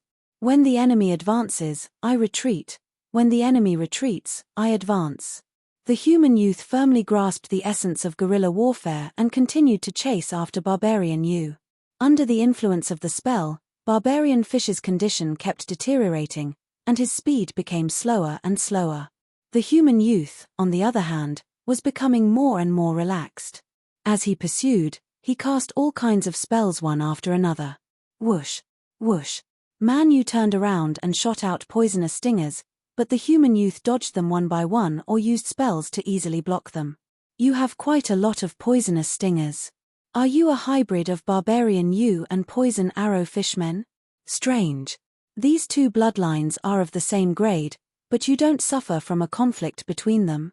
Could it be that the Do-Chi art you cultivate can balance these two bloodlines? I'm getting more and more interested in you. The human youth calmly started to speak, using words to attack his opponent's morale. Man Yu's long-range attacks seemed to be limited to poisonous arrows, and his attacks were too monotonous. On the other hand, the human youth spells were a riot of colors. Both sides chased for a while longer. Man Yu's speed had decreased to half of his peak, and his body was covered in wounds. Even so, the human youth didn't get close and still maintained a certain distance cautiously. This way, even if Man Yu wanted to disguise himself and make the human youth carelessly close the distance and launch a counterattack, it wouldn't be possible. The human youth stroked the zither strings and played a few notes before suddenly singing. The undercurrent is turbulent, the future is uncertain. Barbarian you of the deep sea, advance and retreat, dash left and right. Leap forward and crawl, ambush in an overbearing manner. His hands are raised, his legs are firm. Obediently shut up and enter the cage. Just be bound. The music was brisk. After the human youth finished singing, Man Yu was bound. A translucent cage appeared around him, and his hands and feet were bound to the cage, completely losing his freedom. Even his fish mouth was suppressed by a force, and he couldn't open it, so he couldn't shoot any fish stingers. This guy. Man Yu was extremely shocked. This was because he had just witnessed the human youth create a spell on the spot and use this spell to bind him. The improvement of Do-Chi arts and Do-Chi arts required continuous adjustments from generation to generation. The perfection of spells required the careful improvement of mags bit by bit. Unlike Do-Chi practitioners and mags, bards and warsong shamans could create their own songs. These songs often had all sorts of miraculous powers. However, bards and warsong shamans who could create their own songs were extremely rare. Throughout history, they were extremely rare. The most famous among them was the Cat King of the Beast race. But now, Man Yu saw one of them. This young man of the human race was truly too amazing. It's over. Man Yu smiled as he completely controlled Man Yu. Even though victory was in his grasp, he still maintained a safe distance from Man Yu, not giving him any chance to counterattack. His pinky gently stroked the innermost string. With a light pluck, he would be able to deal the final fatal blow to Man Yu. At this moment, something unexpected happened. Two bright blue light beams suddenly rose from the depths of the dark ocean trench, shining on the young man's body in an instant. His pupils shrunk to the size of a needle tip, and a shocked expression froze on his face. The blue pillars of light suppressed him, making him unable to move. His little finger was already on the strings of the zither, but he couldn't pull off such a small action no matter how hard he tried. An ambush. Is this a trap? Gold rank. Man Yu thought that he was already cautious enough, but he still fell for it. Boom. The next moment, he heard the roar of a giant cannon. He couldn't turn his head, and from the corner of his eye, he saw a terrifying electric current coming at him. A premonition of death filled his heart. He knew that he was finished. The electric current, as thick as a python, hit Man Yu almost instantly, and dazzling electric light shot everywhere. Deep Sea Monster, Arc Cannon, Python Bullet. Gold Grade Magic Energy Ship. Gold Grade Cannon. Gold Grade Cannon. The ambush had already been set up and waiting. During the chase, Barbarian Yu didn't communicate with Deep Sea Monster Fish, because this tactic had been planned long ago. Since he wanted to scout the enemy, he naturally had all sorts of plans to deal with the danger. Deep Sea Monster had very strong concealment abilities and had been hiding here all this time. Once it discovered that Man Yu was under attack and his life was in danger, it would fire. It was precisely because of Deep Sea Monster that Man Yu was confident that he could fight a gold-grade enemy underwater. From beginning to end, he didn't transform into a dragon man, nor did he transform into an ocean loach to escape. Whether it was the first surprise attack or the second futile resistance, they were all his tactics. When Man Yu thought that victory was in his hands, he had already fallen into Man Yu's carefully laid death trap. It's over. Man Yu regained his freedom. The spell cage that had restrained him had already dissipated. The terrifying electric current was still being emitted. Even Man Yu wouldn't be able to escape from such a powerful attack. Not to mention Hook Gold. However, Deep Sea Monster was related to Maze Island, so Man Yu wouldn't use it unless he had no other choice. In fact, Man Yu had almost used Hook Gold in the battle. However, Man Yu was still alive. His body shone with a layer of godly light. Although the godly light was weak, It firmly resisted the terrifying electric current attack from the outside. The next moment, godly power surged, and the godly light expanded, repelling all the electric current. This godly power. It's the god of love. Man Yu was furious. What? Man Yu was shocked to see Man Yu safe and sound after the electric current dissipated. God's chosen one? Man Yu had God's blessing on him. When he was at death's door, God's blessing had played a role and protected him. How could Man Yu fight?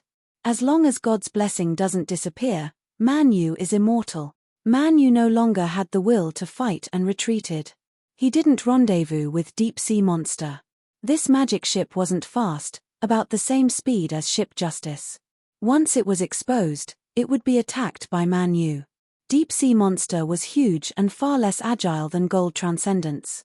If they fought head-on, Man Yu would definitely be at a disadvantage. God of Love, you damned guy. Man Yu angrily rebuked God of Love. Then, he locked his gaze on Man Yu. Very well, Man Yu, you've successfully angered me.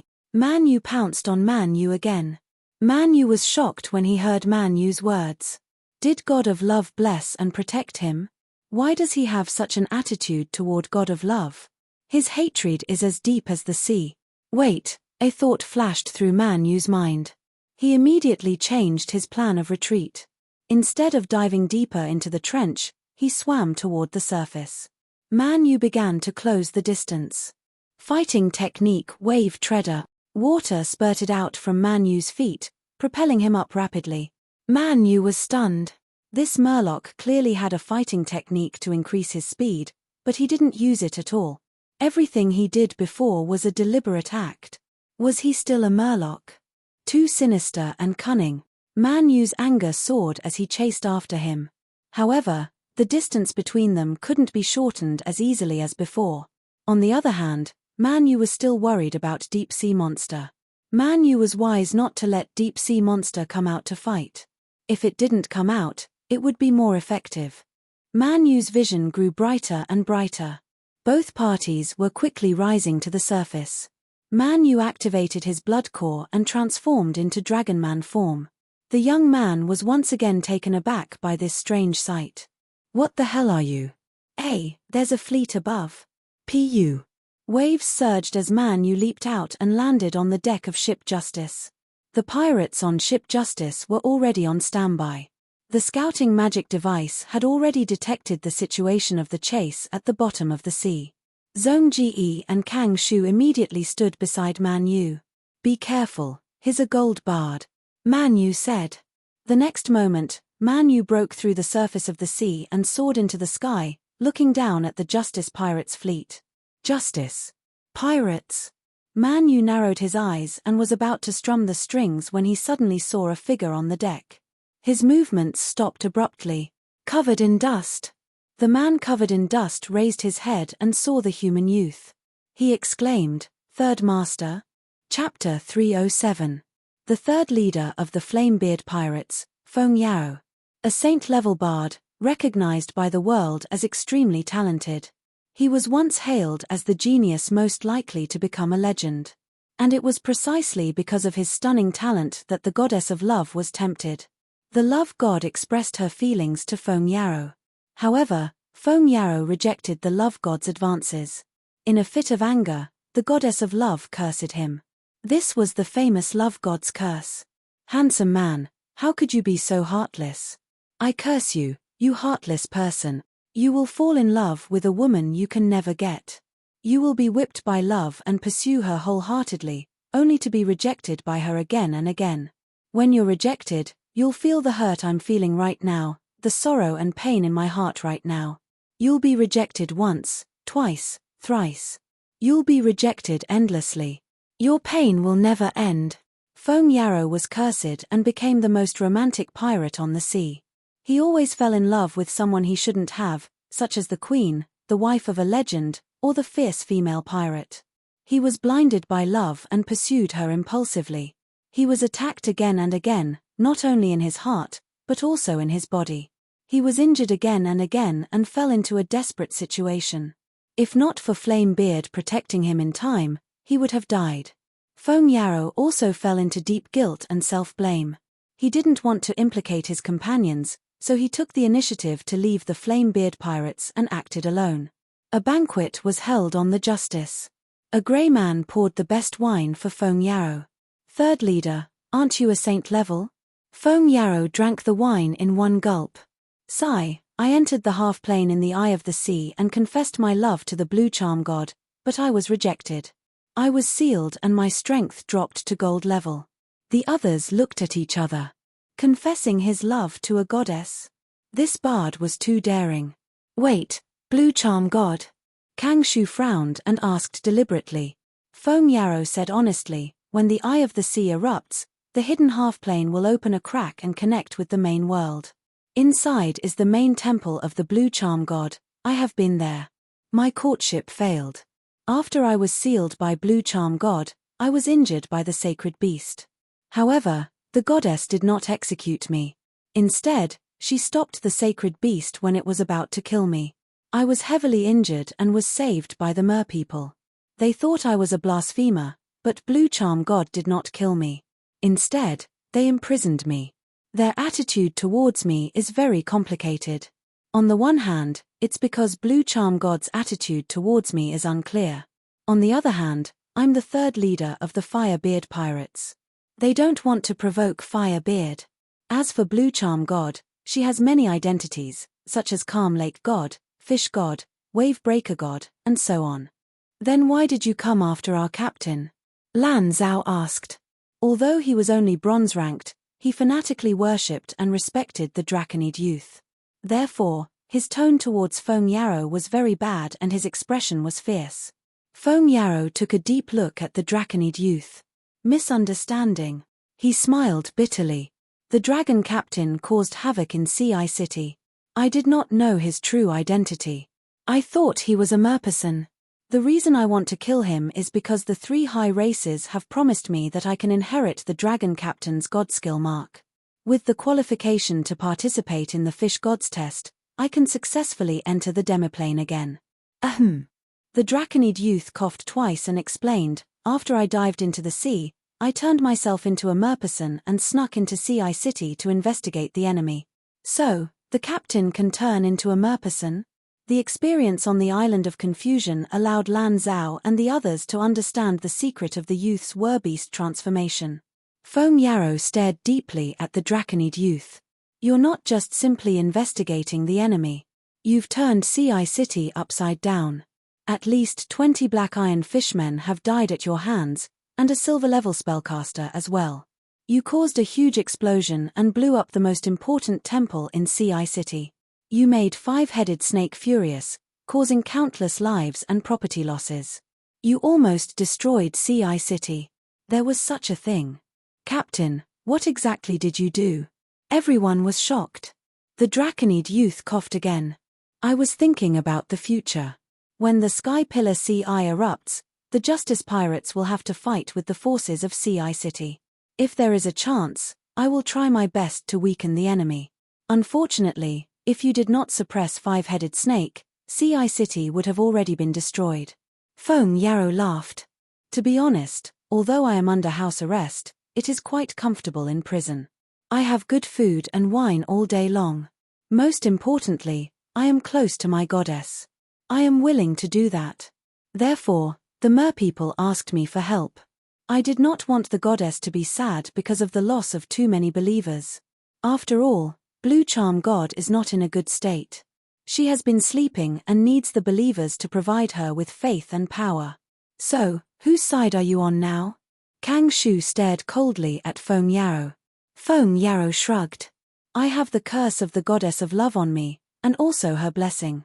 Of course, I only found out about the latter not long ago thanks to your captain. I understand. I pursued Blue Charm God because of the curse of the goddess of love, but you may not understand. At this moment, I am willing to think of Blue Charm God and help her. I am on Blue Charm God's side. At the same time, I am also on your side. I am a human. We are all humans. Grey, Golden Chin, and Sea Snake are all allies of the Justice Pirates. Naturally, I am too. I also want to thank you for helping my brothers and sisters. Although Feng Yarrow said so, his position was still very complicated.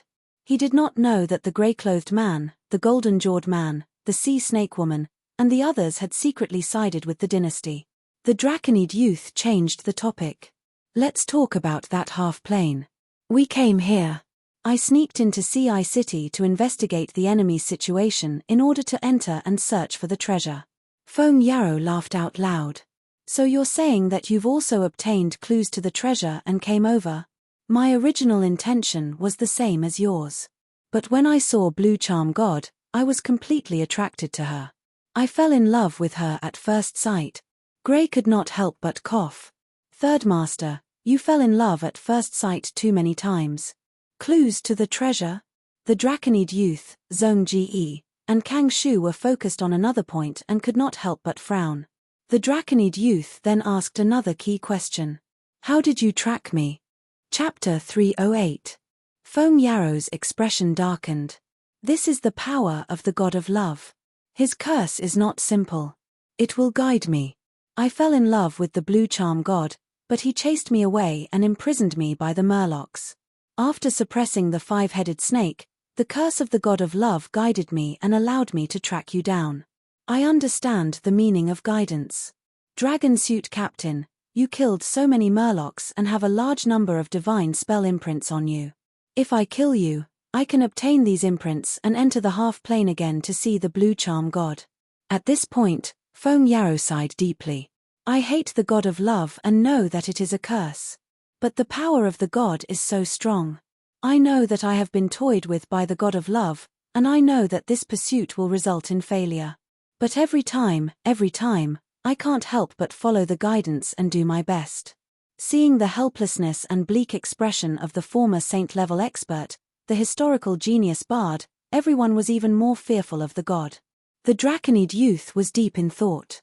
He secretly pondered, maybe, Feng Yarrow's understanding is wrong. The god of love's curse is guiding him not because of the divine spell imprint on me, but because of the pearl foam. The pearl foam originated from the fairy tale of the mermaids. This divine weapon was the only divine weapon of the Blue Charm God. If Feng Yarrow knew this secret, he would definitely take this divine weapon to please the Blue Charm God. But he was attracted by the divine spell imprint and did not know that the Justice Pirates had this divine weapon. The Draconid youth completely understood the reason.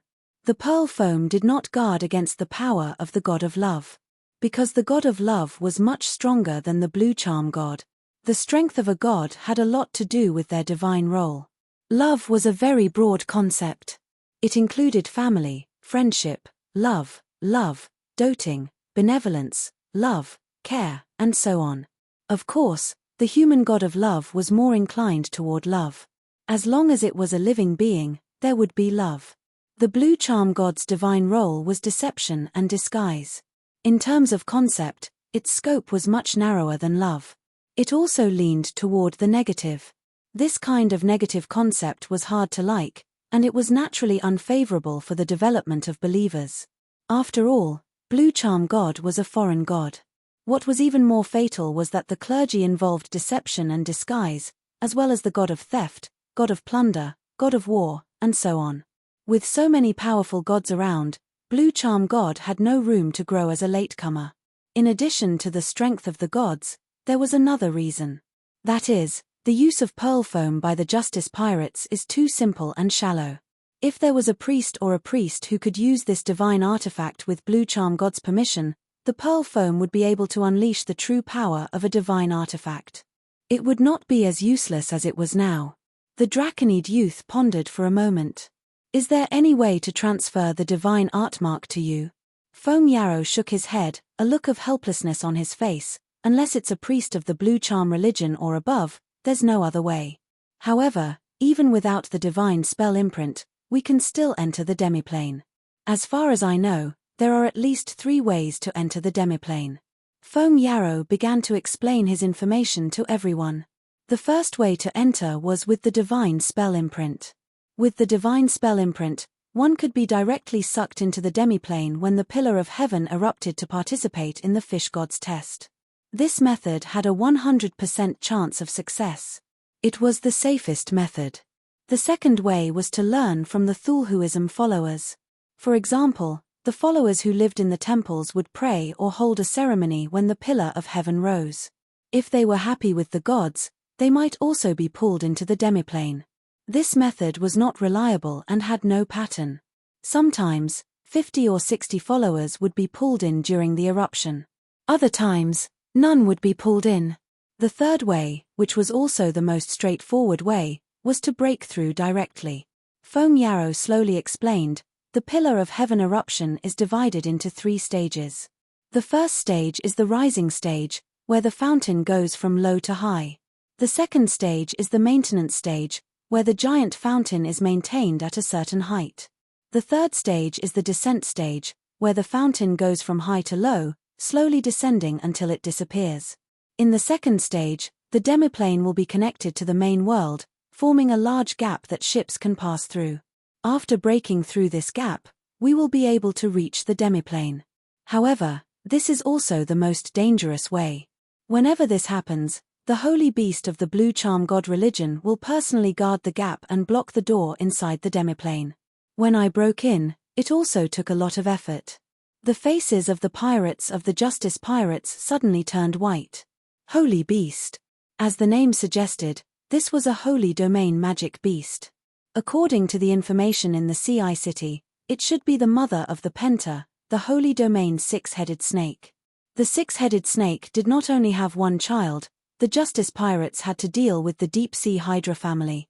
In fact, the 6-headed snake alone could destroy the entire Justice Pirates. The risk was very high. If possible, the Draconid youth would not take such a risk. But there was no other way. Without the pearl foam cover, they would definitely be finished. Therefore, even if the risk was high, the Justice Pirates had to try. The Draconid youth continued to ask Feng Yarrow about the demiplane. It had to be said that they were very lucky to be able to get Feng Yarrow's information in time. According to Feng Yarrow's description, the demiplane was not big. The main building inside was the Blue Charm Temple. This temple was very large and magnificent. It was like a mountain standing in the sea. Therefore, the Blue Charm Temple was divided into 2 parts. The part above the sea was the temple on the water, and the part below the water was the temple under the water. The 2 parts of the temple were not connected. If one wanted to enter, they would have to go through the various holes in the temple. If we have the divine spell imprint, we will be directly transported to the core area of the temple. If we want to break in, we will have to enter the hole and try our luck. If we are lucky, we will be able to enter the temple. If we are unlucky, we will have to wander around the temple. One more question. Zhong Ge asked, how do we leave the demiplane? Feng Yarrow shook his head. I was directly expelled by the Blue Charm Goddess, but according to common sense, if we want to leave, we have to go back the way we came. And time is very tight. Once Heaven's Pillar Fountain enters the 3rd stage, the passage between the demiplane and the outside world will disappear. Everyone will be trapped in the demiplane, like a turtle in a jar. For a moment, the faces of the higher-ups of the Justice Pirates were very serious. Chapter 309. The Blue Charm Temple was not easy to break through. It was extremely difficult. After all, it was the main temple of a god, so the defense was very tight. According to Kay's information, there were not only holy beasts in the main temple, but also a large number of clergy and temple guards. Because the Blue Charm God's clergy was deception, disguise, and had many identities, the believers in the main temple came from a wide range. Not only were there fishmen, but there were also noggers, mermaids, sea elves, and so on. Although the Justice Pirates had been developing rapidly since their establishment, they had been expanding at an astonishing speed and had more than 1,000 people. With many silver elites as the upper echelons and defeating the Gold and Silver Hook brothers, the Justice Pirates had become famous in the Night Spirit Sea. But compared to the defense of the Blue Charm God's main temple, they were still weak. Fortunately, they had reached a temporary agreement with Kays, so the Justice Pirates temporarily had a gold elite. The hidden danger was that the Bard's position was unclear. It was very likely that he would be instigated by the Blue Charm God when he reached the depths of the temple. Was it a strong arm or a delayed bomb? It was hard to say. But the Justice Pirates had been forced to the edge of the cliff, and their stock of pearl foam had been depleted. He had no choice but to give it a try. The day of the Sky Pillar Sea's eruption was getting closer and closer, and everyone was preparing. In the heart of the Sky Pillar Sea's eye, a frozen land whale was being besieged by the Justice Pirates. The scene was like 10 hyenas surrounding a giant elephant. The giant frozen land whale let out a long whine, and the water around it seemed to listen to its call, stirring up and turning into huge waves. The waves hit the 10 battleships of the Justice Pirates. The ships tilted and firmly resisted the pressure. The waves had a great force, but it had little effect. Seeing this scene, Kang Shu felt gratified. Most of the pirate ships had added a layer of crystal glue, which was done by Kang Shu himself. Covering the hull with crystal glue was a popular alchemy technique that could greatly increase the ship's resistance to water pressure.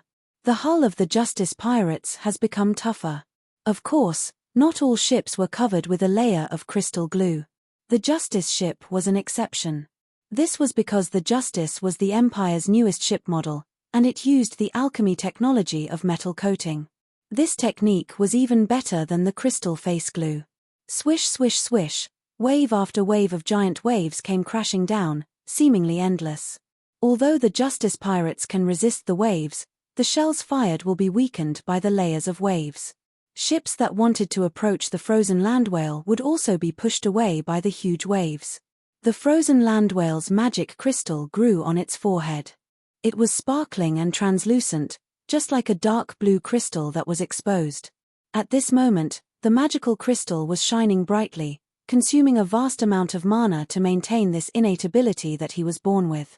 Orc Zong Ge commanded the naval battle. Usually, the Draconid youth would give him authority. This was because Zong Ge's battlefield commanding ability was much higher than the young man's.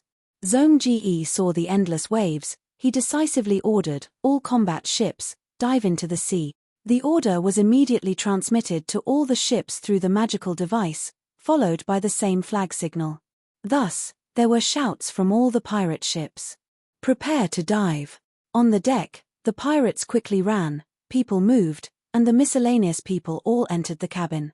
Most of the people who stayed were extraordinaires. These people skillfully took out potions and drank them all. Magic potion, underwater breathing. The helmsman pulled the lever and shouted, "Let in the water." The bottom of the ship and the cabin lit up with a magical glow, the hull became transparent, the originally tight deck turned into a void, and a large amount of seawater was sucked into the storage cabin. The pirate ship quickly sank. Soon, the water level reached the deck. The pirates on the deck tied themselves up with ropes, opened their eyes wide, and entered the sea. The underwater breathing potion took effect, and they could breathe freely in the water. Almost at the same time, the Murlocs roared and swarmed over. The pirates waved all kinds of weapons, such as scimitars and rapiers, and fought with the Murlocs. The cannons opened, and the cannons were pushed out one by one.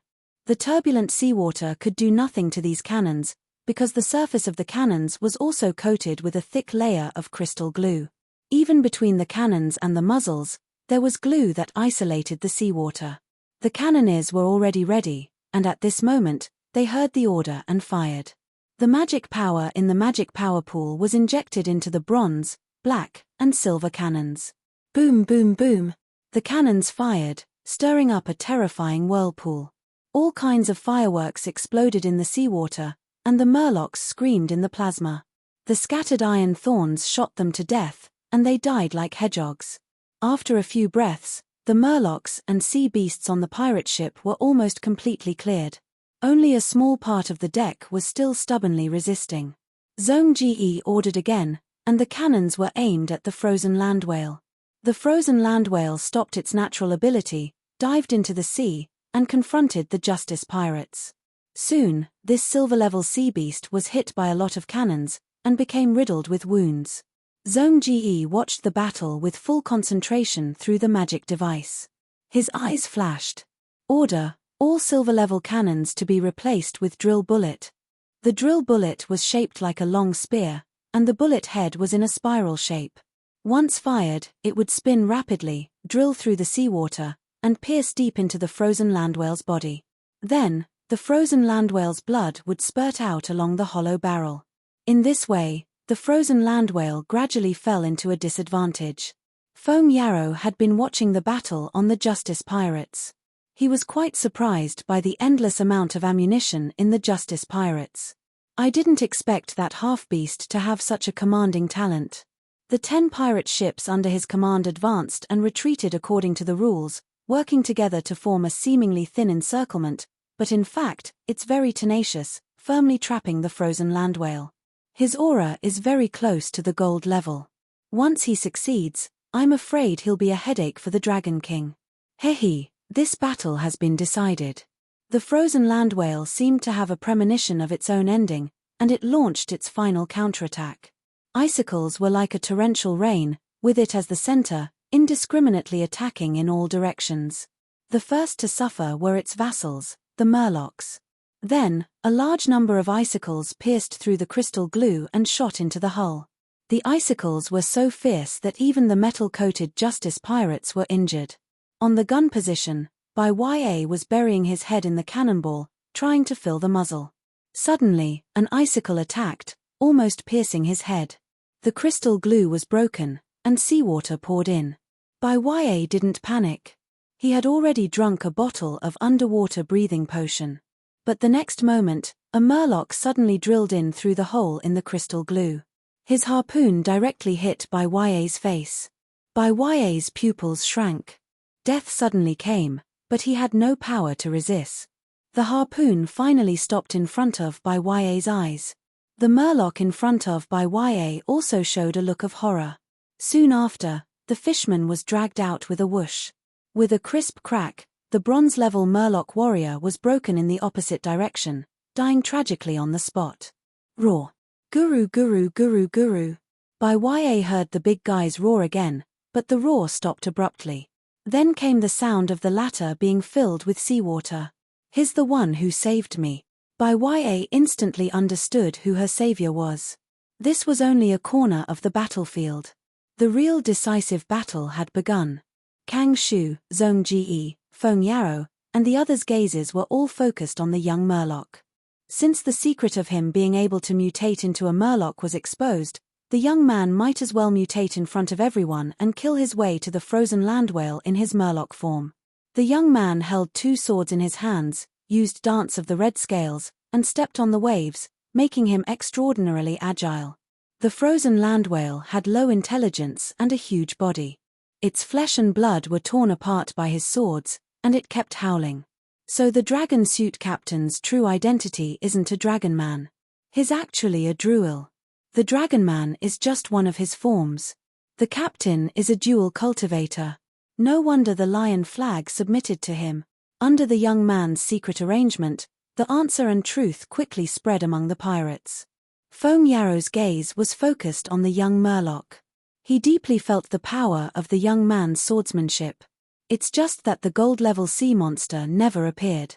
Foam Yarrow was still brooding about the mysterious sea monster that almost killed him.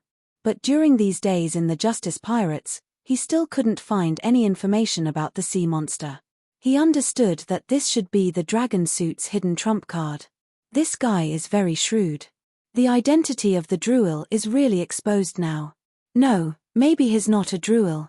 The reason why he can transform into 2 forms may be flesh and blood magic, or the blessing of the evil god. Foam Yarrow's heart suddenly surged with a touch of horror. The next moment, he saw the young Murloc suddenly turn back into a dragon man and then pull out a gun from his waist. After the gun was aimed at the frozen land whale under the young man's feet, the young man immediately pulled the trigger. Roar. The shadow of the fire dragon flashed, and the roar spread throughout the battlefield. The bullet condensed from fire elements shot into the skull of the frozen land whale, and then there was a boom, and an explosion occurred. Half of the frozen land whale's head was directly blown up, and the turbulent blood rushed everywhere, drowning the young man's figure in an instant. What weapon is that? I just felt a trace of a legendary level aura. Foam Yarrow's expression changed, and his heart was shaken. Chapter 310. Whoosh whoosh whoosh. The waves surged and a huge whirlpool formed on the surface of the sea. Visible to the naked eye, the seawater in the Sky Pillar's eye area flowed faster and faster. The closer it was to the center of the eye, the more turbulent the current was, and it sunk like a funnel. Usually, this funnel was not very obvious, but now the center of the eye was at least 500 to 600 meters lower than the normal sea level. In order to avoid being swept in by the turbulent waves, many sea creatures began to migrate out a week ago. This formed a temporary sea beast tide. The frozen land whale that the Justice pirates encountered 3 days ago was part of the beast tide. Now, the Justice pirates' 10 pirate ships and a supply ship were all at the periphery of the eye. Today was the day of the Sky Pillar's rise. The Draconid youth, half-beast Zhong Ge, Kang Shu, Ash, Feng Yao, and others were all standing on the deck or floating in the air to look into the distance. The eye of the ocean had sunk to the extreme, like a fully drawn bowstring or a spring that had been compressed to the extreme that had suddenly been released. Rumble. Amidst the deafening rumble, a wave of water soared into the sky from the center of the eye of the sea. The waves were surging and massive, as if a white hill had emerged from the sea. It rose higher and higher, and in a few breaths, it climbed to a height of tens of meters. 5 or 6 minutes later, the wave rose to a height of 300 to 400 meters, but because of the large radius, it still gave people a feeling of sturdiness. On the pirate ship, many people were amazed. The Sky Pillar's eye has finally erupted. The youth retracted his gaze. In the following days, the water column would continue to rise. Although the rise would be slower and slower, it would at least exceed 2,000 meters by tonight. According to Feng Yao's information, this was only the first stage of the Sky Pillar's eye eruption, and they could only enter the half-plane in the second stage. The Draconid youth came to the combat room, closed the door, turned on the magic device, and then sat on the floor. He did not train his chi, but began to meditate. Meditation was the way for mags to cultivate.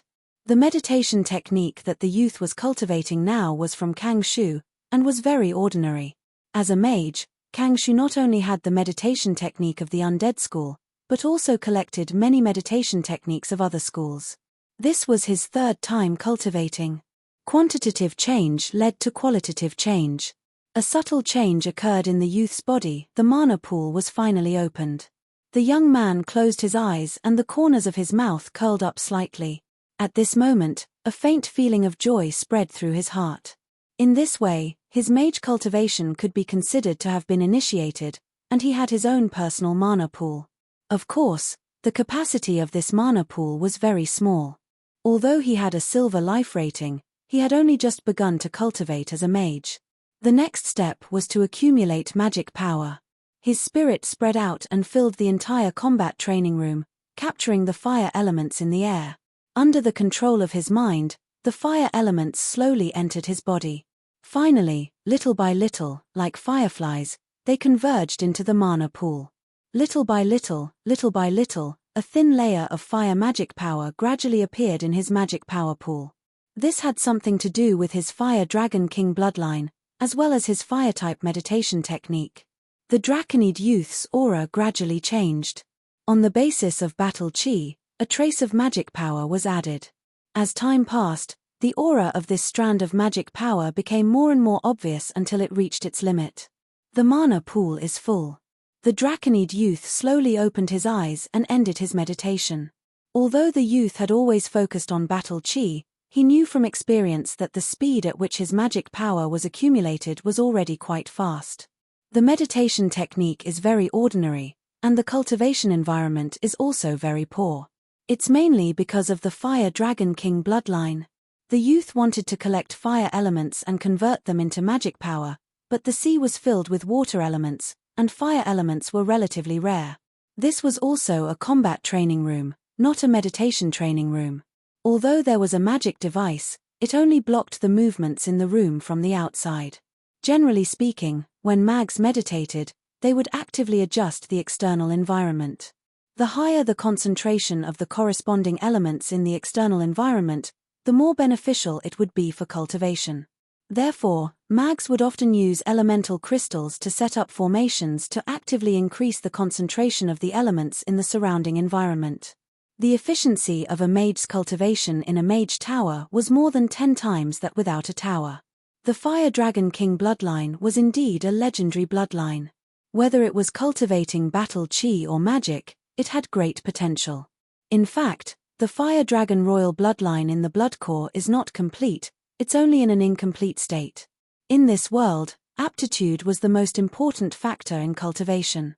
It was the same even for clergymen. Those who could bear more divine power were those with better aptitudes. In fact, the dragon youth had anticipated the prospects of his cultivation of magic, but he had only started to cultivate it now. Cultivating both magic and martial arts was a gimmick, but it was actually very difficult.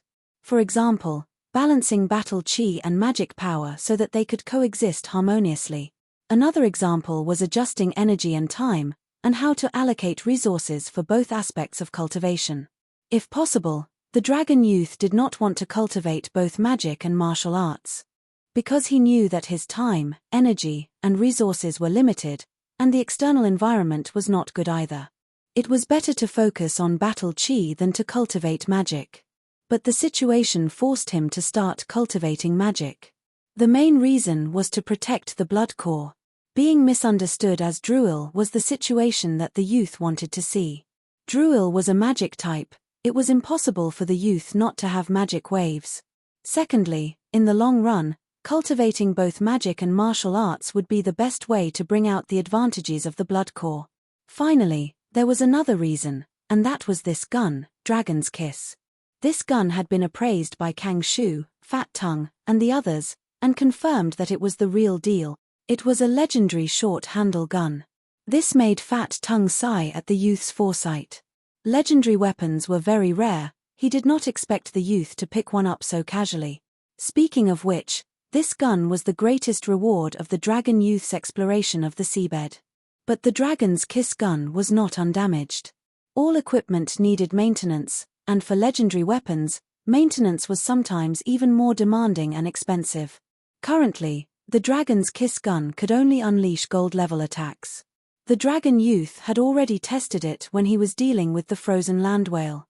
Every legendary equipment had its own legendary story. Dragon's Kiss was no exception. This famous gun was born at the end of the barbaric dragon era. In this era, the barbarians were the strongest overlords in the world. The barbarians controlled the dragon race and dominated the world, suppressing the other races until they could not breathe.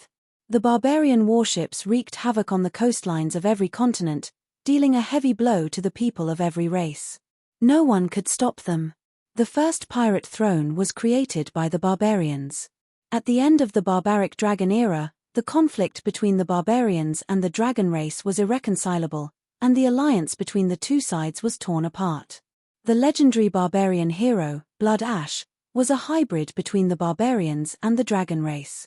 His father was a barbarian, and his mother was a dragon. Both of them held high positions. But at his birthday banquet, the dragon race plotted against him and killed many important barbarians who were present. His father was very strong, so his mother used him as a hostage to threaten his father. His father was seriously injured and on the verge of death in order to protect him. At the critical moment, the barbarians risked their lives to protect him and fought their way out. Blood Ash escaped with his life, and the few barbarians returned to the tribe. However, his father died in his arms due to his heavy injuries. Blood Ash was extremely sorrowful. He burned his father, mixed his ashes with his blood, and smeared it all over his body. From then on, Blood Ash vowed to take revenge. He was extremely talented and received great support from the barbarians.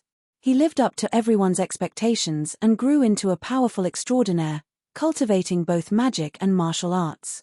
He killed many dragon race experts, and the dragon race had no choice but to set traps and use tricks. His mother pretended to be a fugitive from the dragon race and was hunted down by her own race. She told Blood Ash that killing his father was an illusion, and there was a deep misunderstanding. Blood Ash was sentimental and was deceived by the carefully forged evidence. He chose to believe it for the time being and wanted to investigate. In the end, he fell into the dragon race's trap. The barbarians quickly sent experts to rescue Blood Ash. Blood Ash's teacher died in battle. Blood Ash was filled with grief and regret. He killed his mother with his own hands and brought her dragon body to the dwarf tribe. The Dwarf King personally used the dragon corpse to create the fire gun Dragon's Kiss. Only those with the bloodlines of the barbarians and the dragon race were qualified to use this fire gun. There were no disadvantages for the barbarians to use it, but it would consume fire elemental crystals and fighting energy. When the dragon race used it, in addition to consuming their own fighting energy or magic power, it would also reduce the density of their dragon blood. Blood Ash hated the dragon race bloodline in his body for the rest of his life and wanted to get rid of it. However, it was extremely difficult to get rid of a part of the bloodline. The Dwarf King gathered all the capable craftsmen in the tribe and came up with the blueprint of the fire gun Dragon's Kiss. After Blood Ash obtained the Dragon's Kiss, he went on a killing spree. On the tragic battlefield, he gradually transformed himself into a complete barbarian. In the end, he became a famous hero in the history of the barbarians. The Dragon's Kiss also became one of his symbols. The young dragon person observed the fire gun Dragon's Kiss in his hand. In general, this fire gun has a lot of restrictions. However, for me, consuming dragon blood is not a problem. He had already tested it. When he used this fire gun in his dragon person state, the density of dragon blood in his body would indeed decrease a lot. However, when he used the Bloodcore again, he could quickly recover to his previous peak. If this adventure succeeds, I'll really have to recruit an alchemist next. Without an experienced alchemist, my Dragon's Kiss can't be repaired. This was a bit far-fetched. The young man quickly put away his overflowing thoughts. For now, he still had to prioritize the Blue Charm Temple.